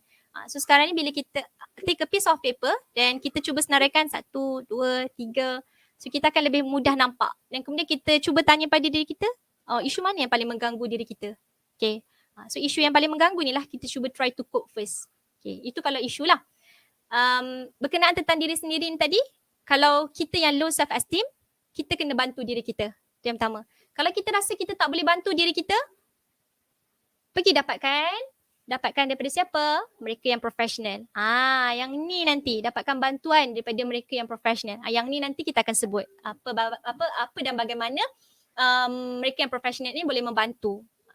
Okey. Dan kalau diri sendiri ni tadi melibatkan orang yang kita sedang berhadapan. Contohnya kita okay, tak ada, should be no problem with level of self esteem, tidak mengganggu fungsi seharian kita, dan yang seperti saya sebutkan tadi lah. So mungkin orang sekeliling kita. So what should we do? Apa yang patut kita buat? Okay, so let us see. So antara yang saya suka sebut adalah anda boleh mengamalkan prinsipal yang ada dalam psychological first aid ataupun bantuan asas psikologi, PFA kan. So dalam PFA ini adalah prinsip yang banyak lagi prinsip lain yang kita kata yang turut diperkenalkan di bawah PFA ni, ada prinsip lain juga. Tapi yang ni yang very simple lah untuk kita nak untuk saya kongsikan untuk hari ni. Yang pertama sekali adalah prepare. Prepare tu mungkin kita contoh kita tahu kan ada kawan kita yang nampak macam ada low self esteem kan. So macam mana kita nak bantu kawan kita ni kan? So kita boleh cuba dapatkan bahan bacaan yang berkait rapat tentang self esteem ini, apa tu self esteem, bagaimana kalau berhadapan dengan low self esteem boleh mengakibatkan apa kesan-kesan dia. So bagaimana pula cara untuk atasi, kita dapatkan gambaran awal lah supaya bila kita nak bercakap tu nanti ada benda yang kita boleh bantu ataupun kita tidaklah begitu terkejut lah. Okay, so that is be prepared. Kemudian yang kedua adalah look. Bila kita bercakap dengan dia, kita berjumpa dengan dia, kita cuba lihat keadaan dia lah. Cuba lihat keadaan dia, sama ada during that time dia dalam keadaan yang miserable ke, serabai ke, serabut ke kan, ataupun dia dalam keadaan yang okay, dalam keadaan yang you boleh communicate dengan dia ke, atau bagaimana. So you try to look first his or her own condition. Okay. So yang ketiga adalah kita mendengar secara aktif. Okay, kita mendengar secara aktif dan tidak mendesak untuk dia bercerita, untuk dia berkongsi tentang isu apa yang sebenarnya yang dia sedang hadapi. Contoh contoh, ada orang low self esteem dia terkesan, penghargaan diri dia tadi terkesan jadi low self esteem disebabkan oleh mak ayah dia selalu marah dia ke kan. Orang tu mungkin dia rasa bersalah dia nak cerita. Dia takut dia bimbang orang kata berkongsi aib keluarga ke kan. So jangan desak dia untuk dia bercerita. Kau ceritalah dengan aku nak dengar ni, aku nak tahu sangat. Sebab apa kau rasa macam takut-takut nak present dalam kelas ni kan. Kita paksa dia nak bercerita, jangan So kalau dia dah ready nak cerita pada kita, dia akan cerita. So just kita just be there supaya dia boleh tahu bahawa you are there for him or her whenever she needs you. Bila mana dia perlukan awak, dia boleh cari awak, dia tahu. Dia tahu awak ni di mata awak dia tu penting. Memadai dengan keadaan begitulah. Okey. Nanti dia akan datang untuk bercerita kan. Dan kita pun kalau dia bercerita dengan kita jangan sibuk nak bertanya soalan. Ramai orang nak bercerita, kita pun nak cerita. Sama-sama naik share orang kata. So kita bila orang nak bercerita kepada kita, benda pertama yang kita kena keep back in our mind, kita nak mendengar. Kita nak mendengar, menjadi pendengar yang baik. Kita boleh buat you can give minimal encouragement like okay, I see. Contoh not all the time lah, tapi adalah senggang-senggang masa dia kan, supaya dia pun rasa selesa dengan kita. Be natural Okay. Dan kemudian yang keempat, ramai orang yang dia tak pergi kepada yang keempat ni. Contohnya kita rasa macam kita ada limitasi, tak boleh nak bantu kawan kita tu. Nampak macam isu yang dia sedang menghadapi tu agak berat dan kita tidak mempunyai kemahiran untuk membantu dia dalam isu berkenaan, ataupun kita belum lagi mempunyai credibility yang berkait rapat lah so kita perlu bantu dia untuk mendapatkan keperluan dia tu tadi terhadap perkhidmatan yang ada, ataupun kita panggil dia link. So it's look, listen and link. So this is how kita ni sebagai kita ni orang sekeliling ni boleh cuba untuk membantu orang yang terdekat dengan kita lah. Orang kata bukan jaga tepi kain orang tapi kita concern. Alright. Okay, so what about masyarakat? Bagaimana pula keadaan masyarakat sekeliling untuk membantu ke arah ke arah kesihatan, kita kata menyumbang kepada kesihatan yang sejahtera ini kepada semua pihak lah. So terutamanya dari aspek kita kata kita pergi pada ibu ayah dulu daripada ibu ayah dululah. Kita pergi pada ibu ayah dulu. Bagaimana ibu dan ayah ini boleh menyumbang kepada untuk self esteem, especially pada anak-anak ni lah, kanak-kanak. So daripada kajian yang dilakukan oleh Rafida in 2017, mendapati tahap penghargaan kendiri murid lelaki dan perempuan adalah pada tahap pada tahap yang tinggi, dan juga bermaksud tahap penghargaan kendiri kanak-kanak adalah pada tahap yang sama. Dia sama kanak-kanak ni dia high self esteem kebanyakannya. Okay. Kalau kita nak kata naturalnya memang begitu kebiasaannya. So sebagai ibu dan ayah, hargai anak seperti mana mereka seadanya. Semakin bertambah umur mereka akan semakin mendapati bahawa mereka mempunyai banyak kelemahan, dan kita pun akan mendapati benda yang sama juga. So kita terima anak kita tu tadi seadanya. Kita kata kelemahan mereka itu pun adalah sebahagian daripada diri mereka. Mana yang boleh diimprovise, kita bantu untuk mereka memperbaiki keadaan tersebut. Okay? Tak apa kalau anak-anak ni dia sedar bahawa mereka ni ada kelemahan lah dan tak mampu nak buat semua perkara. Yang penting ibu dan ayah ni untuk membantu, dan kita ni nak bina suasana yang baik di dalam isi rumah. Contoh saya berkongsi pengalaman saya sendiri. Baru-baru ni anak saya ada peperiksaan. 7 years old. Dia ada peperiksaan lah. So 7 years old maksudnya kalau bulan 3 ni dia baru masuk darjah 1 kan. Jadi nak masuk penempatan sekolah lah. Penempatan sekolah yang interview tu So yang pergi interview tu almost reach 100 macam tu lah. 90 lebih macam tu Tapi mereka nak hanya 25 sahaja pelajar perempuan. So saya cakap dengan anak saya, it's okay Kak Long. Kalau Kak Long berjaya, alhamdulillah. Tak berjaya pun alhamdulillah, tak apa. Yang penting apa Kak Long? Dia pun tahu. Yang penting Kak Long berusaha. Memang dia berusaha lah. Memang saya pun boleh nampak. So I'm okay kalau dia dapat pun alhamdulillah. Kalau tak dapat mungkin tu yang terbaik untuk dia. So as a mother tu penting ibu dan ayah banyakkan berdoa untuk anak-anak. Moga apa kita kata yang terbaik lah, apa yang terbaik untuk anak, because we never know apa yang terbaik untuk diri kita. So banyakkan berdoa, moga Allah Ta'ala takdirkan kebaikan untuk diri kita, tapi kita perlu mentadbir kehidupan kita. Okey, dan kemudian sebagai ibu dan ayah perlu untuk bina suasana yang baik di dalam isi rumah. Saya mengambil kata-kata suami saya, belajarlah untuk cipta suasana. Contoh belajar cipta suasana ni, tiba-tiba buat apa surprise ke dekat anak-anak ke kan. Okey. So kita nak membina suasana yang baik dalam isi rumah tersebut. Okay?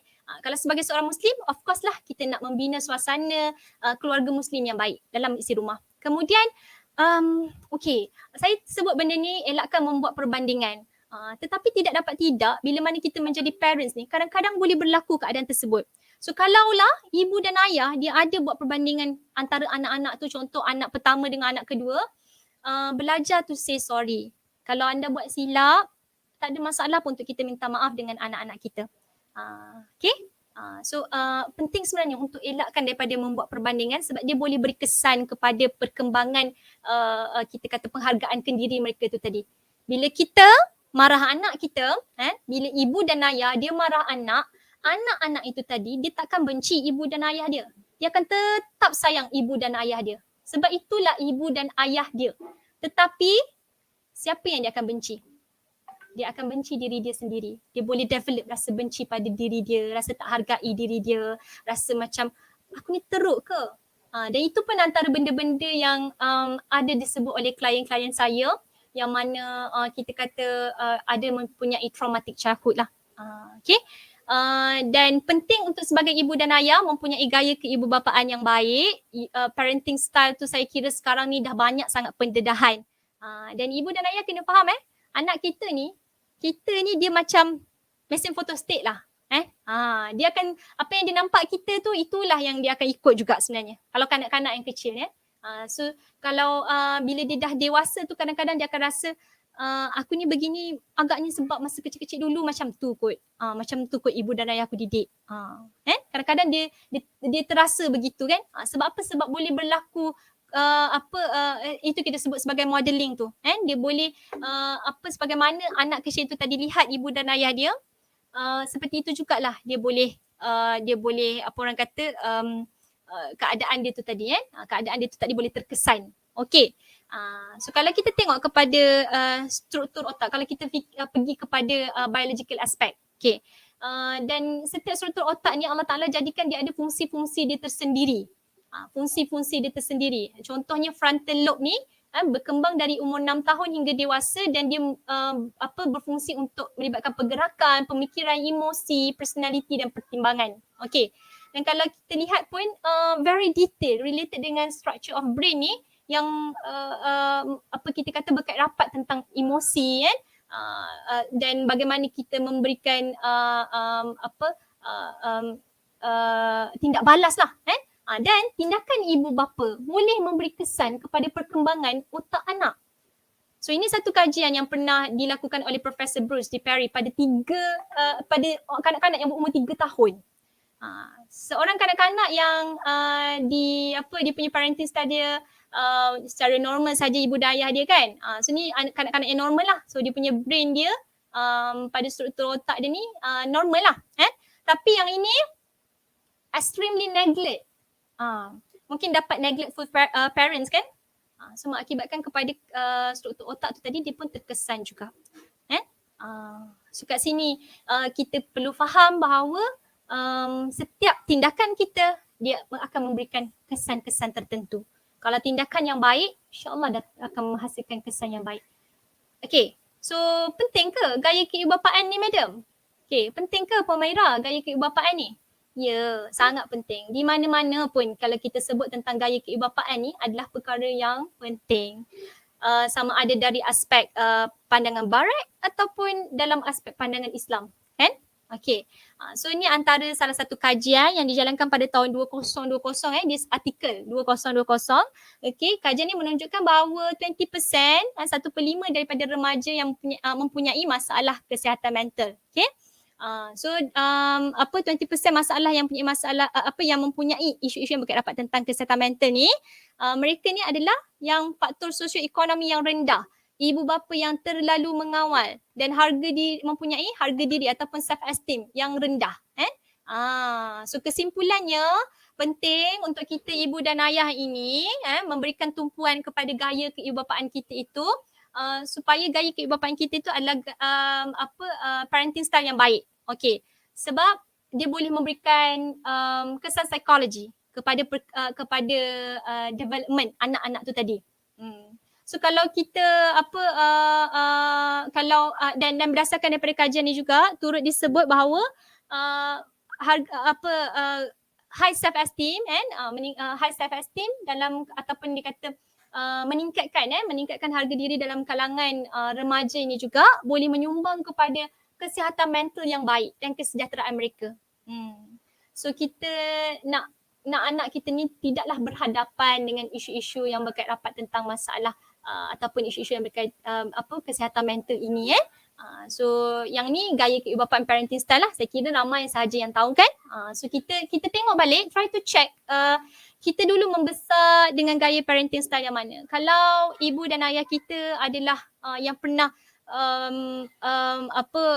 berada pada parenting style neglectful ni, I think as for now saya antara benda yang kita boleh try to ponder is actually pertama, belajar memaafkan ibu dan ayah kita. Mungkin mereka buat silap and you don't want to repeat the same thing to your kids.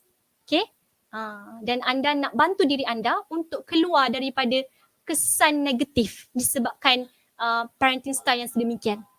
You would like to help yourself. Fokus macam mana anda nak membantu diri anda. Okay. Ini satu artikel yang mana saya kira anda pun boleh study boleh cuba baca what we get wrong about children's self-esteem. So macam saya sebut tadi, tak apa kalau anak-anak sedar bahawa mereka ni ada kelemahan tertentu dan rasa tak boleh nak buat semua benda kan. Sebab because they are kids, mesti ada banyak sangat kita kata kelompangan-kelompangan lah. Kita tak boleh nak expect perfection lah daripada anak-anak kanak-kanak yang kecil especially. Kalau terlebih self esteem pun dia boleh kita kata terlebih self esteem yang tidak mendatangkan manfaat ni, dia boleh juga mendatangkan kemudaratan dan boleh sampai tahap kita kata dalam artikel ni pun disebut boleh sampai menyebabkan contoh nak mengejar high self esteem because of the think dia rasa macam penting apa orang sekeliling fikir. So ada kanak-kanak yang dia boleh mula belajar untuk menipu sembunyikan kesilapan dia kemudian dia cuba menyalahkan pihak lain. So yang tu pun kita tak nak. So that's why tadi saya sebut balance. You need to be balanced and kita aware lah dengan apa yang kita buat tu tadi, kita be rational. Betul ke tidak apa tindakan aku ini? Okay, ni contoh. Ni saja saya nak share dekat sini. Ni contoh anak saya ni, masa time ni saya tengah ada kerja dalam bilik office saya ni yang saya tengah duduk sekarang ni. So saya tengok dekat CCTV apa yang anak-anak saya tengah buat. Ni anak saya ni sekarang ni dia umur 5 tahun. Tengok kalau kat sini ni pukul 11.55 pagi. Saya kira dia tengah solat duha agaknya. Waktu ni dia umur 4 tahun.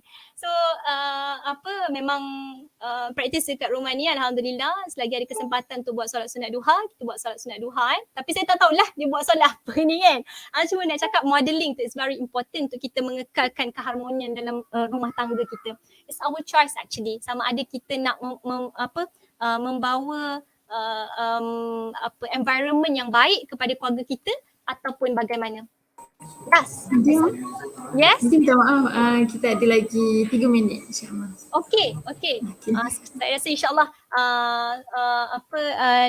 macam 2 slide macam itulah saya nak fokuskan kepada peranan masyarakat, bentuk suasana yang baik, saling membantu antara satu sama lain.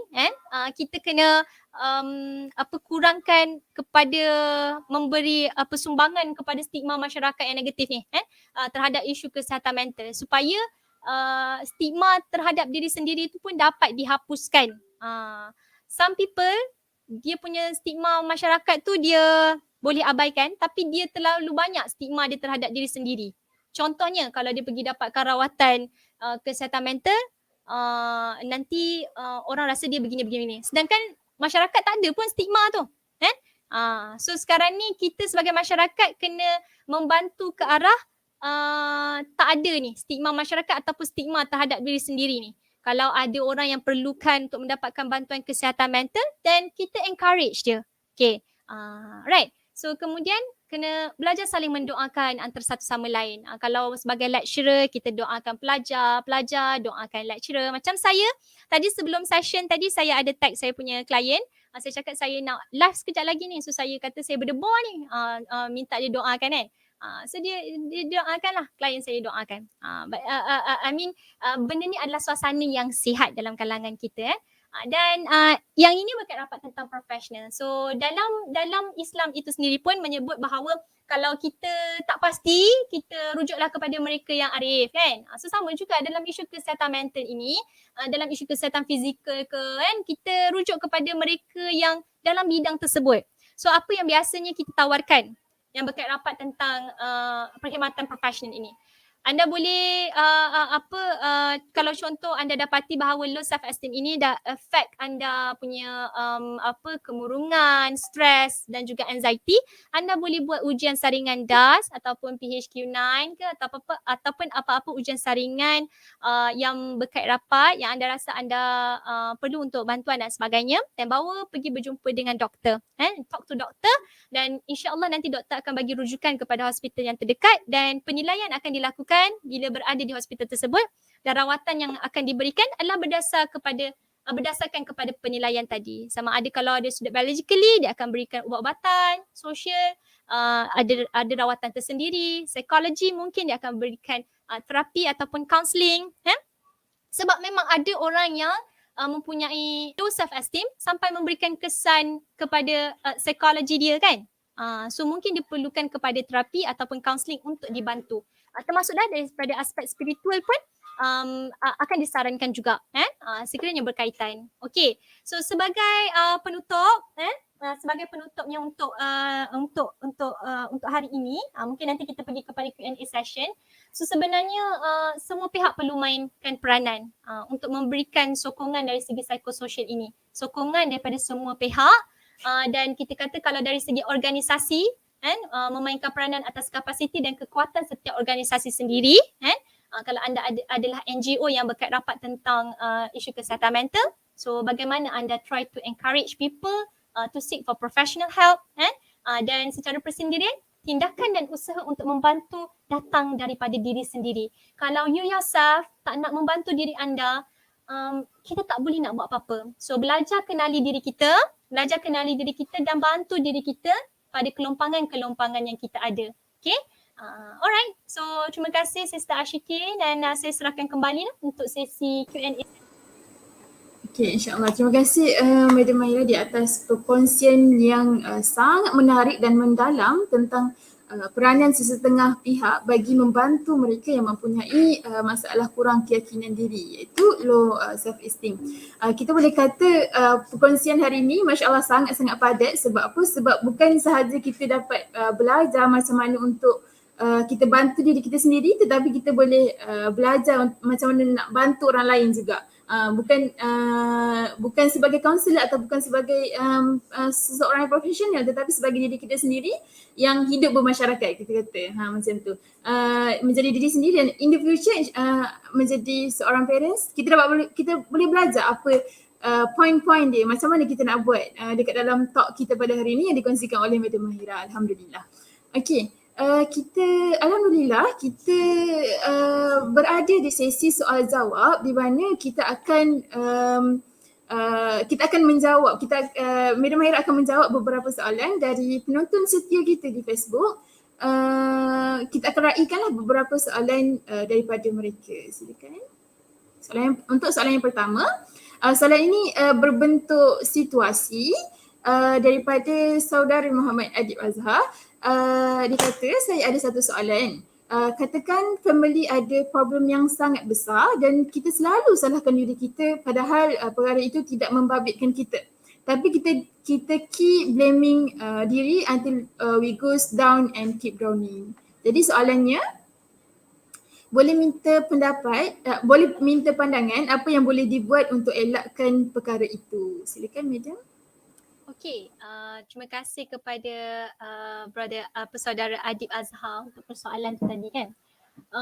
So pertama kita tidak boleh elak untuk berhadapan dengan keadaan-keadaan yang sukar. Sebab memang macam saya sebut tadi, setiap hari kita memang akan berhadapan dengan keadaan yang stres kan. Tetapi bagaimana kita mengatasi, itu yang membezakan antara kita dengan individu yang lain.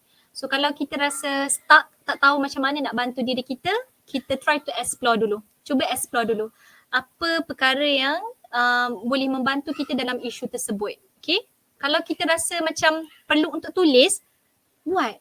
Ambil piece of paper macam saya sebut tadi, a piece of paper and a pen and then try to list out apa macam mana saya nak cuba atasi keadaan ini. Okay. And then kan Brother Adi, so dalam situasi tu tadi dalam situasi ada isu yang family problem yang agak besar kan, dan pertama kalau kita dah bantu keluarga kita tapi tak berjaya, then tak apa kan, sebab apa? Sebab kita dah berusaha apa yang boleh kita dah berusaha apa yang boleh. So kalau let's say dalam situasi tu tadi kita seolah-olah tak buat apa-apa lah madam, saya rasa saya tak buat apa-apa. Macam mana madam? So saya rasa bersalah Okay, the thing is, apa yang telah lepas, kita lepaskan benda tersebut.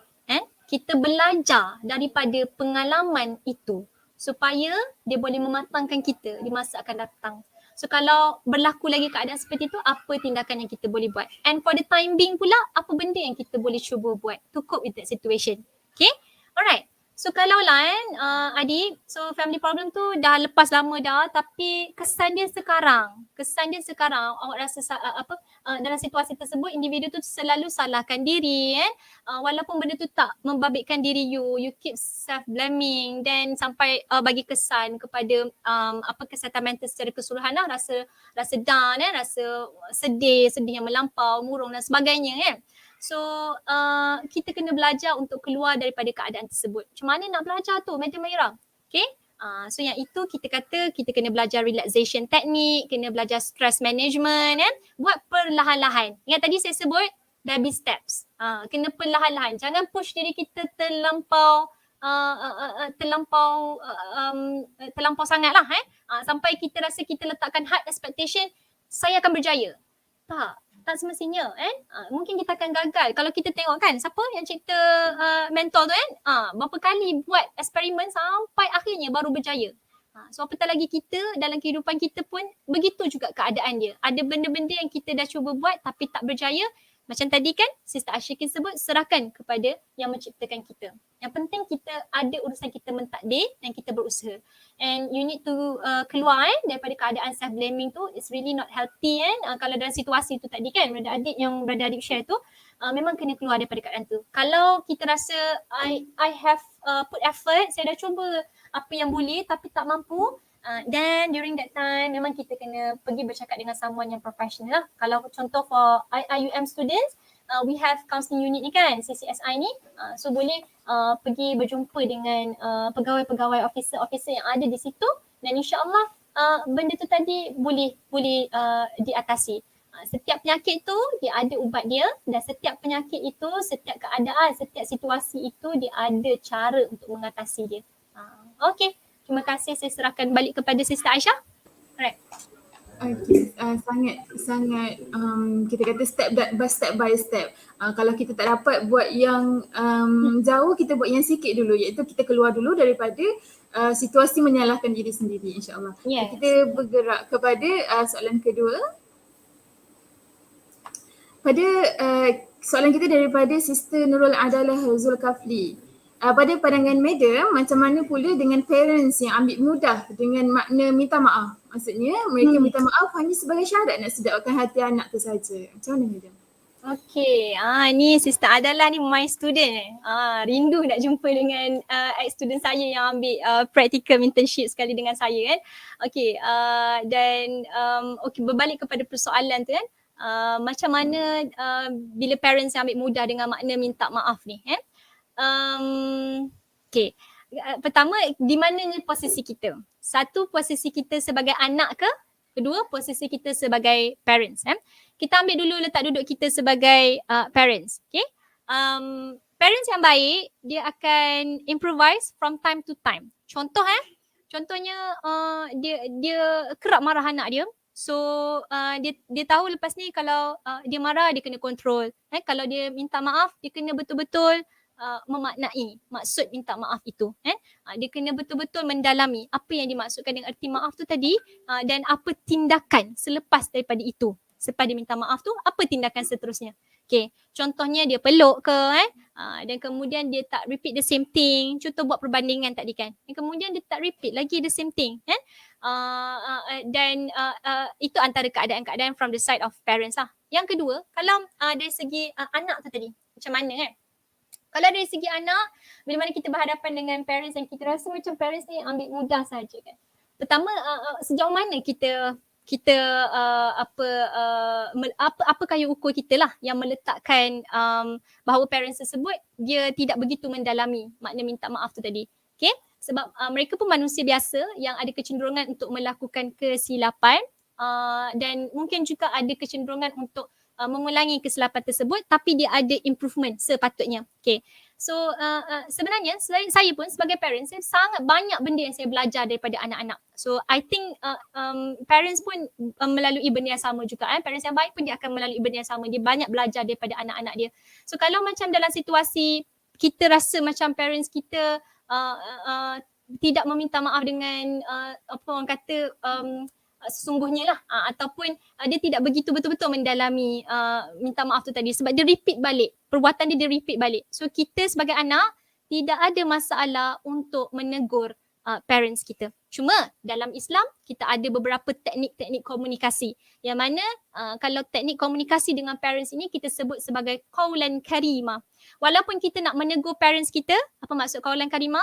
Memberikan kata-kata yang memuliakan mereka. Walaupun kita nak menegur parents kita, kita masih lagi memuliakan mereka sebagai parents kita, menghormati mereka. Apa contoh kan? Contohnya, contoh anak saya pun, contohlah katakanlah kita ambil contoh yang ni lah, contoh yang minta maaf ni kan. Contoh, kalau anak yang dia nak membantu ibu dan ayah dia untuk improvise, untuk memperbaiki diri mereka ni, so anak ni tadi akan kata, mama hari tu mama ada buat gini-gini macam ni, lepas tu mama minta maaf kan. Tapi kan sebab apa lepas tu mama macam ni. Maksudnya kita nak bantu dia supaya dia boleh contemplate. Contoh hari tu mama ada bandingkan Alung dengan Angah contoh kan. Lepas tu mama minta maaf, mama kata mama minta maaf sebab mama bandingkan Alung dengan Angah. Tapi kan mama sebab apa semalam mama buat lagi. So kita nak bantu parents kita tapi dalam keadaan qaulan karimah tu tadi. Sebab kita ni manusia, kita kena saling orang kata membantu antara satu sama lain supaya menjadi seseorang yang lebih baik. So kalau orang tu buat salah, kita bantu dia untuk improvise diri dia. Tapi dengan menggunakan teknik-teknik komunikasi yang betul lah. Cuma kan kat saya nak ambil peluang juga untuk menyebut tentang kalau kita kata related dengan cycle of violence. Berhati-hati kitaran keganasan. Kitaran keganasan ni pun kemungkinan boleh kita kata boleh berada pada situasi perkataan minta maaf ni. Berhati-hati contohnya apa? Cycle of violence kitaran keganasan, dia runtuhkan emosi anak dia tadi, dia berkata yang tidak baik dan sebagainya. Kemudian dia melakukan penderaan secara fizikal. Tadi emotional abuse dan you go for physical abuse dan dia minta maaf pada anak dia tadi. Sorry, minta maaf. Ayah tersilap, ayah tak sengaja kan. Kemudian benda tadi dia boleh berulang balik. Contoh sebab itu kitaran keganasan Itu yang kita panggil sebagai kitaran keganasan dalam rumah tangga. So kalau kita kena detect lah sama ada minta maaf tu tadi memang betul-betul difahami dengan betul, ataupun kalau dalam situasi cycle of violence tu tadi, maksudnya perkataan minta maaf tu sekadar untuk menyenangkan hati saja. Sekadar untuk menyenangkan hati, kemudian dia akan berulang balik berlaku kitaran keganasan. So yang tu pun kena berhati-hati. Kalau berlaku yang itu dia tajuk lain pula lah. Tapi dalam situasi yang ini, kalau parents kita minta maaf tu tadi, kita terima. Tapi kalau dia ada ulang balik kesilapan dia, kita kena tegur dia balik. Tegur dengan cara menggunakan teknik komunikasi yang tepat dengan ibu bapa. Okey, terima kasih. Silakan Ashkin. Terima kasih Madam Mahira. Kita dapat lihat sebenarnya daripada soalan ni, kita dengan parents sebenarnya perlu ada juga give and take, apa yang kita dapat daripada Madam Mahira.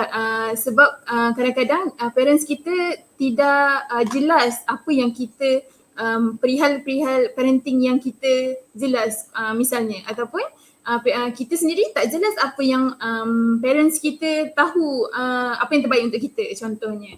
Jadinya give and take tu perlulah dekat dalam. Ya, sebab tu juga dengan komunikasi dengan ibu ayah ni kan, assertiveness skill tu dia perlu ada. Kita kena nyatakan apa benda yang kita harapkan daripada ibu dan ayah, apa yang kita perlukan, apa yang kita pendapat kita dan sebagainya lah. Baru dia akan ada give and take there. Alright. Betul. Terima kasih Madam Mahira. Kita bergerak kepada soalan seterusnya. Daripada Sister Aisyah. Dari pengalaman saya semasa praktikum, ramai murid yang ada masalah self-esteem. Madam boleh bagi tips coping atau aktiviti apa-apa tak yang boleh membantu mereka, yang boleh dipraktikkan setiap hari? Silakan. Okay. Terima kasih Sister Aisyah atas soalan ni.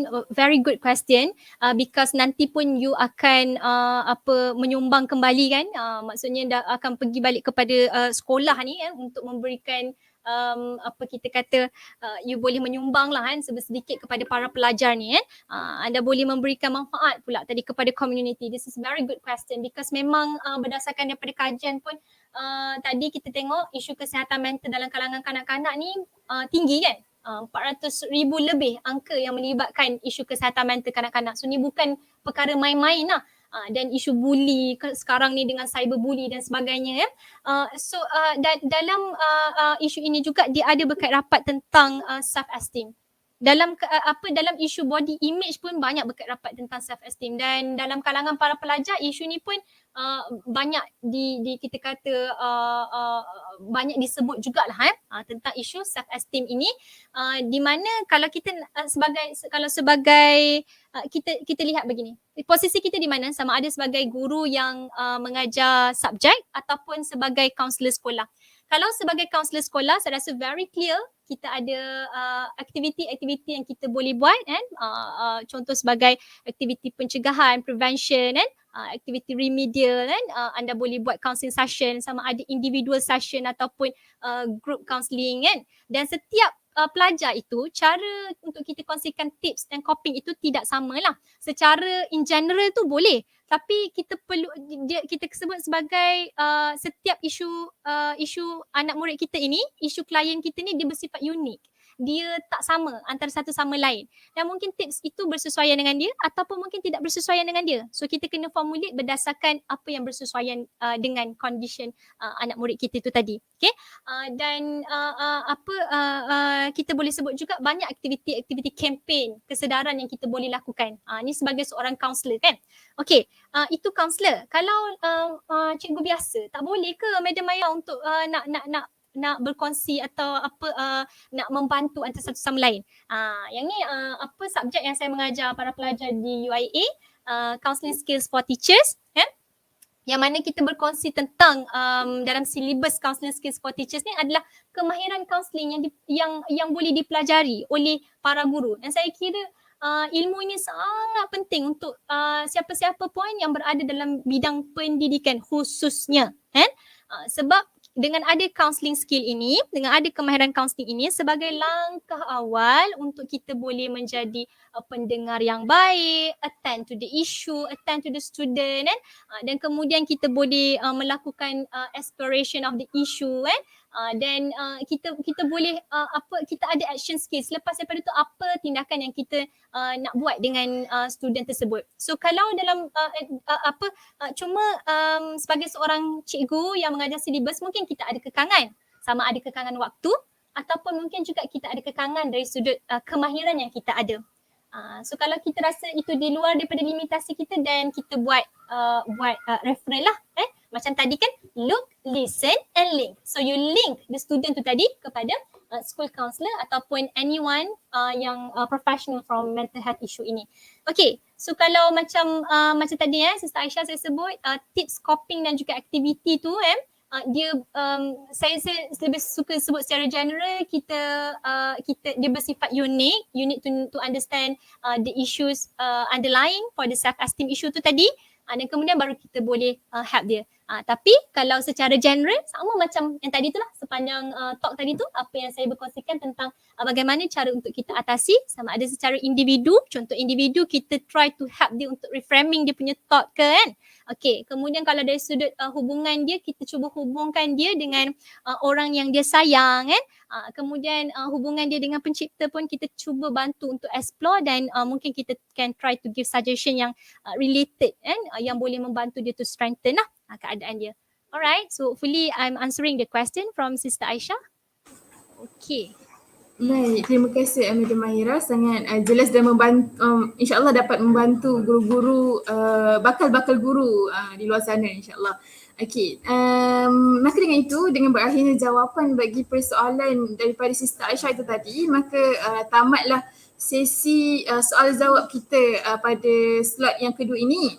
Dengan itu minta maaf kepada soalan-soalan yang kita tak dapat nak raikan atas faktor kekangan masa. Okey, diharapkan dengan penerangan-penerangan yang telah disampaikan oleh Madam Mahira itu tadi dapat memberi informasi yang berguna kepada para penonton sekalian, insyaAllah. Diucapkan ribuan terima kasih kepada penceramah jemputan kita yang begitu hebat dalam menyampaikan ilmu pada slot kedua kita pada hari ini yang bertajuk The Power in Me. Maka dengan itu semoga kita semua dapat menyalahkan power dalam diri kita insyaAllah. Baiklah, tidak lengkaplah majlis kita tanpa bergambar. Maka marilah kita bergambar terlebih dahulu sebagai kenang-kenangan bersama Madam Mahira. Okay, Madam, senyum 1, 2, 3.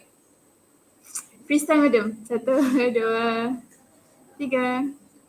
Okey, terima kasih atas senyuman yang Madam berikan. Itu sahaja daripada saya. Mohon maaf andai tersalah kata atau bicara yang mengguris hati mana-mana pihak sepanjang slot sebentar tadi. Pohon selasih di dalam kolam, anak haruan berenang-renang. Terima kasih kami ucapkan, budi tuan menjadi kenangan. Sekian, Assalamualaikum warahmatullahi wabarakatuh. Saya serahkan semula majlis kepada saudara pengurusi majlis.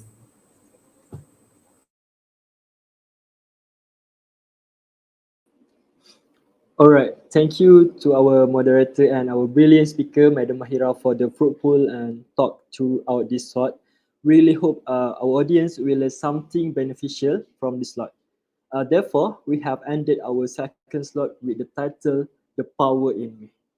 Dear audience, we will have a 1 hour break before we enter the third slot for today's webinar. You may take your time to have lunch, prepare yourself for prayers and freshen up your body before we meet again and acquire more knowledge for today's webinar. I hope to see everyone for the next slot because we will have a bunch of interesting and great topics to be discussed after this. So, see you after this. You can still look flawless, whatever your skin tone. You, with 8 shades from w.b.t Color Fit Matte Foundation. Blend seamlessly following your skin tone with Skin Match technology. w.b.t Color Fit, fit for long-lasting impression. New, w.b.t Color Fit Last All Day Lip Paint. Just one swipe, long-lasting up to 12 hours. With 12 shades, that's transfer-proof. Fit for a long-lasting impression. w.b.t Color Fit Last All Day Lip Paint.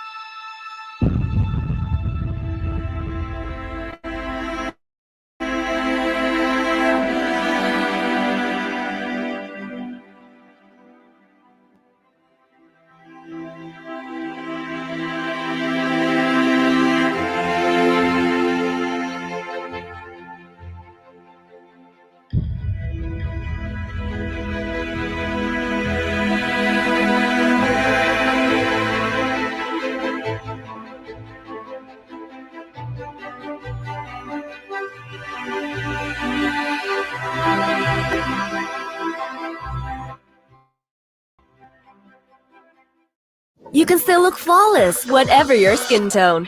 You, with 8 shades from Wardah Color Fit Matte Foundation. Blend seamlessly following your skin tone with Skin Match technology. Wardah Color Fit, fit for long-lasting impression. New, Wardah Color Fit Last All Day Lip Paint. Just one swipe, long-lasting up to 12 hours. With 12 shades, that's transfer-proof. Fit for a long-lasting impression. Wardah Color Fit Last All Day Lip Paint.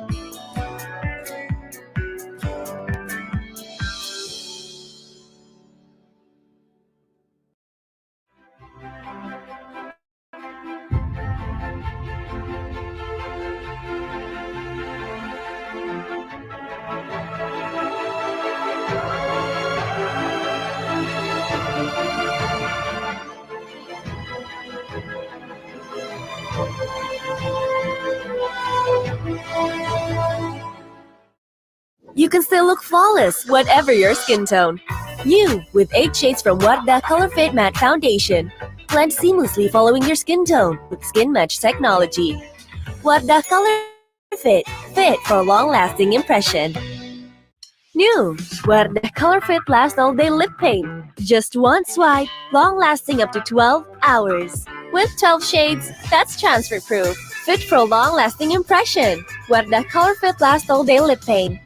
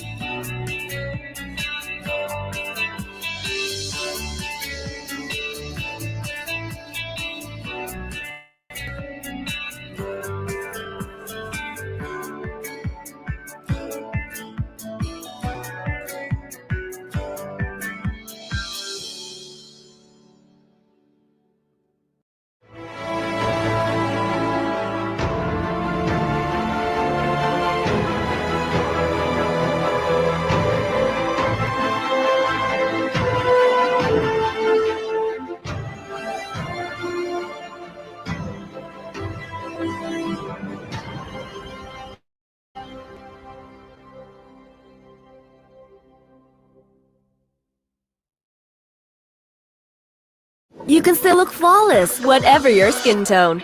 You, with 8 shades from Wardah Color Fit Matte Foundation. Blend seamlessly following your skin tone with Skin Match technology. Wardah Color Fit, fit for a long-lasting impression. New, Wardah Color Fit Last All Day Lip Paint. Just one swipe, long-lasting up to 12 hours. With 12 shades, that's transfer-proof. Fit for a long-lasting impression. Wardah Color Fit Last All Day Lip Paint.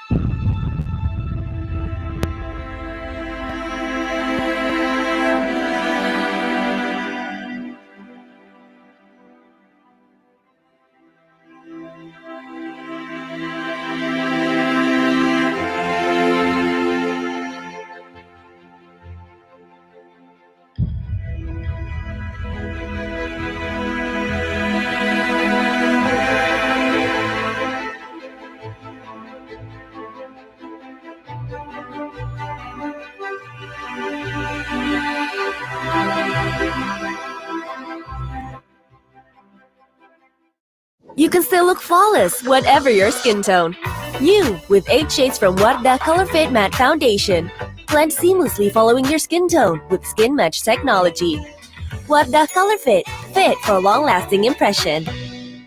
New, Wardah Color Fit Last All Day Lip Paint. Just one swipe, long-lasting up to 12 hours. With 12 shades, that's transfer-proof. Fit for a long-lasting impression. Wardah Color Fit Last All Day Lip Paint.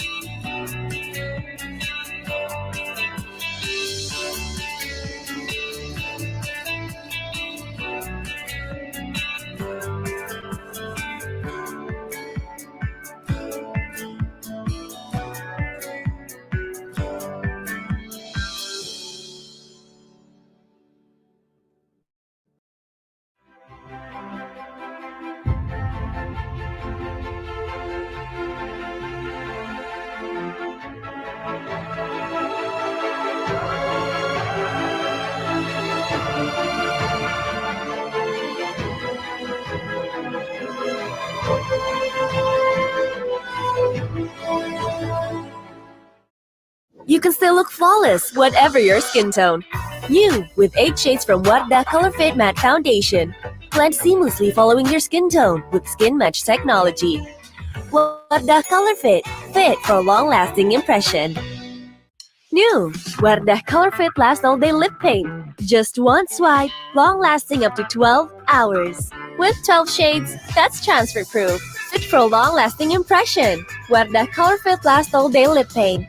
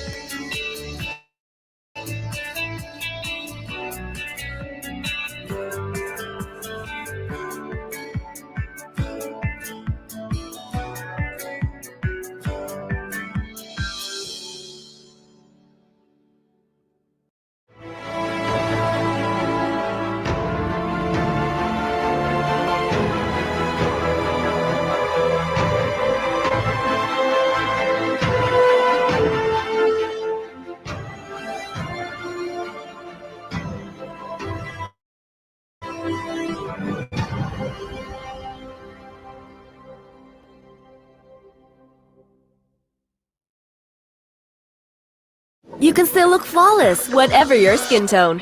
You, with 8 shades from Wardah Color Fit Matte Foundation. Blend seamlessly following your skin tone with Skin Match technology. Wardah Color Fit, fit for long-lasting impression. New, Wardah Color Fit Last All Day Lip Paint. Just one swipe, long-lasting up to 12 hours. With 12 shades, that's transfer-proof. Fit for a long-lasting impression. Wardah Color Fit Last All Day Lip Paint.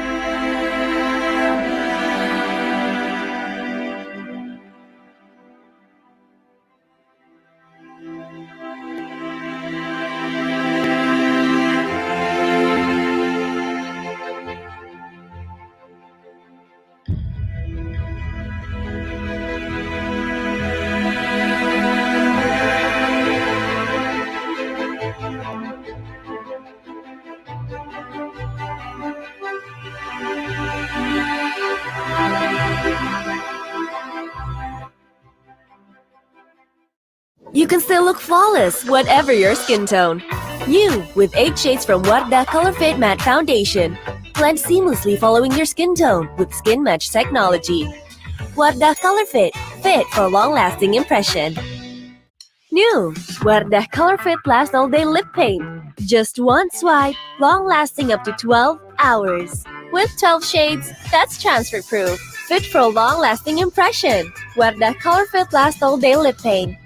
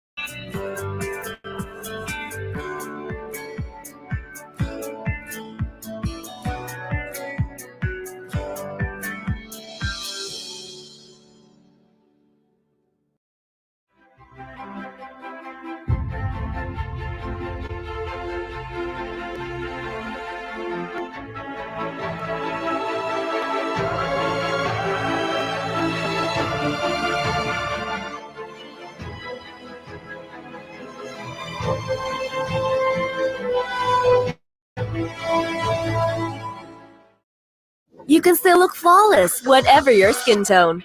New with 8 shades from Wardah Color Fit Matte Foundation. Blend seamlessly following your skin tone with Skin Match technology. Wardah Color Fit, fit for a long-lasting impression. New Wardah Color Fit Last All Day Lip Paint. Just one swipe, long-lasting up to 12 hours.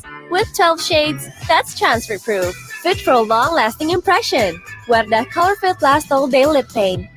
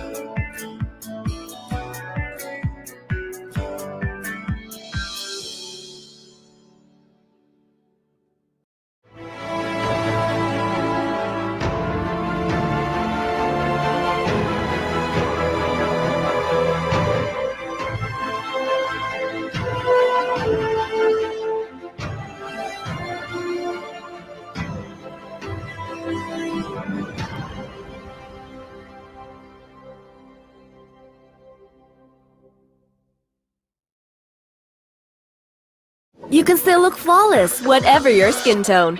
New with 8 shades from Wardah Color Fit Matte Foundation. Blend seamlessly following your skin tone with Skin Match technology.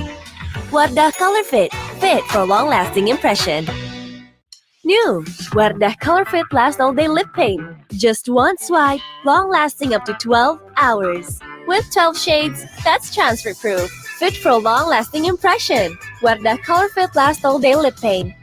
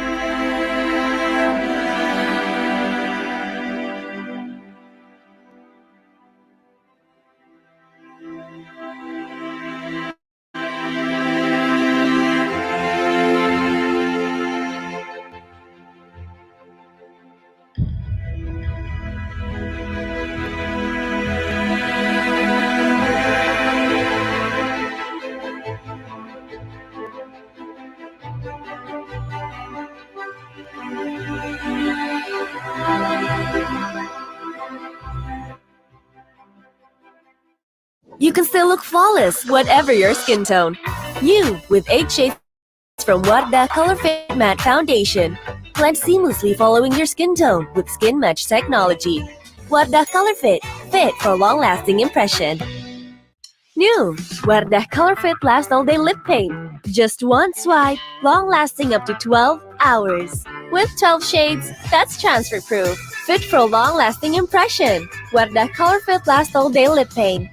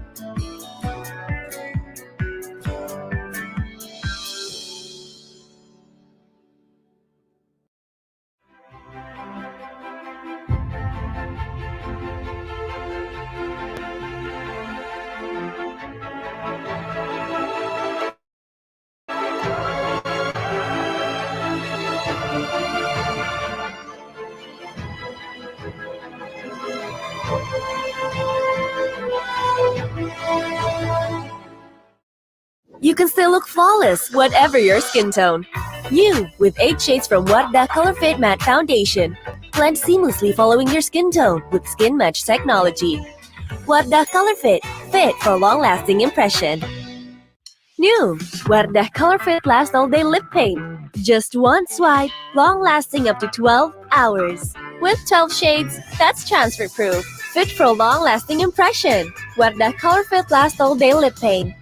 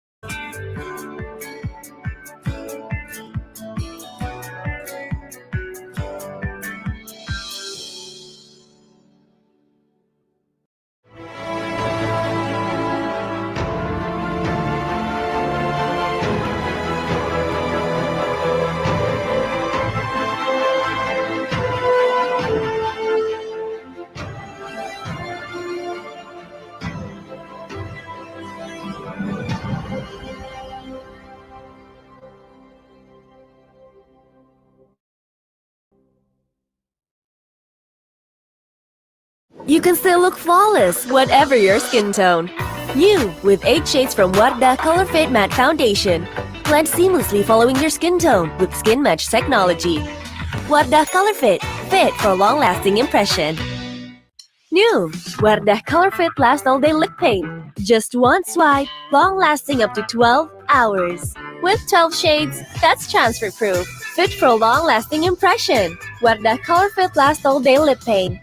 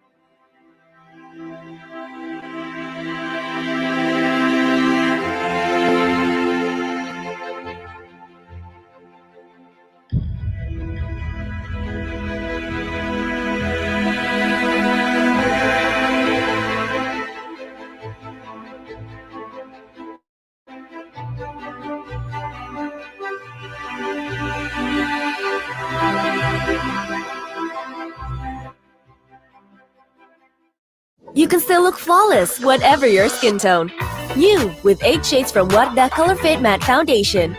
Blend seamlessly following your skin tone with Skin Match technology. w.b.t Fit, fit for a long-lasting impression. New, w.b.t Fit Last All Day Lip Paint.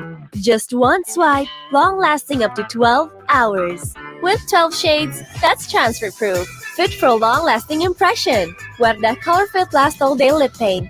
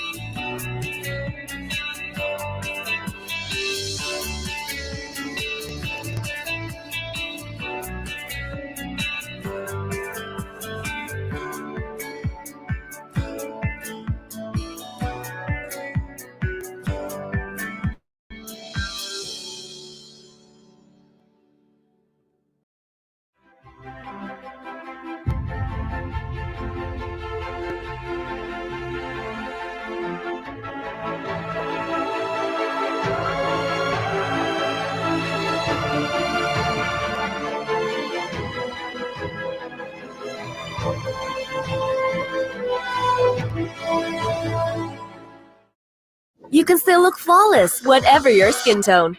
You, with 8 shades from Wardah Color Fit Matte Foundation. Blend seamlessly following your skin tone with Skin Match technology. Wardah Color Fit, fit for a long-lasting impression. New, Wardah Color Fit Last All Day Lip Paint. Just one swipe, long-lasting up to 12 hours. With 12 shades, that's transfer-proof. Fit for a long-lasting impression. Wardah Color Fit Last All Day Lip Paint.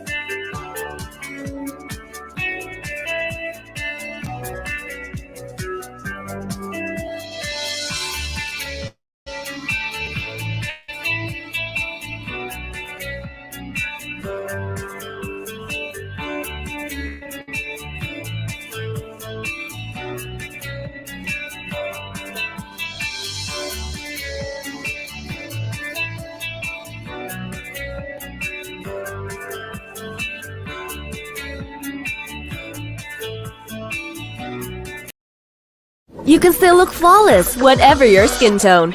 You, with 8 shades from Wardah Color Fit Matte Foundation. Blend seamlessly following your skin tone with Skin Match technology. Wardah Color Fit, fit for a long-lasting impression. New, Wardah Color Fit Last All Day Lip Paint. Just one swipe, long-lasting up to 12 hours. With 12 shades, that's transfer-proof. Fit for a long-lasting impression. Wardah Color Fit Last All Day Lip Paint.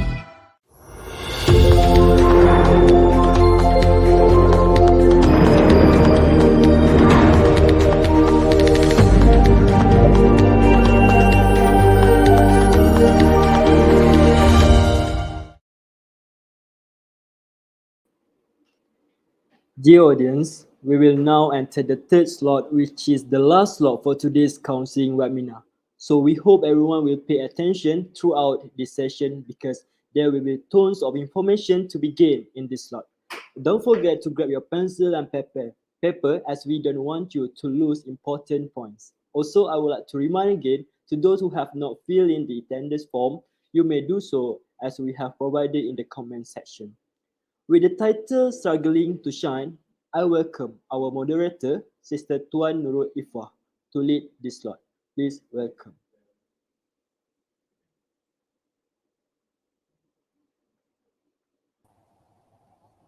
Baiklah, terima kasih saudara pengerusi majlis. Sound check 1, 2, 3. Okey. Bismillahirrahmanirrahim. Assalamualaikum warahmatullahi wabarakatuh and a very good afternoon everyone. Alhamdulillah, syukur kehadirat ilahi kerana dengan izinnya kita sudah sampai di slot yang terakhir kita pada hari ini iaitu slot yang ketiga. Sebelum itu, saya ucapkan tahniah kepada semua hadirin yang masih tidak berganjak dari kaca skrin masing-masing demi menggali ilmu yang lagi dalam dan memperoleh kesedaran mengenai fokus utama webinar kita pada hari ini iaitu I am me, who am I dan bertajuk self-esteem. Pastinya para hadirin sekalian dalam slot yang ketiga ini akan dikupas lagi isu-isu yang belum dibicarakan dalam slot-slot yang sebelumnya. Hadirin yang saya hormati, sebelum kita mulakan dengan lebih lanjut, izinkan saya memperkenalkan diri. Saya, Tuan Nurul Ifah binti Tuan Ismail, merupakan pelajar tahun 3 dalam bidang pendidikan kaunseling DUIUM merupakan moderator yang akan bersama-sama para hadirin webinar counselling pada slot yang ketiga bertajuk Struggling to Shine sehingga ke sesi yang terakhir iaitu Q&A session insya-Allah. Untuk pengetahuan hadirin, slot ini akan saya kendalikan di dalam bahasa Melayu dan juga bahasa Inggeris memandangkan saya dimaklumkan ada beberapa peserta kita yang terdiri daripada pelajar antarabangsa yang turut serta memberikan sokongan untuk webinar counselling pada hari ini. Jadi, bagi mendapatkan win-win situation bagi kedua-dua pihak, saya akan selang-seli slot terakhir dengan bahasa Melayu dan juga bahasa Inggeris. Bagi slot yang ketiga, kami bawakan kelainan daripada slot yang pertama dan juga slot yang kedua pada pagi tadi, di mana slot terakhir ini akan dikendalikan di dalam bentuk forum. Serta demi para hadirin yang sudah bersama-sama dari awal pagi tadi, kami bawakan khas bukan satu, bukan dua, tetapi 3 speakers yang hebat untuk bersama-sama dengan kita pada petang ini untuk berkongsi ilmu dalam slot yang ketiga. Biasa orang kata tak kenal maka tak cinta. Tapi saya rasa saya nak buat Khairenn sikit petang ni. Tak UIA, maka taklah ta'aruf. Jadi, mari kita ta'aruf dulu dengan barisan speakers kita pada petang ini. Baiklah, speaker kita yang pertama, kita agak terkenal orangnya buat yang sering menonton ML Studio. Tak lain dan tak bukan, beliau adalah Amira Hazwani Bakri atau mesra disapa Mirahas. Sister Mirahas merupakan seorang graduan daripada University of Queensland dan seterusnya melanjutkan pelajaran ke peringkat ijazah sarjana master di Universiti Malaya. Untuk makluman hadirin sekalian, terutamanya pelajar UIUM, sekarang Sister Mirahas menyumbang khidmat bakti beliau sebagai seorang kaunselor di Counselling and Career Service Centre IIUM serta guru keperluan pendidikan khas di SEN Enrichment Care Centre. Next, let me introduce our second speaker for today. Beliau juga sudah beberapa kali muncul di ML Studio dan sangat aktif penlibatannya bersama IIUM FM dan juga IIUM TV. She is Nurul Najwa Azmi, or well known as Najwa Azmi among IIUM students. She is currently in her final year under Human Science Kulliyyah, which is a communication courses specializing in integrated media journalism. Dan speaker kita yang terakhir pada petang ini, khas kita bawakan salah seorang pakar kecantikan dari Wardah Beauty Kosmetik iaitu Sister Azwa Izzati. Bukan calang-calang speaker kita pilih untuk bersama-sama dengan para hadirin sekalian petang ini ya. Okey, Sister Azwa merupakan seorang graduan dari Cybernetics International College of Technology and now she is currently working as a beauty expert and promoter under Wardah Cosmetic. Baiklah, jika semua speaker dah ready, saya ingin menjemput untuk bersama-sama dengan saya ya di platform ini. Okey, Assalamualaikum Sister Mirahas, Sister Najwa. Apa khabar? Waalaikumsalam. Apa khabar speaker-speaker kita yang hebat ni? Baik je. Alhamdulillah. Alhamdulillah. Okey, saya harap semua speaker kita dalam keadaan yang baik dan juga selesa untuk forum kita selama 2 jam ni ya. Okey, terima kasih kerana sudi menerima jemputan kami untuk webinar counselling I Am Me, Who Am I. Okey. Baiklah hadirin sekalian, untuk slot Struggling to Shine ini, kita akan mengadakan 2 pusingan di mana kita akan fokuskan kepada hubungan antara self-esteem dan juga penampilan fizikal. Sebelum itu, suka untuk saya ingatkan, hadirin boleh bertanyakan soalan jika terdapat sebarang kemusykilan sepanjang forum kita pada hari ini. Dan soalan tersebut bolehlah diletakkan di ruangan komen dengan menyebut nama speaker pilihan anda seperti saya ingin mengajukan soalan kepada Sister Mirahas mengenai dan anda pun boleh typekan soalan anda. Pihak komiti akan mengambil perhatian dan soalan tersebut akan dijawab pada hujung slot ini pada sesi Q&A. Without further ado, We will start our first round with our first speaker, Sister Mirahas. Okay, so the question is, how do you differentiate between fulfilling standard and taking care of physical appearance? Okay, untuk itu saya jemput Sister Mirahas bagi menjawab soalan yang pertama. Dipersilakan. Okay, thank you so much moderator kita. First of all, tadi soalan dia ialah how to differentiate between fulfilling beauty standards and also taking care of our physical appearance. Okay, so in order to understand the difference between these two, we have to understand the definition of beauty standard itself first. Okay, beauty standard is a set of criteria to make someone look beautiful, to let someone see that they are beautiful. Okay, the standard are set not just by the individual herself or himself, but also from the society. Okay, so maksudnya beauty standard ni ada kriteria sendiri di mana seseorang ataupun satu society tu letakkan untuk mendefinisikan sama ada orang ni cantik ke tak. So you have to have a set of criteria in order for you to look beautiful, which is very unhealthy lah. Okay, because there are things we can control, there are things that we can control. For example, you have to be skinny, you have to have fair skin, you have to be thin in order for you to be considered as beautiful. That is beauty standard. So let's say you are not tall enough. Like me myself, I'm not tall, so am I not beautiful? So that is what beauty standard is about. Okay, if we don't understand what beauty standard is, what beauty standard means, we may get confused. Like, okay, I want to look good, I want to dress up. Does that mean I am following the beauty standard because I want to look beautiful? That's not it. So don't get confused between wanting to look beautiful and following the beauty standard, because beauty standard is you have a list of criteria that you want to fulfill. Okay, and the criteria may not be something within your control. So kita nak jadi cantik, tapi kita nak kena ubah diri kita in order for us untuk rasa cantik. Macam kita ni tak tinggi pun, macam me myself, I'm not tall. So I can't do much to be tall. And so how should I feel beautiful if I don't have that? So that is the thing that makes beauty standard as something unhealthy for some individuals who have this kind of mindset. But when we talk about taking care of our physical appearance, that is a different thing, because everyone is born with a set of features. Like everyone have eyes, we have nose, we have our body lah, okay? And there are things we can't control, how our eyes, the shape of our eyes, the shape of our nose, and then our height, body shape.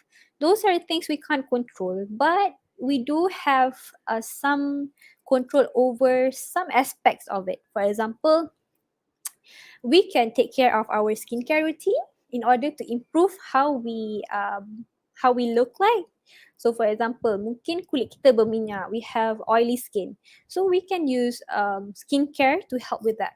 Okay, we don't have to go to the extent to change our face to make our face less oily. We don't have to do that. We have control over certain things. We can take care of our food intake. So jaga pemakanan to make to get to an ideal weight, to get our ideal body image. So those are within our control. And what else? Okay, this is another ways we can control our physical appearance, how we look like to others, is by the outfit that we choose. That can make us be more confident, more comfortable with ourselves. So cara pemakaian kita pun boleh buat kita rasa confident, and that is how you take care of your physical appearance. You find things within your control to make yourself look more presentable. So presentable is the key word here. So like if we want to go for interview, we want to meet up with people, orang-orang besar ke kan, we are always advised to look presentable. We're not advised to look beautiful, because presentable is something that is more achievable, instead of like, okay, you have to look beautiful when you want to go for interview. No, you have to look presentable. Everyone can look presentable. You just need to make sure you wear something appropriate. You need to wear something neat. You need to groom yourself in order for you to look presentable. And so, when we are able to understand what are the definition of beauty standards and what are the definitions for taking care of your physical appearance, we can see that the difference lies in the way we handle things with ourselves. So we know with beauty standards, there are things we can't control, but when taking care of our appearance, we have things that we can control to make ourselves look much better or to improve how we look like. So those are the differences. Itu adalah perbezaan antara beauty standard dengan um, kita menjaga penampilan diri. Okay, ada benda yang kita boleh control, ada benda yang kita tak boleh control. So always focus on what we can control. So it put less pressure on us and we accept siapa diri kita dan macam mana kita nak improve diri kita dengan benda yang kita boleh control. So itu adalah lebih sihat. Okay, itu adalah jawapan saya kepada soalan yang pertama tadi. Terima kasih. Okey, terima kasih Sister Mirahas bagi jawapan sebentar tadi. Okay, sedikit kesimpulan daripada jawapan yang diberikan oleh Sister Mirahas sebentar tadi ialah semua orang cantik dan unik mengikut diri masing-masing. Kerana kita pun dilahirkan dengan kita punya own feature dan it depends on us untuk melakukan apa sendiri, apa sahaja yang membuatkan kita rasa confidence. Macam yang Sister Mirahas sebutkan tadi, daripada segi skincare routine, daripada segi outfit dan juga sebagainya lah. Okey. Jadinya Sister Azwa pun dah bersama dengan kita pada petang ini. Assalamualaikum Sister Azwa. Hai, Ifah dan juga Najwa. Hai. And hai semua yang ada dekat komen. Saya Azwa. Jadi saya adalah perwakilan daripada Wardah Beauty Malaysia. So hari ini topik yang akan dibawakan adalah how taking care of physical appearance in enhancing oneself. So bila cakap pasal saya Sister Azwa, saya akan pergi kepada soalan kedua dulu. Untuk Sister Najwa, nanti kita akan untuk Sister Azwa kita akan ke soalan yang ketiga. Okey, terima kasih Sister. Okey, hadirin sekalian, now we move on to the second question which I will appoint to Sister Najwa Azmi. Okey, so untuk Sister Najwa, can you share about your self-esteem problem due to the pressure from the beauty standard that has been set by the society? Okay, Sister Najwa, ready? Okay, hi everyone. Assalamualaikum. Thank you so much, Sister Ifah. A very great opening. And also to the beloved speakers as well. Thank you. I feel so honored, to be on the same frame with these beautiful and great speakers. So hi, Assalamualaikum everyone. So let's get back to the question. So I really agree with what Sister Mira has just mentioned just now in regards to the, beauty standards and also physical appearance. And I really like this question whereby what kind of, self-esteem problems that I've been faced about the beauty standards in the society. So actually before I, dig through the question or the answer of this question, I would like to say that this issue of beauty standard is really good since, you can spread the awareness to everyone out there about this matter that beauty standard is really vital, whereby it can affect, the personality and even emotional stability of an individual. In fact, for the young adults like us, we do noted that maybe some of the young adults out there, we are not good enough or capable enough to control our emotions and also thinking. So bear in mind that actually young adults or even me myself, I always feel pressure with this thing, with, beauty standard issue or the stigma or perception of people. and somehow it can lead to, other issues like mental health and something like that. And even I always try to improve myself. I try to change myself to always fit in with society's image and something like that. So I do know that actually some of the Asian countries, especially Malaysia, just like what Sister Mira has mentioned just now, that we always define someone with fair skin, with smooth skin, or even slim or fit body as someone that really beautiful, handsome, or even pretty. And for example, when I was a kid, so I would like to share this experience to the audience here. But before that, let me announce that maybe it's a trigger warning to everyone. Maybe it will be very uncomfortable for some people. So do note on that matter. Okay, so basically when I was a kid, when I was still in the kindergarten until high school, when I'm still a school student, at that time I would see that my friends, people around me, or even family, strangers, they tend to make fun of my body size. They tend to make fun of my tone skin, whereby I do have tan skin and also a big size of, a body shape. So sometimes they always say that, you are fat, you are lazy, and they tend to compare me with animals, like with buffalo, pigs, and something like that. Sorry to see that. So these are some of the negative sayings that I always receive due to the beauty standard that's set by the society. And I would see that at that time, actually, as when I was still a kid, I always think that thank you, Brother Arshazwan. I always think that okay, maybe I should just shut my mouth without give any saying or even give a response to the negative sayings of them, because I think that it's not worth enough. It just wastes my time to to respond back to those negative comments. But without I realize, what did I do? Because I always be silent. I don't have a say to those negative comments. Actually, when I grew up, it somehow affect me totally. I would see that it lots of negative impacts that really really bad to myself, whereby they tend to always normalize it. They tend to have a thought that, oh, Najwa, dia okay je ni, orang cakap dia gemuk, dia okay je ni, orang cakap dia niga or something like that, because she's I didn't respond to it. So I thought that actually it's really bad because I did that, where actually I need to correct them that they are wrong. They cannot body shame, they cannot face shame others or individuals. And then back to that, I would like to share a few scenarios of the problems that I face because of the beauty standard, whereby it somehow lead me to body dissatisfaction.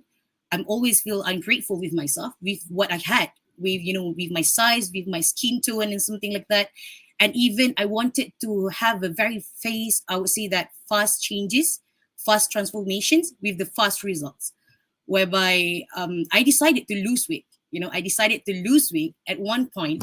I would say that I eat this one illegal pill, which is pill kurus, when I was still in my secondary school, because I feel so much pressure with the oh gosh, everyone is oh, but thank you so much. Okay, because I feel so much pressure with the the perceptions of the people out there. So I decided to eat that illegal pill, and then I decided to eat jamu, and then I decided to, even the worst scenario that I've been faced is when I told my parents that, oh mom, oh dad, please, I guess that it's enough. I don't want to be this way. I don't want to be fat. I don't want to be a dark skin tone girl. And then I told my parents that let's undergo for an operation, the intestine operation, which is potong usus. I told my parents, and I even told them that, is it okay if I go for whitening injection? Because I want to look fair in front of people, And then due to that matter, I would see that all of these scenarios, it hit me very, very hard, because it hit my, I would say it hit my self-esteem, especially, I felt so low self-esteem. low self-confidence before back then. I even deactivate my social medias. I tend to back off from the circles. I tend to back off from the social medias, expose myself because I think that I'm not worth enough. I'm not good enough. I think that I'm not, I'm not belong to that society. Okay. And then, I even think that I'll try to expose myself back on the social media if I can change myself till I can, match and achieve that beauty standard or the expectations of people. So that's the answer for the first question. Yeah. Is that clear? Okay then. Yes, okay. Thank you so much, Sister Najwa, for You're welcome. untuk jawapan sebentar tadi. Okay, seperti yang di ruangan komen, Brother Faisal dan juga Brother Arif Shazwan katakan everyone has their own unique. Dan juga Brother Arif pun kata yang setiap orang ada daya tarikan masing-masing. So people akan sentiasa judge kita, but then it depends on us how we perceive ourselves, and kita kena sentiasa, orang kata nak sentiasa kena positif, bukan positif COVID, but positive thinking in our mind, yang kita pun boleh bersinar, boleh jadi cantik, boleh jadi macam orang lain. Okay, so thank you so much Sister Najwa untuk jawapan kepada soalan yang kedua. So now hadirin sekalian, we moved on untuk soalan yang terakhir in the first round, dan soalan ini ditujukan kepada Sister Azwa kita from Wardah. So the question sounds like this. Okay, what is Sister Azwa's opinion on the importance of taking care of physical appearance in enhancing one's self-esteem? Okay, untuk itu saya jemput Sister Azwa untuk berikan jawapan untuk soalan yang ketiga. Okay, thank you Ifa. Tadi tu saya macam excited jadi saya cakap dulu, so sorry. Okay, bila kita cakap pasal physical appearance, terutamanya bagi perempuan lah yang ada dekat sini kan. So bila kita cakap pasal appearance, mesti kita fikir, oh kalau kita nak keluar kita mesti akan make up, betul tak? So kita make up, memang make up tu akan menambahkan kita punya physical appearance, plus akan buatkan kita lagi confidence. Tapi kalau korang semua nak tahu dekat sini, sebenarnya benda pertama sekali yang kita kena take care of our physical appearance adalah kita punya skin. Okay, contohlah, actually kalau kita cakap pasal mental health, pernah tak korang rasa macam skin korang ni tak ada jerawat, lepas tu skin kita kusam, and then skin kita ada banyak like parut-parut lah, so kita akan tak semangat nak keluar, tak semangat nak berjumpa dengan orang. So itu boleh mengganggu kita punya mental health, betul tak? Ada tak kat sini yang mungkin mengalami masalah yang macam Azwa cakap? So bila kita punya skin okay, bila kita punya kulit tu rasa macam fresh, itu akan membuatkan kita rasa confident nak keluar, and kita boleh bercakap dengan sesiapa saja yang kita nak. Jadi not only from makeup lah yang kita pakai untuk buatkan kita punya physical appearance tu lebih menarik. Jadi salah satu cara untuk kita naikkan lagi, untuk kita boostkan lagi kita punya physical appearance adalah dengan healthy skin. So kita kena utamakan, kita kena aware lah dengan healthy skin pada zaman sekarang. Lagipun kalau korang tengok dekat TikTok, dekat YouTube, dah banyak sangat tips-tips yang korang boleh dapat untuk korang dapatkan healthy skin. Macam tu. Nurul Syifa Zainab Abidin, betul Kak Azwa. So macam mana kita nak aware dengan pentingnya kita pakai skin, pentingnya dengan kita ada healthy skin. So yang pertama sekali, korang wajib lah untuk pakai sunscreen, moisturizer. Korang tak perlu nak ikut trend-trend dekat luar, sebab sometimes bila kita ikut trend dekat luar tanpa kita tahu, tanpa kita kaji dulu macam mana kita punya keadaan kulit, itu akan membuatkan kita tersalah pilih pakai produk, tersalah pilih pakai skincare. So make sure untuk semua yang ada kat sini, korang kena ada pendidikan kulit, at least pendidikan kulit ni dah banyak sangat juga. Macam Azwa cakap tadi, korang boleh tengok dekat TikTok, dekat YouTube, and also dekat Instagram. Dekat social media memang banyak. tentang tentang skincare lah yang korang boleh kaji. And lagi satu, kalau kita fikir positif daripada macam apa yang Azwar cakap tadi pasal mental health, kita tak boleh rasa down, kita tak boleh rasa macam kulit aku hitam, kulit aku tak cantik, so buat apa lagi aku nak keluar kan. So jangan rasa ada sifat macam tu, tapi sebaliknya kita kena cari solusi, kita kena think positif dengan cara kita tengok macam mana orang jaga kulit dia. Sebab once orang jaga kulit, maksudnya dia rasa dia sayang dekat diri dia. Macam tu. Dia rasa sayang lah dekat kulit dia sebab dia dah mula mengutamakan diri dia sendiri. Jadi untuk korang fokus, untuk korang tahu tentang pendidikan kulit, yang pertama sekali korang kena tahu tentang active ingredients. Okay, bila cakap pasal active ingredients ni penting tahu untuk kita punya ni lah pendidikan kulit. Sebab tak semua active ingredients sesuai dengan kita punya kulit. Tak sesuai dengan kita punya kulit lah. Sometimes kulit kita ada yang sensitif, ada yang berminyak, ada yang normal, ada yang combination juga. So kita tak boleh ikut kawan sebelah. Kalau kawan sebelah pakai yang ni, korang pun pakai yang ni. So apa yang penting sekali, korang kena tahu tentang pendidikan kulit. Apapun Azwar nak cakap, love your own skin. Semua orang ada tekstur skin sendiri, tapi tak bermakna korang tak jaga korang punya skin. So itu sahaja daripada saya. Okey, terima kasih Sister Azwar atas jawapan sebentar tadi.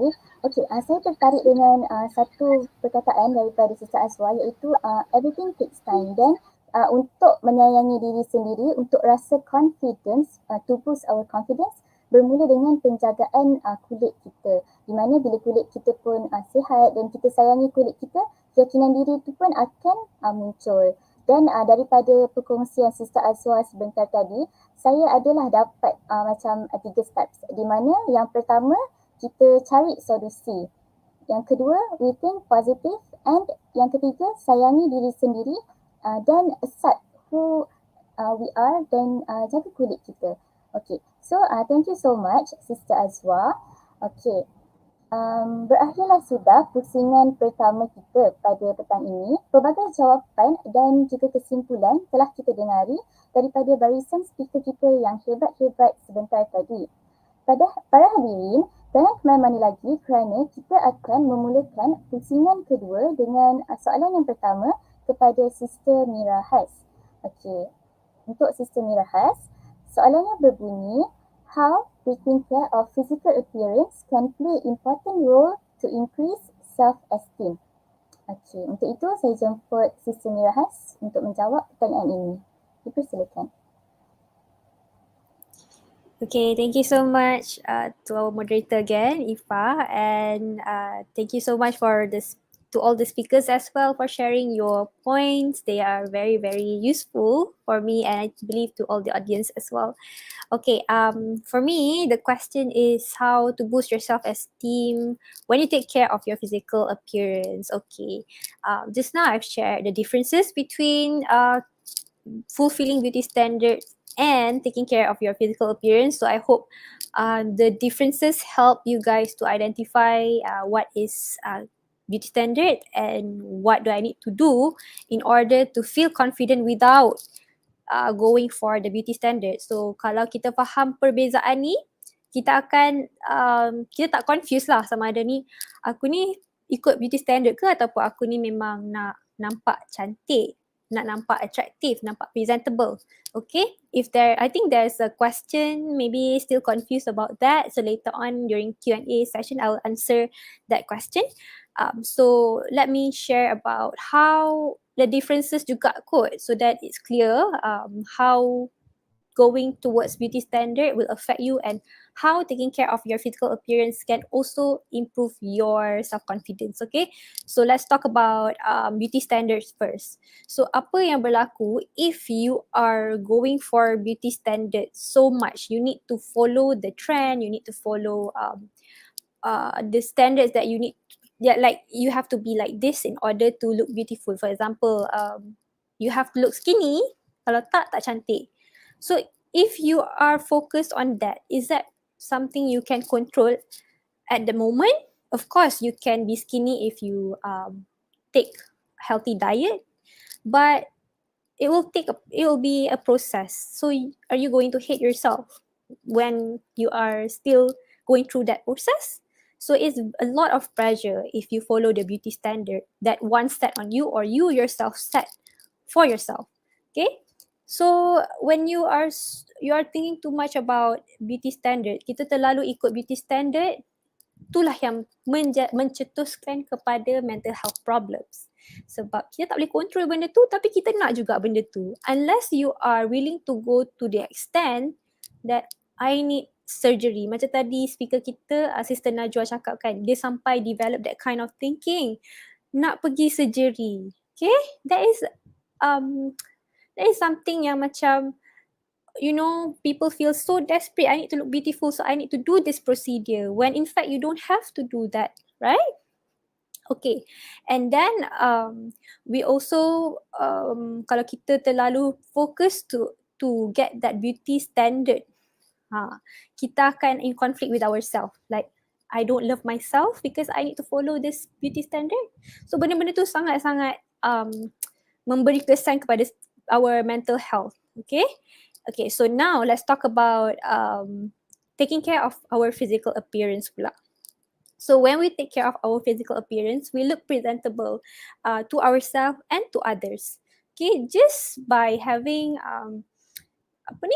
pakaian yang kemas, you groom your face, pakai makeup sikit ke, ataupun pakai tudung kemas-kemas pun dah okay untuk kita nampak presentable, nampak macam yelah bersiap lah depan orang. Okay, you don't have to go sampai nak kena pergi surgery apa semua tu to look presentable.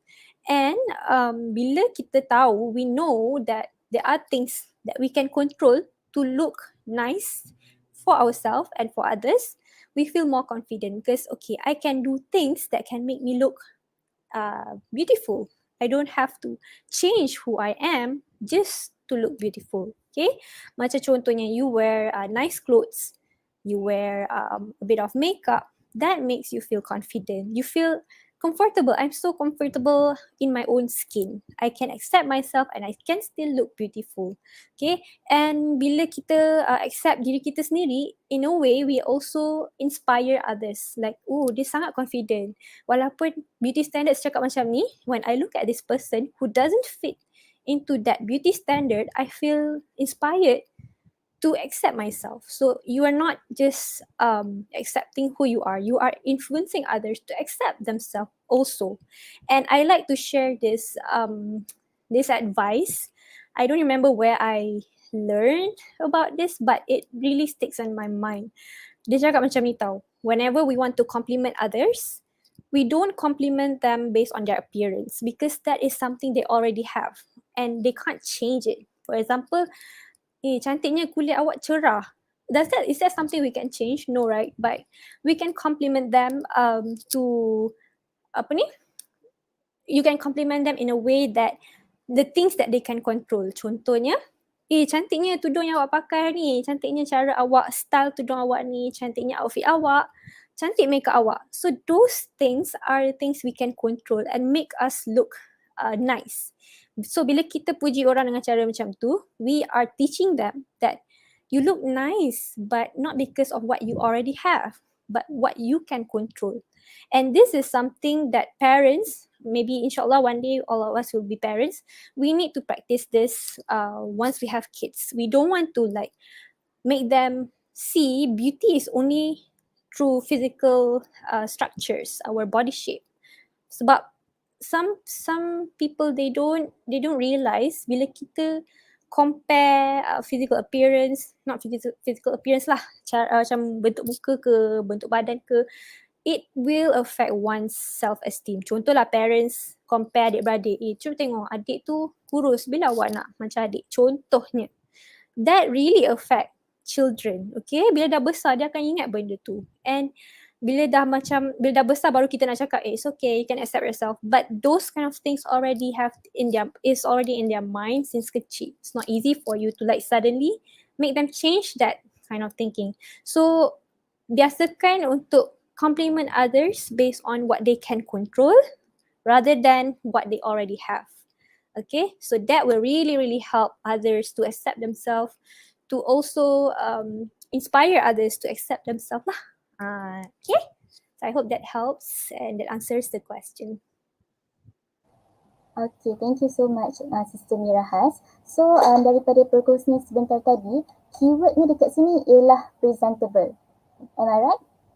Yes. Okay, so bila kita kena accept diri kita sendiri, because beauty ni is not 100% dengan physical appearance semata-mata, tetapi bila kita jaga diri kita, kita accept diri kita, kita akan rasa confident dan kita pun akan look presentable depan orang ramai.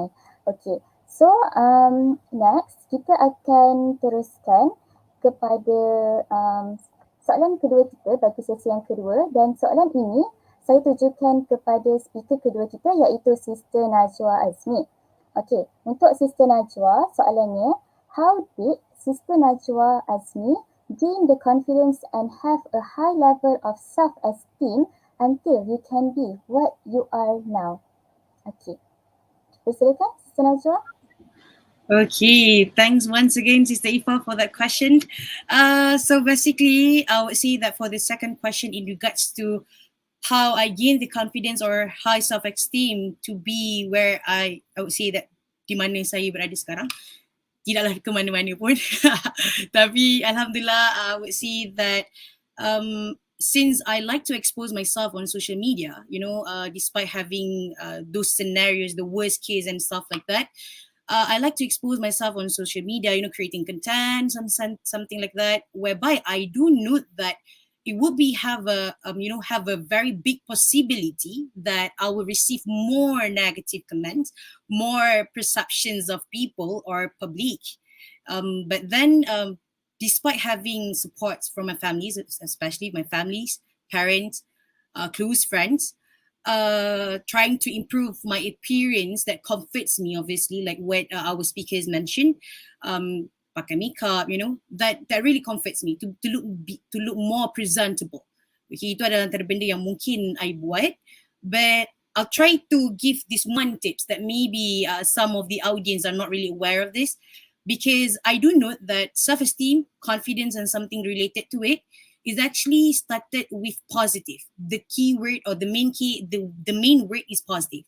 So if you are surrounded by people that are toxic or even negative, that's why you cannot move forward. That's why you cannot, go out from your comfort zone. Then the key here is that what did I do? I try to always utilize the social media features. I try to utilize all the social media features as well or as good as possible that I can. Like first thing first, what I did, whenever I posted few pictures on my social medias, I tend to close the comment section. Because I do notice that there are few negative comments that orang dekat luar, the netizen, they tend to give comments that are really demotivated. So I tend to close the comment section, and then I try to private my social media account so that from there I will be you boleh orang kata smallkan your circle. So maksudnya untuk mana-mana yang toxic or negative, you can get rid of them. Okay. And then I try to hide my last scene. I try to hide the blue tick. I try to on the WhatsApp or on the social media account so that I won't feel pressure. I won't feel pressure with the how does this public sees me? How they think about me, So I won't feel pressure with that because I tak nampak pun siapa yang tengok I. I tak nampak pun siapa yang seen I dan sebagainya, And then I would say from here actually I can gain the level of my self-esteem. I can I can match or even achieve the highest level of self-esteem. And from there I would see that at this point I try to embrace myself. I try to be as good as I can. Maksudnya stop from pleasing others. You lebih appreciate yourself. So dalam masa yang sama, you tend to spread the positivity to everyone. So that's the tips that I could share with everyone that may be helpful for us to, to have a very high self-esteem at the same time get rid of these toxic people. Yeah. Okay, thank you so much Sister Najwa untuk perkongsian sebentar tadi. So berdasarkan perkongsian Sister Najwa, Sister Najwa ada sebutkan tentang utilize social media, di mana sekarang pun kita dengan zaman yang teknologi yang semakin canggih, Instagram, even Facebook pun ada story, Twitter pun kita ada feed and so on, dan juga ada feature-feature baru seperti turn off comment and so on. So kalau kita rasakan itulah yang terbaik, maka lakukanlah kalau rasa itu yang akan membuatkan diri kita rasa okay and so on. Dan juga pada pendapat saya pun tak salah untuk kita kecilkan circle kita, kerana mungkin dengan circle yang kecil itulah kita akan rasa lagi selesa dan juga lebih confident, sebab kita tahu circle yang kita ada ni ialah orang-orang yang kita percaya, orang-orang yang kita selesa. Okay. So thank you so much untuk soalan yang kedua. Okay.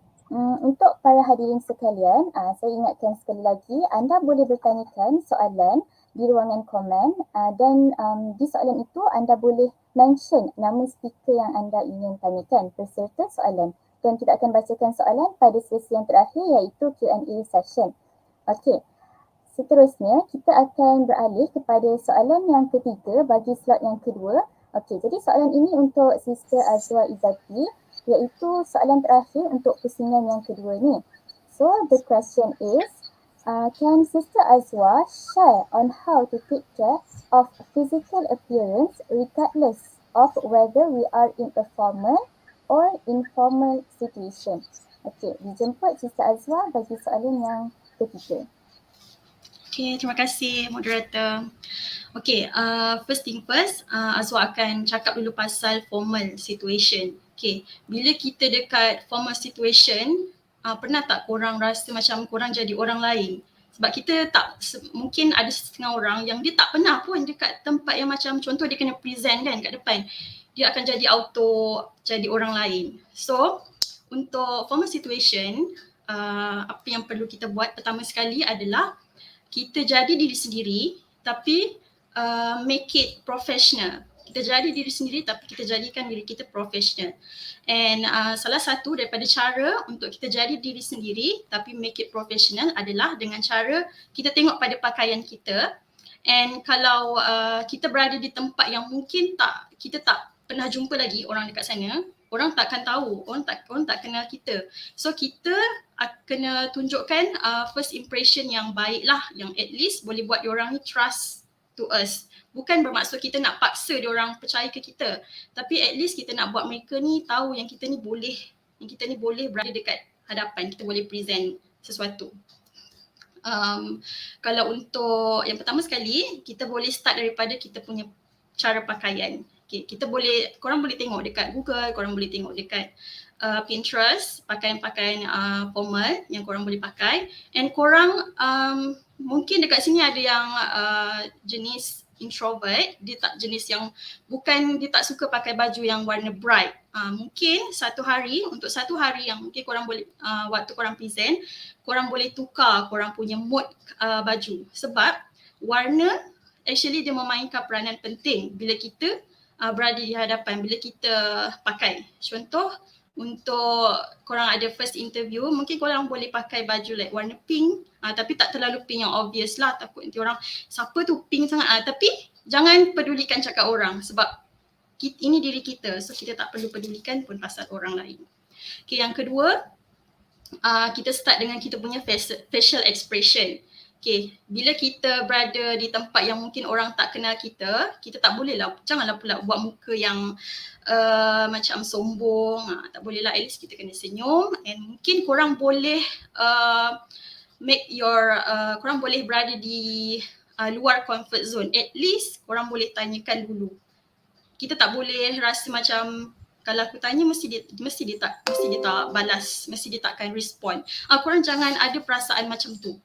Sebab kalau kita tak mulakan dulu, kita akan rasa yang kita masih di takut yang lama. Kita akan rasa diri kita tak berkembang. So yang pertama sekali, kita jadi diri sendiri tapi kita kena berani. and make it professional. Kalau kita kalau kita jumpa dengan orang yang kita tak kenal. Okay, tapi kalau untuk informal, kita just jadi diri sendiri. Okay, macam Azwa sendiri, Azwa kalau dengan kawan-kawan rapat macam tadi speaker Najwa ada cakap pasal kecilkan circle kan. Memang Azwa dah mula kecilkan circle sebab bila makin dewasa kita mula sedar tentang kecilkan circle kita.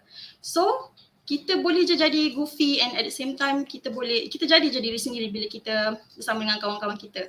And tadi ada nampak juga soalan tentang pasal tak confident kan, bila buat story kena pakai filter. I admit memang Azwa pun sometimes buat macam tu, tapi itu diri kita. So jangan pedulikan pasal orang lain. So itu sajalah daripada saya.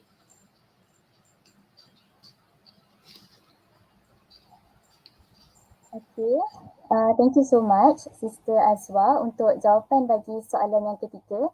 Jadi daripada apa yang Sister Azwa sampaikan sebentar tadi, we need to be ourselves but we need to make it professional. Dan daripada segi warna, daripada segi mood, baju memang memainkan peranan yang penting. Sebab saya pun ada terbaca di media sosial juga yang macam hari Isnin kena pakai baju warna ni untuk nampak kita ni rasa bersemangat, rasa macam tak adalah hari Isnin tu dah pakai baju yang terlalu gelap ke apa ke. Okay, so it depends on how we style ourselves, macam mana kita peragakan pakaian kita and so on. Dan juga saya tertarik juga dengan apa yang Sister Azwa katakan tadi mengenai facial expression, iaitu kita punya mimik muka dan sebagainya. Sebab kadang-kadang kita berada di kawasan yang kita tak kenal orang. Dan sekali orang tengok kita, orang akan ingatkan, oh dia ni garang orang ni. Sebab ni kita tak senyum. Jadi mungkin akan ada masa bila kita pergi ke tempat yang kita tak kenal orangnya, kita kena macam senyum, show that kita ni bolehlah, kita katanya macam boleh interact dengan orang ramai supaya orang pun tak takut dekat kita dan tak salah sangka dengan diri kita sendiri. Okay, so everything begins with the first impression. Orang kata pandang pertama lah kan. Okay, so hadirin sekalian, nampaknya kita sudah sampai pada sesi Q&A session. Jadi untuk sesi Q&A ni, saya akan bacakan beberapa soalan untuk dijawab oleh barisan speakers kita. Okey, jadi soalan ini akan datang daripada kita punya penonton di YouTube. Okey, kita nantikan soalan yang pertama.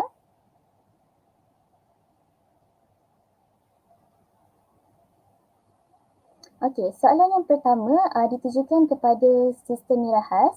Okay, Sister Mirahas mention taking care of physical is like improvement our physical state. Does it mean we have to improve it for the sake of fulfilling the beauty standards so that we can be more confident?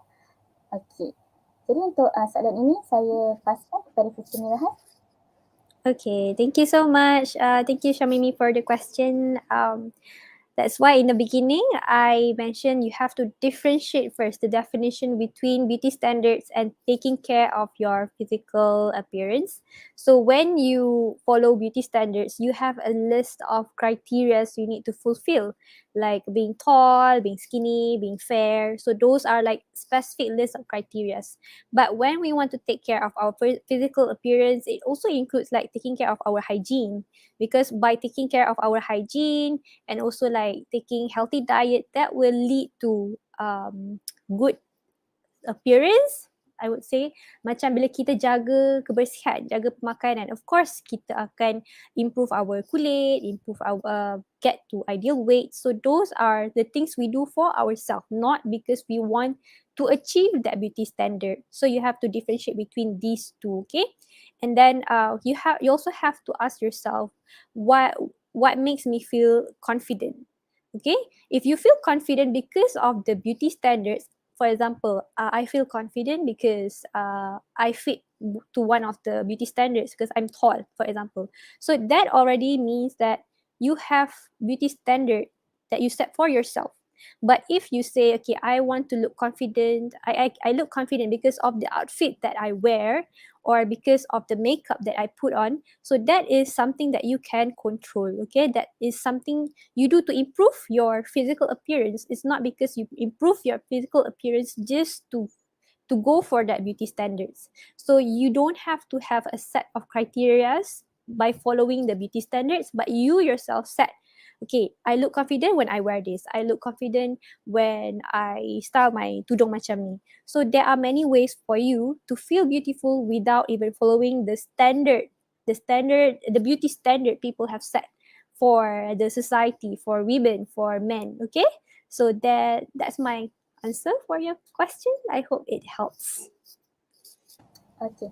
Thank you so much, Sister Mirahas. Saya harap jawapan itu dapat menjawab pertanyaan daripada Sister Syamini Arsyad kita sebentar tadi. Okay, now we will move on to the second questions from our audience. Okay. Okay, soalan yang kedua ditujukan to Sister Najwa. How do we stand up for ourselves when people face shame us or body shame us in a joking manner, but we get scared to say something because it will make us look uptight and too serious? Okay, untuk itu saya paskan soalan kepada Sister Najwa. Thank you once again for the question, Sister Aisha. It's a very wonderful question, I guess. And I bet that every audience here also eager to know about this thing because, like I mentioned, before this, I used to be so scared. I used to be the one that always shut my mouth, be silent without even have a say about this matter. But basically, when I grew up, I would say sebelum kita berfikir untuk orang kata directly tell them, I would say that directly say to them that this thing is bad, this thing is negative, and etc. I tried to, make content, which is I tried to do a video because I like to create content. I like to, talk in front of the camera. So it is one of the ways that really helpful because from there, actually, for example, in ML Studio, which is I used to do a few contents which is related to body shame as well. So I talk, I give my opinion, I share with the audience, with the public on that video without even specifically mention their needs. Yeah, so that was one of the ways. And I would say that kalau betul you are afraid to tell them, maybe instead of saying to that person personally, you can try to, okay, this one thing that I perasan tadi ada satu comment from Sister BB, if I'm not mistaken, especially if we got this kind of, is my line better? Okay. Is my line connection is good? Okay, that's cool. Okay, so and even Sister BB also mentioned, what if the negative thought or face shame or body shame from our family and close friends, for example. So what did I do? I tend to scroll my any videos on social medias, TikToks, Google and stuff like that, anything that related to body shame, and I pass to them through WhatsApp or even through my WhatsApp status. So from there, I only open the scene. I only make sure that the status will be seen for those people only, because I directly tell them without WhatsApp or text them, personally. So I would say itu satu benda yang boleh membantu. So instead of you bagi tahu dia face to face or secara directly, you can either create content, you make a video and you posted that video on your social media accounts if that's possible. If you are brave enough to do that, so you may go for it. Or even you boleh put any quotes, any sayings, any videos that related to body shame with face shame, you boleh letak dekat you punya WhatsApp status and mix some settings, only show it to these people. So that was, I would say, one of the ways that might be helpful, insyaAllah. Okey, terima kasih Sister Najwa untuk jawapan kepada soalan 2 sebentar tadi, di mana kita macam yang Sister Najwa cakap tadi, bahawa beliau mengambil inisiatif untuk memberitahu orang tu, tapi tidaklah secara directly, bahkan dengan cara yang Sister Najwa sendiri rasa selesa dan dia tahu orang tu akan tengok dan akan dengan harapannya akan sedarlah dengan apa yang dia cakap semua tu kan. Okey. So now kita akan ke soalan yang seterusnya daripada penonton. Okey, soalan ini daripada Sister Ernie Natasha untuk Sister Azwa. Apa pendapat Azwa bila orang cakap nikah ni akan menyembunyikan the real beauty? Okey, silakan Sister Azwa. Okay. To Irin Natasha Nazri, okay, apa pendapat bila orang cakap makeup ni akan menyembunyikan the real beauty? Okay, first thing first, kita makeup ni untuk siapa? Untuk orang lain ke untuk kita? Of course untuk kita. Sebab kita rasa makeup ni adalah satu art tau. So kita buat makeup ni untuk diri kita, bukan untuk orang lain. And kita tak perlu hiraukan kata-kata toksik yang cakap makeup nampak sangat macam nak fakekan muka. No, biarkan diorang cakap macam tu sebab ini diri kita.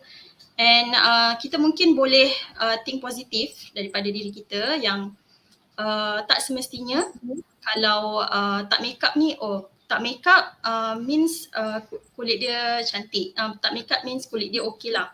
Tapi actually kalau makeup ni macam saya cakap tadi, kita untuk boostkan kita punya confidence juga. And sometimes kalau kita bosan, like weekend kita tak tahu nak buat apa, so kita boleh macam mana orang cakap, kita boleh jadikan benda tu sebagai satu hobi lah. So makeup ni actually boleh jadikan satu pekerjaan juga. Bila kita lama-lama makeup, actually lepas tu kita post dekat social media and orang akan tertarik, orang akan tanya, cantiknya makeup. Benda tu bukan buatkan kita jadi nampak lebih confident and kita akan terus makeup. Orang lain tak akan nampak, tapi diri kita je yang nampak. So pedulikan apa yang orang kata tentang makeup. Sebab makeup ni actually art and makeup ni boostkan kita punya confidence. Okay, itu sahaja daripada saya. Okey, terima kasih Sister Azwa. Okey, Sister Azwa ada sebutkan tadi yang makeup ni kadang-kadang ialah sebagai satu hobi.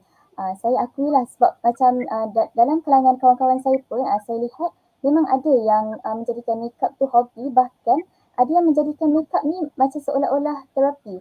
Kalau mereka rasa macam dia rasa macam tengah down and so on, dia akan makeup supaya dia dapat boost balik dia punya self confidence. And saya pun secara peribadi ni sukalah tengok orang-orang yang makeup sebab kita dapat tengok kan dia bersiap untuk diri dia, untuk dia nampak confident and so on. Okey, jadi kita dah selesai menjawab soalan yang ketiga. Kita akan beralih kepada soalan yang seterusnya daripada penonton. Okey, daripada Sister Raisha Fatimah. Okey, ini untuk Sister Mirahas.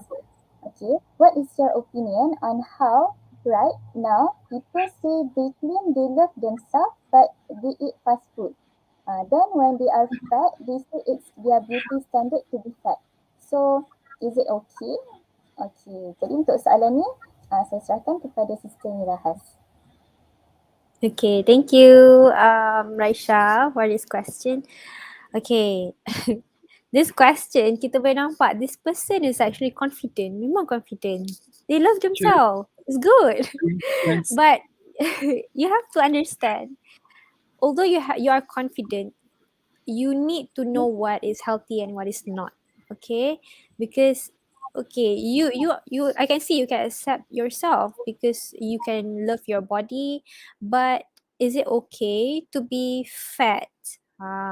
Okay, there are people who thinks that they are not beautiful because they are fat. That is unhealthy also, because you need to accept yourself first to improve, to be healthier. Okay, the first step for you to get better, to become healthier, is to accept yourself first. If you don't accept yourself, you're going to continue to eat more, to binge eating, to lock yourself up. So those are the negative side effects of not accepting yourself. But this person, she or he accept themselves so much that they develop this beauty standard to be fat, which is unhealthy. So with beauty standards that you set for yourself, you also need to think of the consequence. You also need to think whether it is healthy or not. So beauty standard to be fat is unhealthy. So of course I would go for it is not okay. Okay, and it's good to know that this person has that confidence, but you have to use that confidence somewhere else, which can lead you to a better self. So use that confidence for something better that you can do for yourself. Okay, That's my answer for this question. Okey, terima kasih Sister Mirahas untuk menjawab pertanyaan daripada Sister Raisha sebentar tadi. Okey, so next kita akan ke soalan yang seterusnya daripada penonton kita. Okey, soalan daripada Sister Hana. Jadi diri sendiri but make it professional. Adakah jika kita tak tutup flaws kita seperti jerawat, etc., ia dikira unprofessional? Okey, mungkin soalan ni saya rasa boleh kita paskan kepada Sister Najwa. Thank you so much for this question, Hannah, and A. So basically for this question, I would say that maybe I'm not capable enough to answer this one, because but I'll try to answer this in my point of view, whereby jadi diri sendiri but make it professional. Adakah jika kita tak tutup flaws kita seperti jerawat kira unprofessional? Okay, so first thing first, like I said, that you need to embrace yourself, whereby tapi I do note macam mana tadi kita punya speaker, which is Sister Mirahas, ada mention that hygiene is important. I wouldn't say that acne ke jerawat dan sebagainya tu considered as hygiene or unhygiene, tetapi dalam masa yang sama it also doesn't consider that unprofessional, because there are some people, or even my friends, they do have this issue.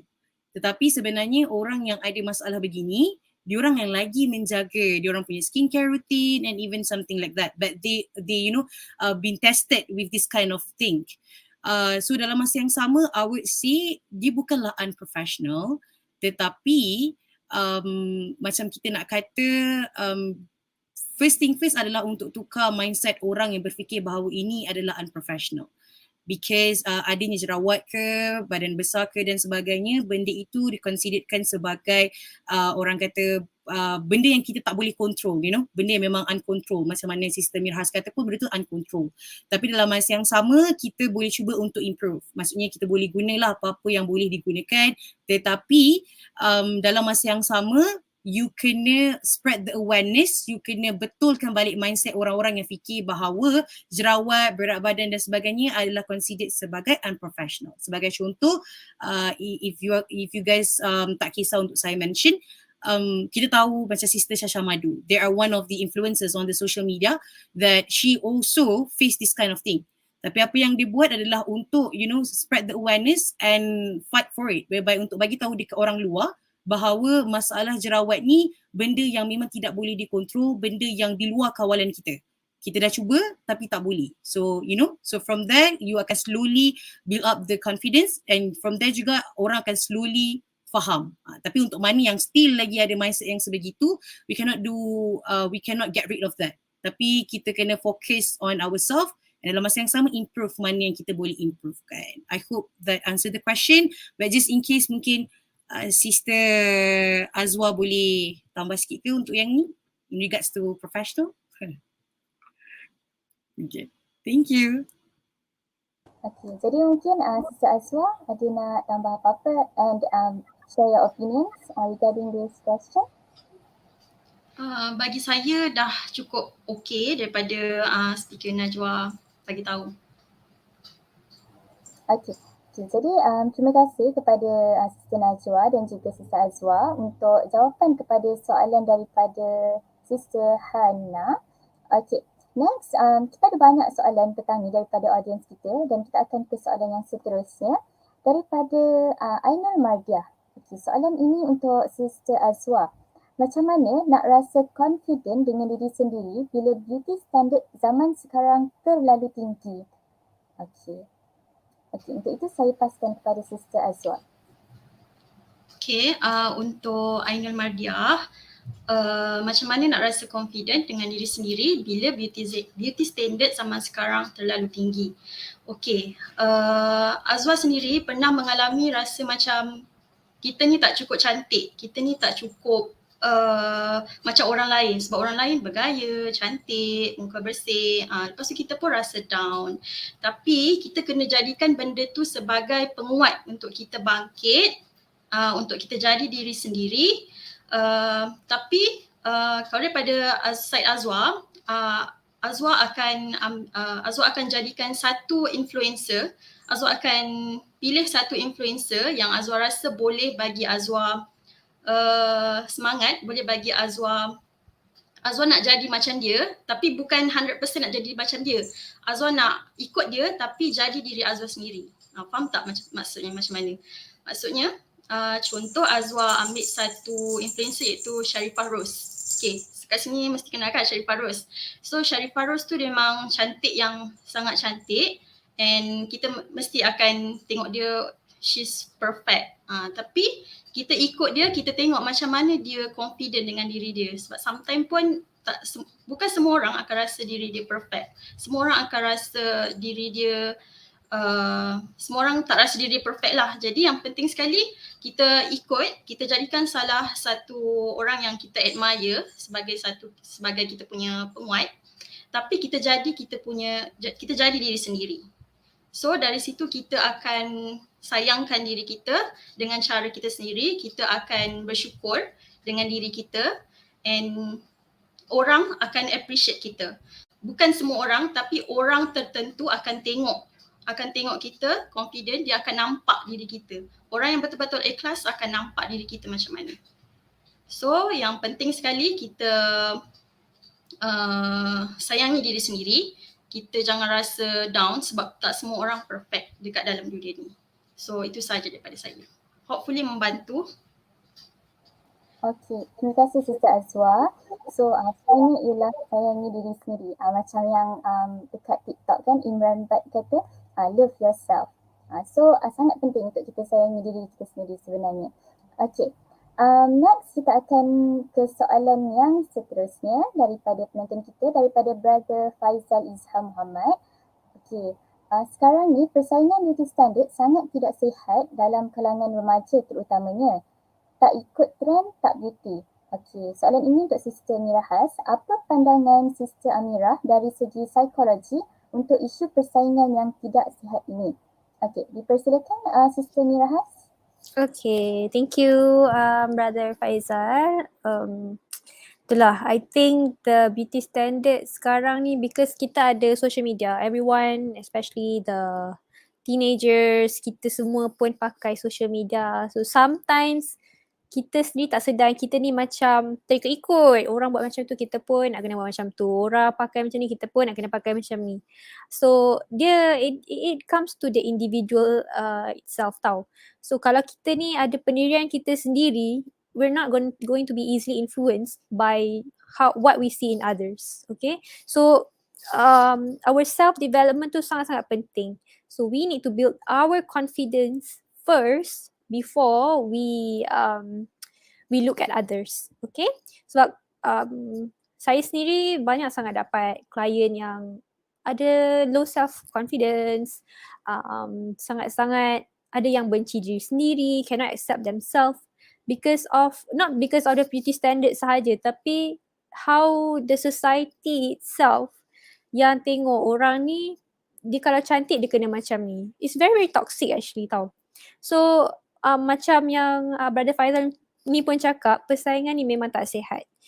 Sebab some people, they are already vulnerable tau. Not because how they see themselves now, but how they were raised, how people treated them since they were young. Benda tu adalah benda-benda yang dah buat dia memang vulnerable as an individual, as a person. So sekarang ni bila dah ada pula trend beauty standard lah, benda-benda yang macam yang membuatkan competitiveness dalam area beauty ni, lagilah membuatkan orang yang vulnerable ni lagi senang untuk rasa down, rasa less confident. So itulah dia yang berlaku dari segi psikologi. Bukan sebabkan beauty standard sahaja yang membuatkan orang ada persaingan ni and rasa down dengan diri sendiri, tapi sebabkan individual tu sendiri yang memang dah vulnerable. So itulah dia yang berlaku sekarang.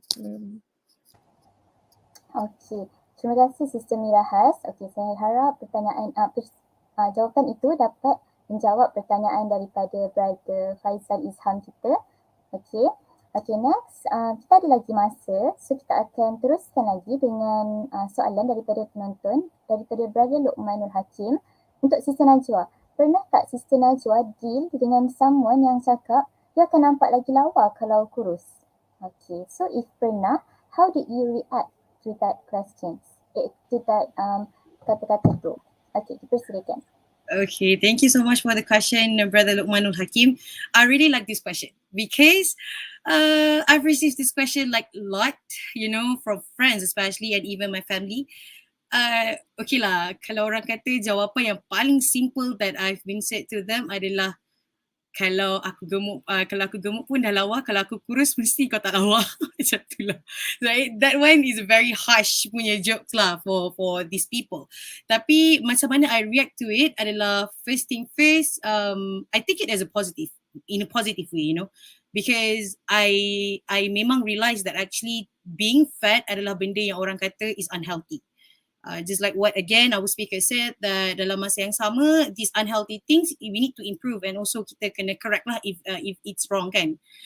So kiranya untuk perkara ini macam kalau dia kata akan nampak lagi lawa kalau I kurus, first thing first kalau I react macam mana I cakap tadi, maksudnya I said to them that no being so sarcastic, tapi dalam masa yang sama actually I try to think by myself, I try to look at the mirror like, oh yeah, really, I guess that yeah, you will be, you akan nampak sebenarnya lagi cantik kalau you kurus ni. You try to always self-talk with yourself, you cakap dengan diri you pandang cermin and something like that. And even I keep asking my parents like, is that true, because I know that my family, my parents, they are very, supportive in terms of this sometimes.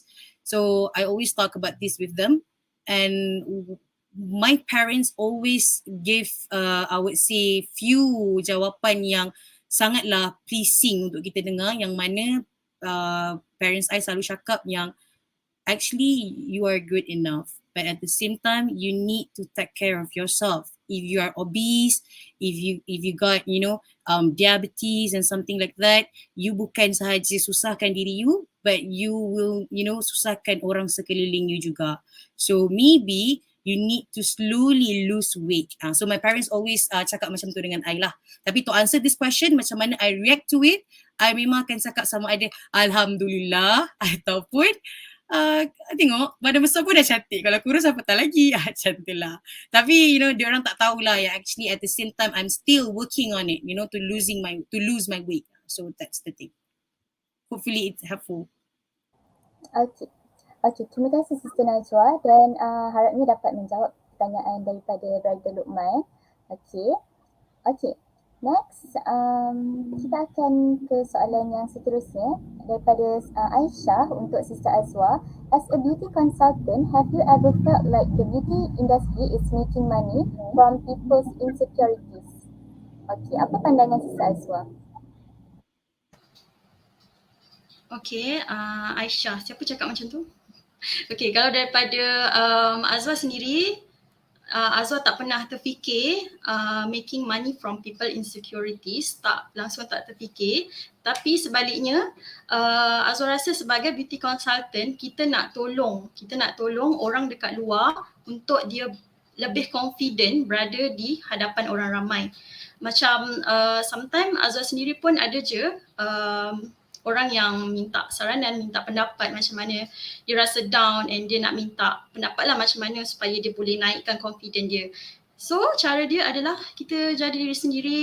Kalau daripada segi mungkin dia ada masalah daripada cara dia jaga kulit, then tak ada masalah untuk dia minta saranan daripada kita, sebab kita sebagai beauty consultant, kita nak bantu orang untuk dia lebih confident, untuk dia pilih skincare, untuk dia pilih makeup yang sesuai untuk diri dia, bagus untuk diri dia, supaya dia pun boleh bantu juga. Bila dia rasa confident, dia boleh bantu juga kawan-kawan yang lain. Dia boleh bantu orang sekeliling dia jadi lebih confident and jadi diri sendiri. So actually beauty consultant dia sebenarnya membantu orang untuk dia lebih confident. Making money from people insecurity itu adalah omong-omong sahaja. So itu sahaja daripada saya.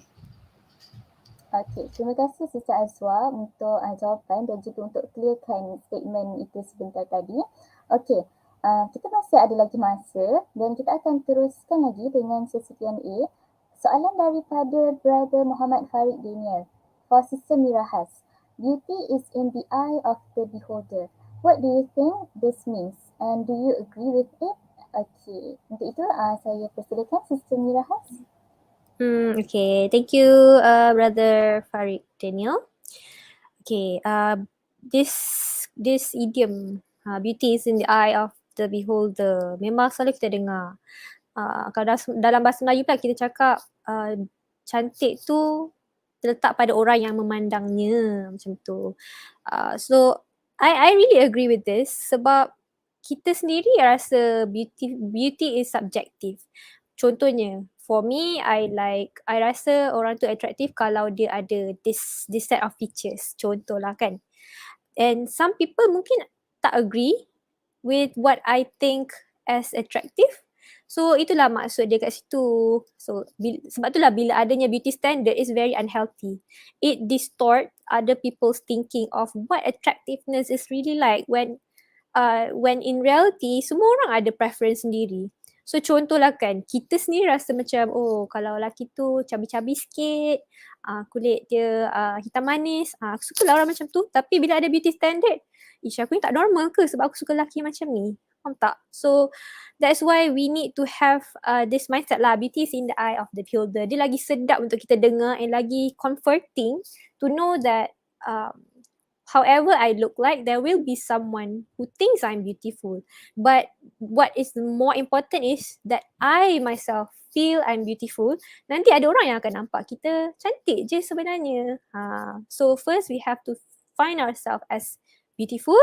Nanti adalah orang yang rasa kita memang cantik pun di mata dia. Walaupun ada orang yang rasa kita ni kurang cantik ke ataupun tak atraktif, ada orang yang mungkin rasa kita ni atraktif. So that is what it means by beauty is in the eye of the beholder. So I really agree with this. Instead of a beauty standard yang memang dah ada a fixed list yang you kena fulfill kalau you nak cantik. Okay? So beauty is subjective.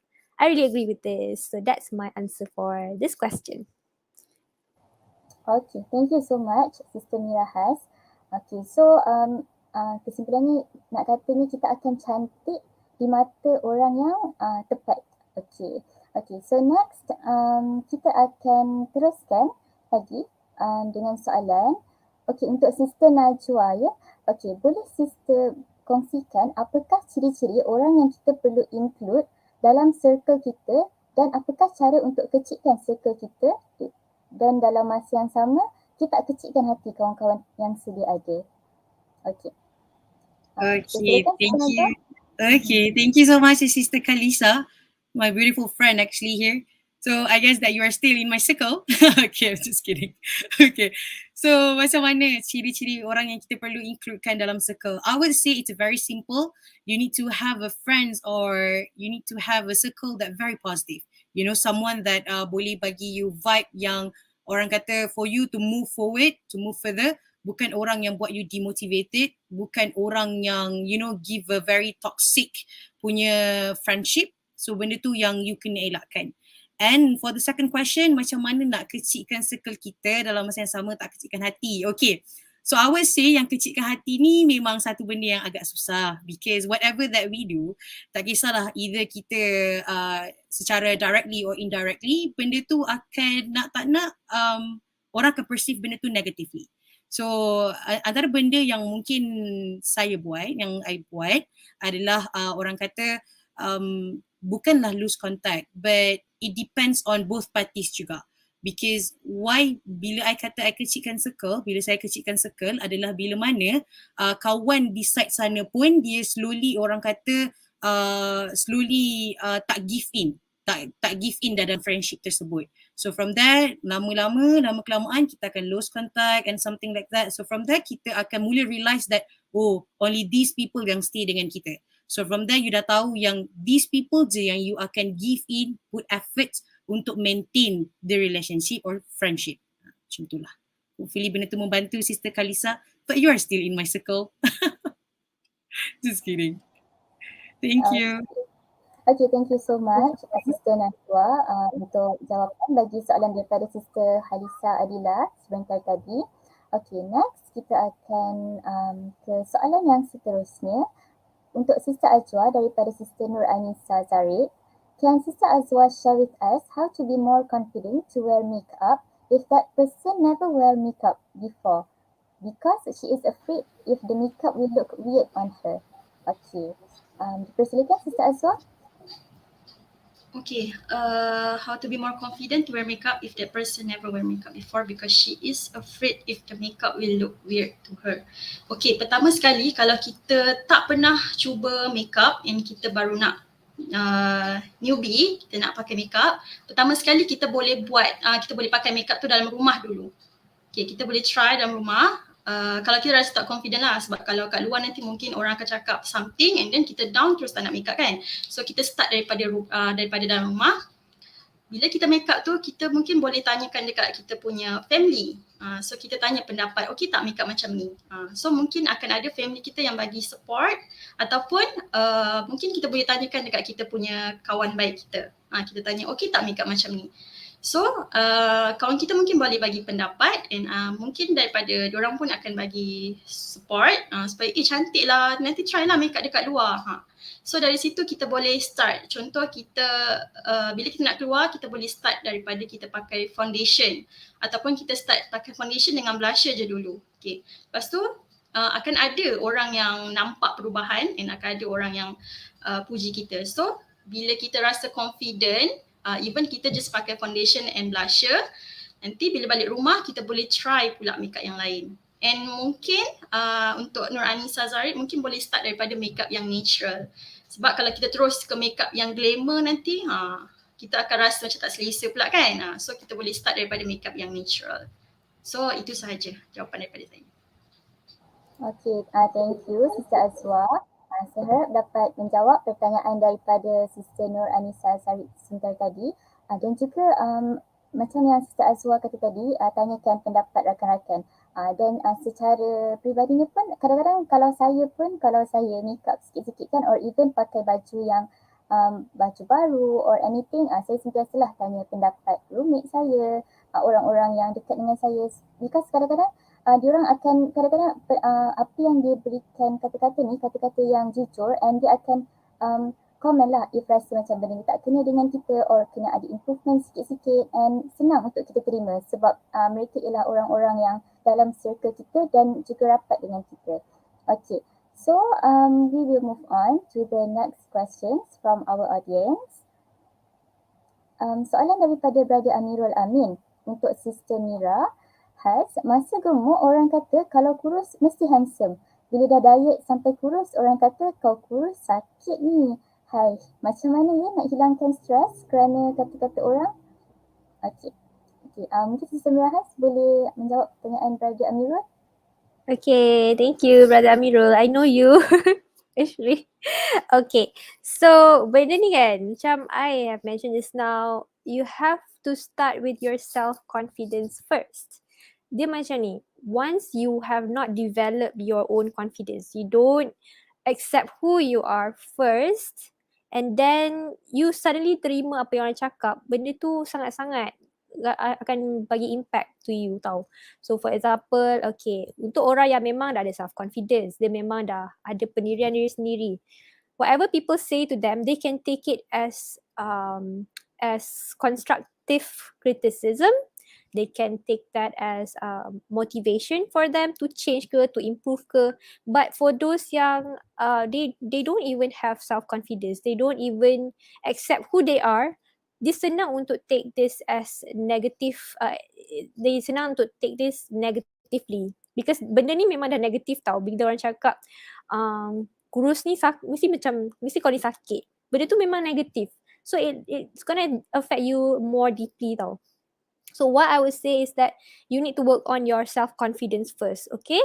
So selagi you don't have confidence, selagi you don't develop your self-esteem, selagi itulah apa-apa orang cakap dekat you, you akan lagi down, okay? So benda-benda ni is out of our control, apa yang orang cakap dekat kita is out of our control, but you have to work on yourself along the way. Okay, maksudnya you have to find a start for yourself to develop your self-esteem. You can do so many things. Contohnya, I always advise my clients to write appreciation letter for oneself. You can write a journal for yourself, do daily reflections on whatever you did well on that day, whatever you love about yourself. So you have to find that within you dulu. You kena rasa confident, you have to sayang diri sendiri dulu before you accept whatever people say to you. Okay?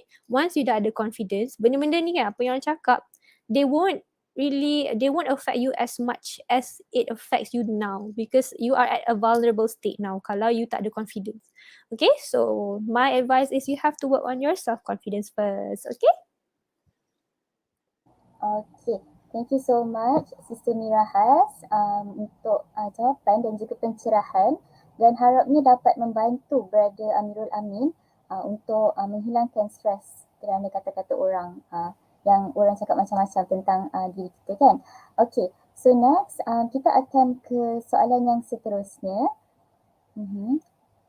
Okay, boleh ke saya nak tahu pendapat semua speaker tentang macam mana pula untuk lelaki dalam handle beauty standard, sebab masyarakat kita kalau lelaki buat skincare je still ada yang condemn. Okay, jadinya soalan daripada Sister Azizah Maisarah ini ditujukan kepada semua speaker. Jadi semua speaker boleh share opinion masing-masing dan kita akan mulakan dulu dengan Sister Najwa. Okay. Okay, thank you so much Sister Aziza for this question. Boleh ke nak tahu pendapat tentang macam mana lelaki dalam handle beauty standard? Okay, to be honest, I would say yang I'm not really well aware of this. I mean how the guys handle with care handle this kind of beauty standard. But first thing first, apa yang I boleh kata for guys, actually like I said, beauty standard lebih kurang sama for all genders. I mean either for lelaki ataupun perempuan. Sometimes lelaki pun as we can see ada yang nak work for it, which is yang mungkin berat badan. Macam kalau kita tengok ada komen dekat bahagian komen tadi, macam Brother Amirul pun ada mention, Brother Arif pun ada mention dekat situ yang before this dia pun work for it to lose weight, you know, because of the beauty standard. So I would say beauty standard ni sebenarnya bukan sahaja dinormaliskan mengikut gender, tapi for all. So first thing first, untuk lelaki yang mungkin nak orang kata orang yang mungkin condemn bila guna skincare dan sebagainya, for me personally, I would say first thing first memang lebih kurang sama je jawapan saya, whereby bukan get rid of them, tapi because I like to take it in the positive way. If they are keep condemning you or they keep, you know, saying bad things about that, apa yang you buat dan sebagainya, you memang kena get rid of that. Because kalau you orang kata sentiasa orang kata absorb apa sahaja yang orang kata tentang you, orang judge you, orang condemn you, so from there you akan feel the same thing macam mana I pernah rasa, which is you akan feel so much pressure until at one point you akan buat something yang maybe beyond your expectation, you know, you can harm yourself. So daripada situlah saya boleh kata kalau orang yang judging you something like that, you kena get rid of them, and at the same time you kena orang kata just do what is right for you. Itu paling penting. Kalau you rasa pakai skincare tu terbaik for hygiene dan sebagainya, then just go for it. Okay? Just ignore them. Tapi saya tahu untuk ignore cakap-cakap orang ni bukan mudah. That's why lah from there, macam yang saya mention, try to kecilkan circle, mana yang toxic, you get rid of them. So itu mungkin daripada saya. So mungkin daripada speaker lain, ada sedikit berbeza sikit. Okay. Thank you. Okay, thank you so much Sister Najwa untuk pandangan bagi soalan daripada Sister Azizah kita sebentar tadi. Okay, next mungkin kita boleh juga dengar pandangan daripada Sister Azwa berkenaan dengan soalan ini.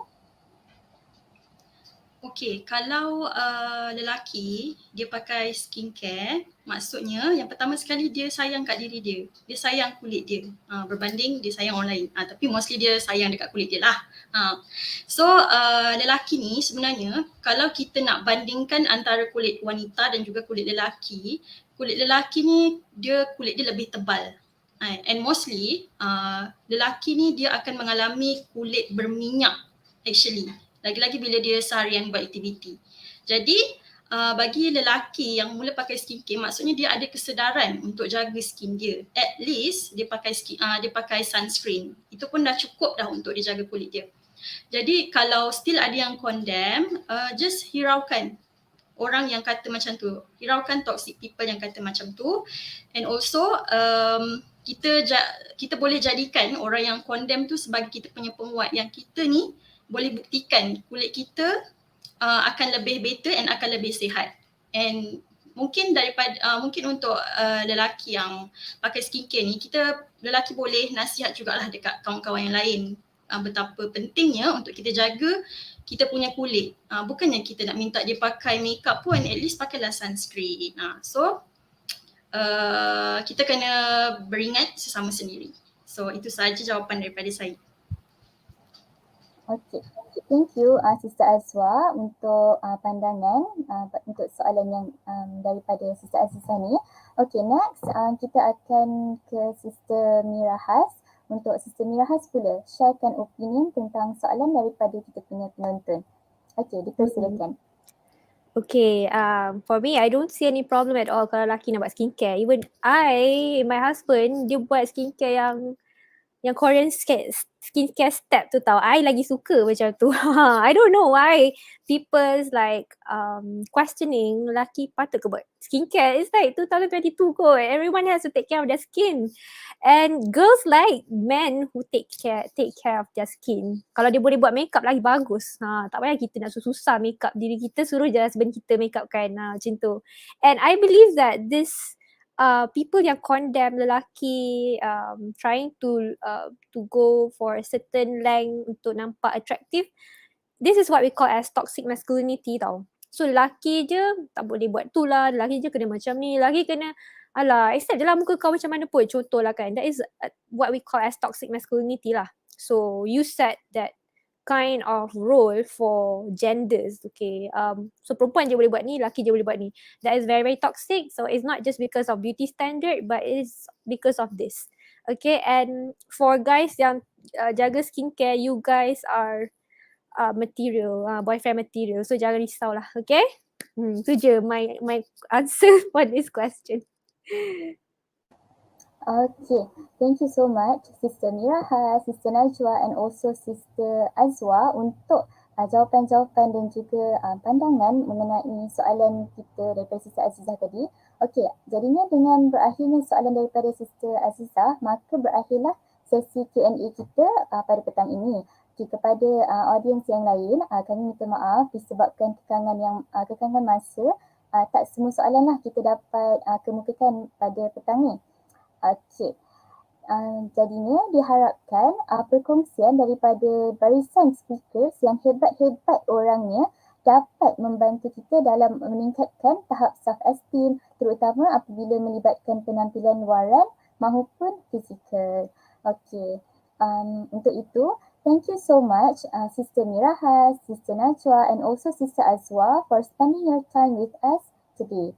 Thank you to all participants for your time and may all of you get knowledge that can benefit all of you. Okay, sebelum tu tak lengkaplah majlis kita kalau tak bergambar macam biasa. Okay, so semua yang berada di skrin, kita punya speakers kita, bolehlah berikan senyuman yang paling manis petang ini yang pernah ada untuk tatapan kita di kemudian hari. Okay, so untuk sesi fotografi ni dalam keadaan ketiga, kita akan ambil gambar sama-sama. Okay, so 3, 2, 1. Okay, maybe one more.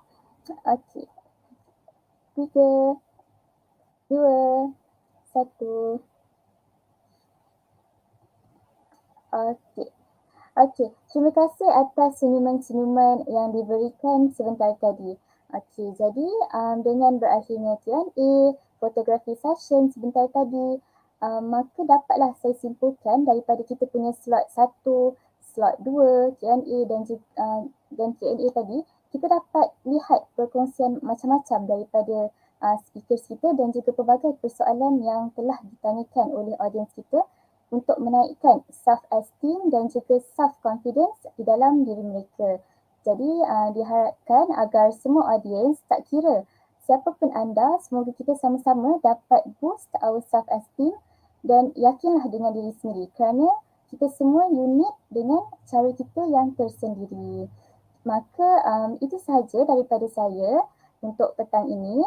Saya minta maaf andai ada tersalah kata ataupun bicara yang mengguris hati mana-mana pihak sepanjang slot yang dikendalikan sebentar tadi.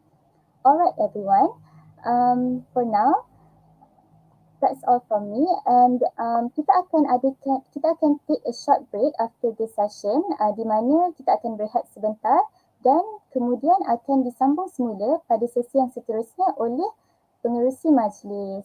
Okey, untuk itu sekian sahaja daripada saya. Terima kasih kepada barisan speaker-speaker kita petang ini.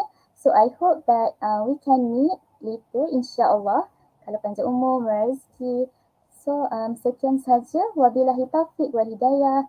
Assalamualaikum warahmatullahi wabarakatuh.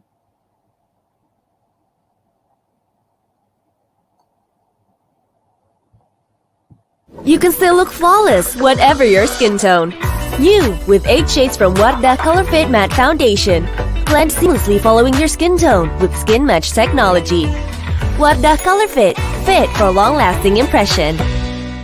New, Wardah Color Fit Last All Day Lip Paint. Just one swipe, long-lasting up to 12 hours. With 12 shades, that's transfer-proof. Fit for a long-lasting impression. Wardah Color Fit Last All Day Lip Paint.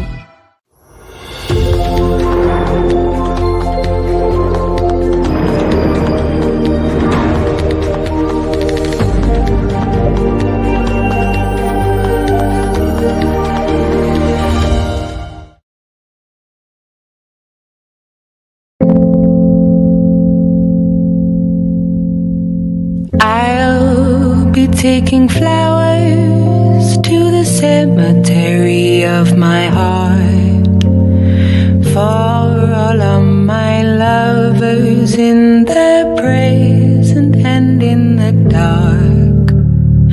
Every anniversary I'll pay respects and say I'm sorry for they never stood a chance as if they could when no one knows what it's like to be hurt.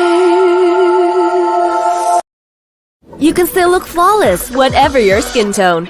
You, with 8 shades from Wardah Color Fit Matte Foundation. Blend seamlessly following your skin tone with Skin Match technology. Wardah Color Fit, fit for long-lasting impression. New, Wardah Color Fit Last All Day Lip Paint. Just one swipe, long-lasting up to 12 hours.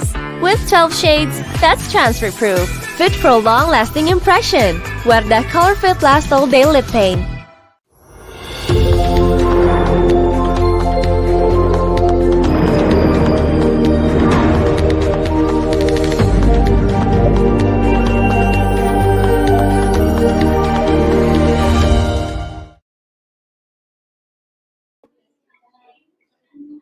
Thank you to our moderator and speakers for the informative talk throughout this slot. I think our 3 panel of speakers had a really great discussion and highlighted many important notes regarding self-esteem issues. All the experiences shared by our speakers will always be a great lesson for us in this special slot. We really hope our audience will learn something beneficial from this sharing session. Alright, ladies and gentlemen, now we have reached the end of our counseling webinar. I am me, who am I? Before we say goodbye, we have provided a conclusion video to wrap up what we have learned throughout today's webinar. May this short presentation video help us to better acknowledge the concept of self-esteem and assist us to be more confident towards ourselves. Please remember, beauty begins the moment you decided to be yourself. Thus, let us play the wrap-up video.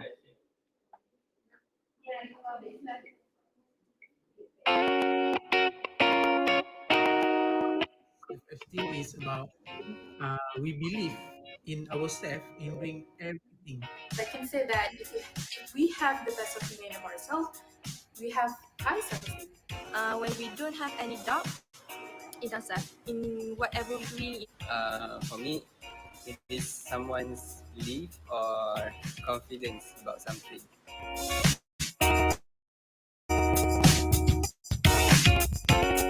I look into my social media, I tend to compare myself with others, like my friends.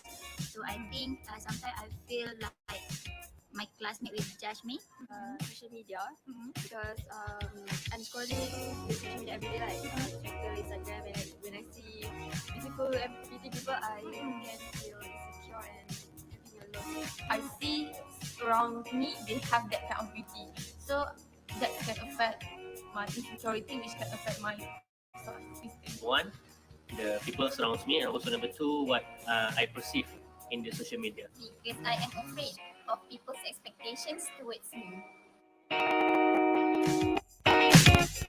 Self-sufficient when I can fit the beauty standards set by the society.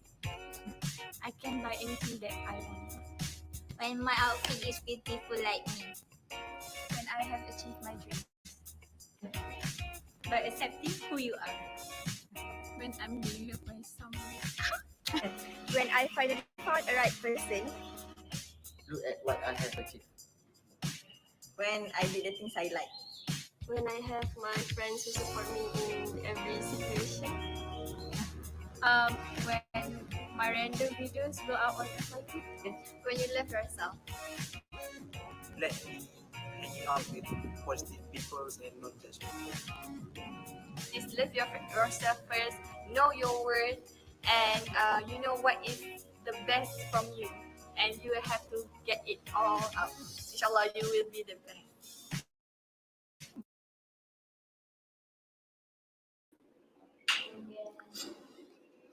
Honorable audience, respected guests and fellow friends, now let us hear the closing remarks from our webinar program manager, Sister Mas Khairenn binti Muhammad Kamal. Without further ado, please welcome.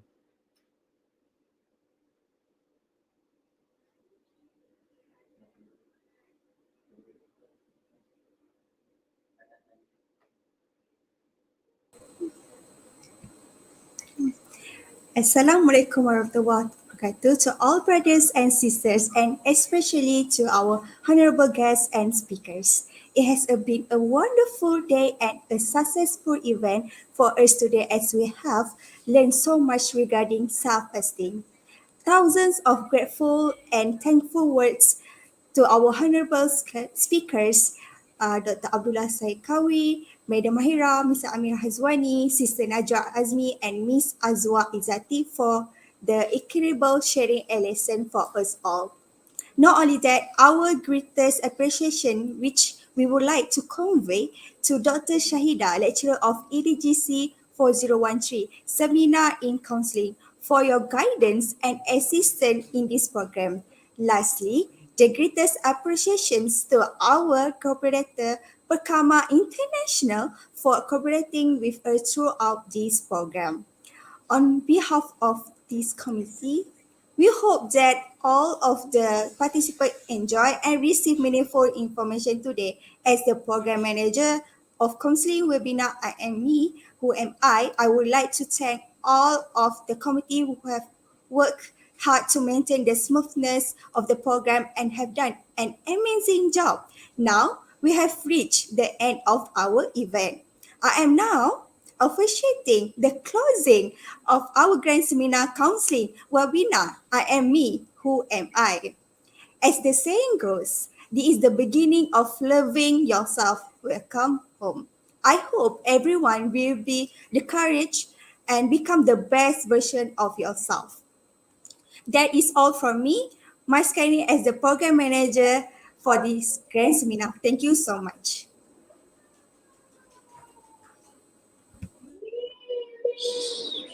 Alright, thank you, Sister Mas Khairenn, for the meaningful closing remarks. Dear audience, we have reached the very end of our webinar, but goodbyes are not forever and goodbyes are not the end. Until we meet again in the future, because only God knows when we shall meet again. Okay, on behalf of the organizing committees, I would like to take this opportunity to convey a special thanks to all speakers and participants who have been extremely cooperative in staying with us within the time allocated. We really appreciate your presence today. We would also like to thank everyone involved for making this event a success, and we would like to apologize for any shortcomings. Before that, I want to ask for your cooperation to fill in the evaluation form in the comment section because your view matters to us in improving our webinar progress. Remember, the first step toward being confident is learning to love what you see first when you look in the mirror, which is your own self. Before we disperse, I will leave you with a farewell pantun which sound daun selasih permainan budak tumbuh melata tepian titi. Bertaut kasih bercerai tidak, panjang umur bersua lagi. We will now end this webinar with the recitation of Tasbih Kafarah and Surah Al-As. Thank you everyone and have a good day. Let's enjoy a short appreciation video prepared for all committees. Bye and Assalamualaikum.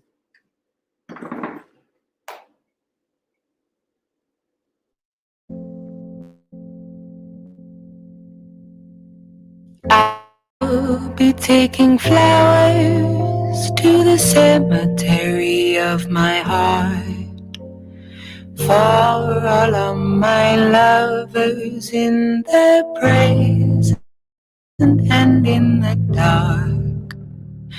Every anniversary I'll pay respects and say I'm sorry, for they never stood a chance as if they could, when no one knows what it's like to be hurt.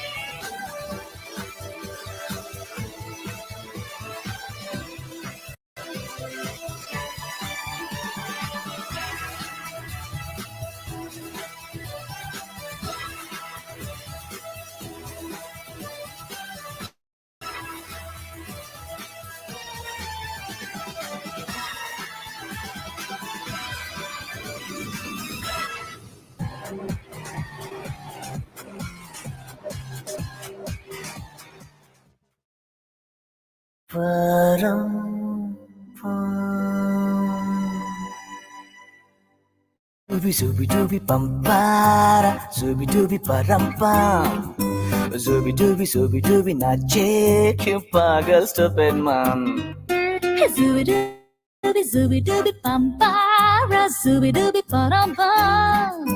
Zubi dubi nache, you pagal stupid man.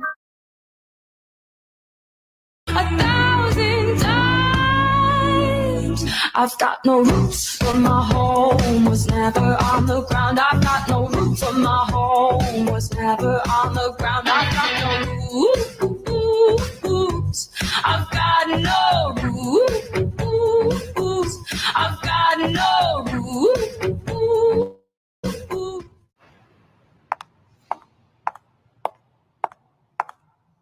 Woman.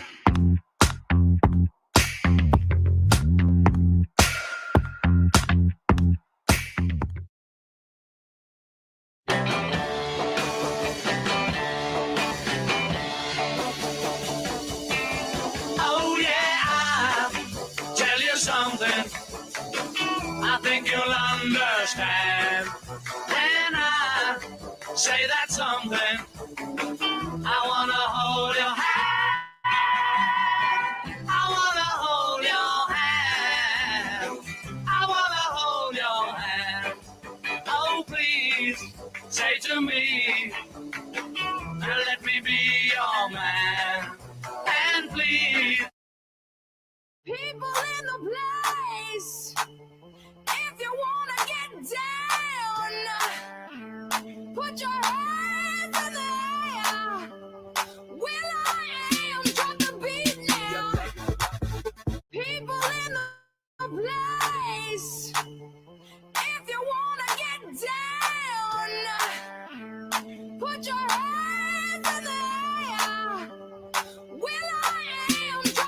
for infinity.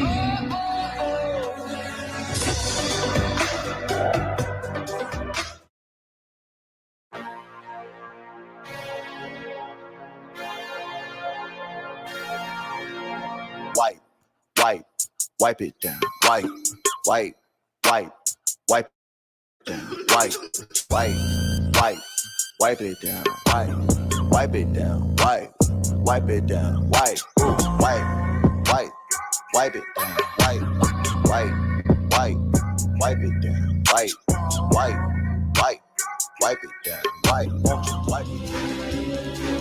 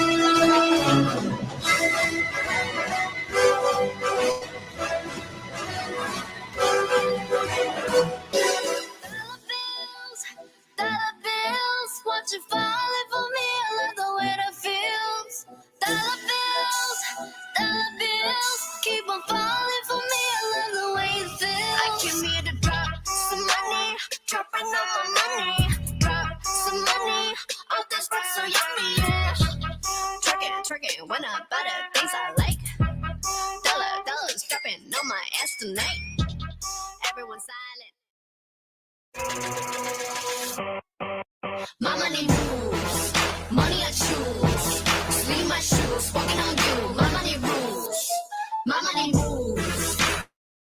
Money I choose. Watch out my ones, yes, dollars, we dropping on you.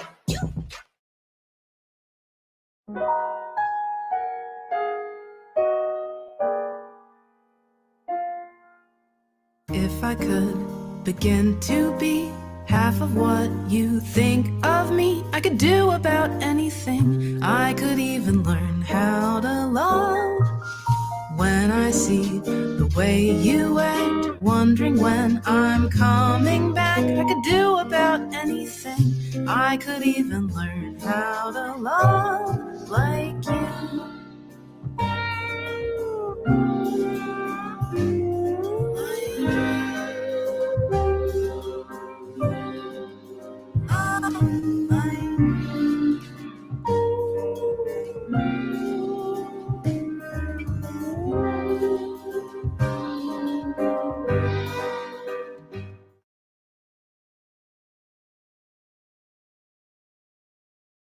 You can still look flawless, whatever your skin tone.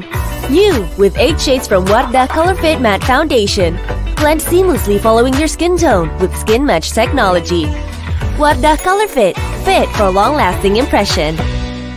New w.b.t Color Fit Last All Day Lip Paint. Just one swipe, long-lasting up to 12 hours. With 12 shades, that's transfer-proof. Fit for a long-lasting impression. w.b.t Color Fit Last All Day Lip Paint.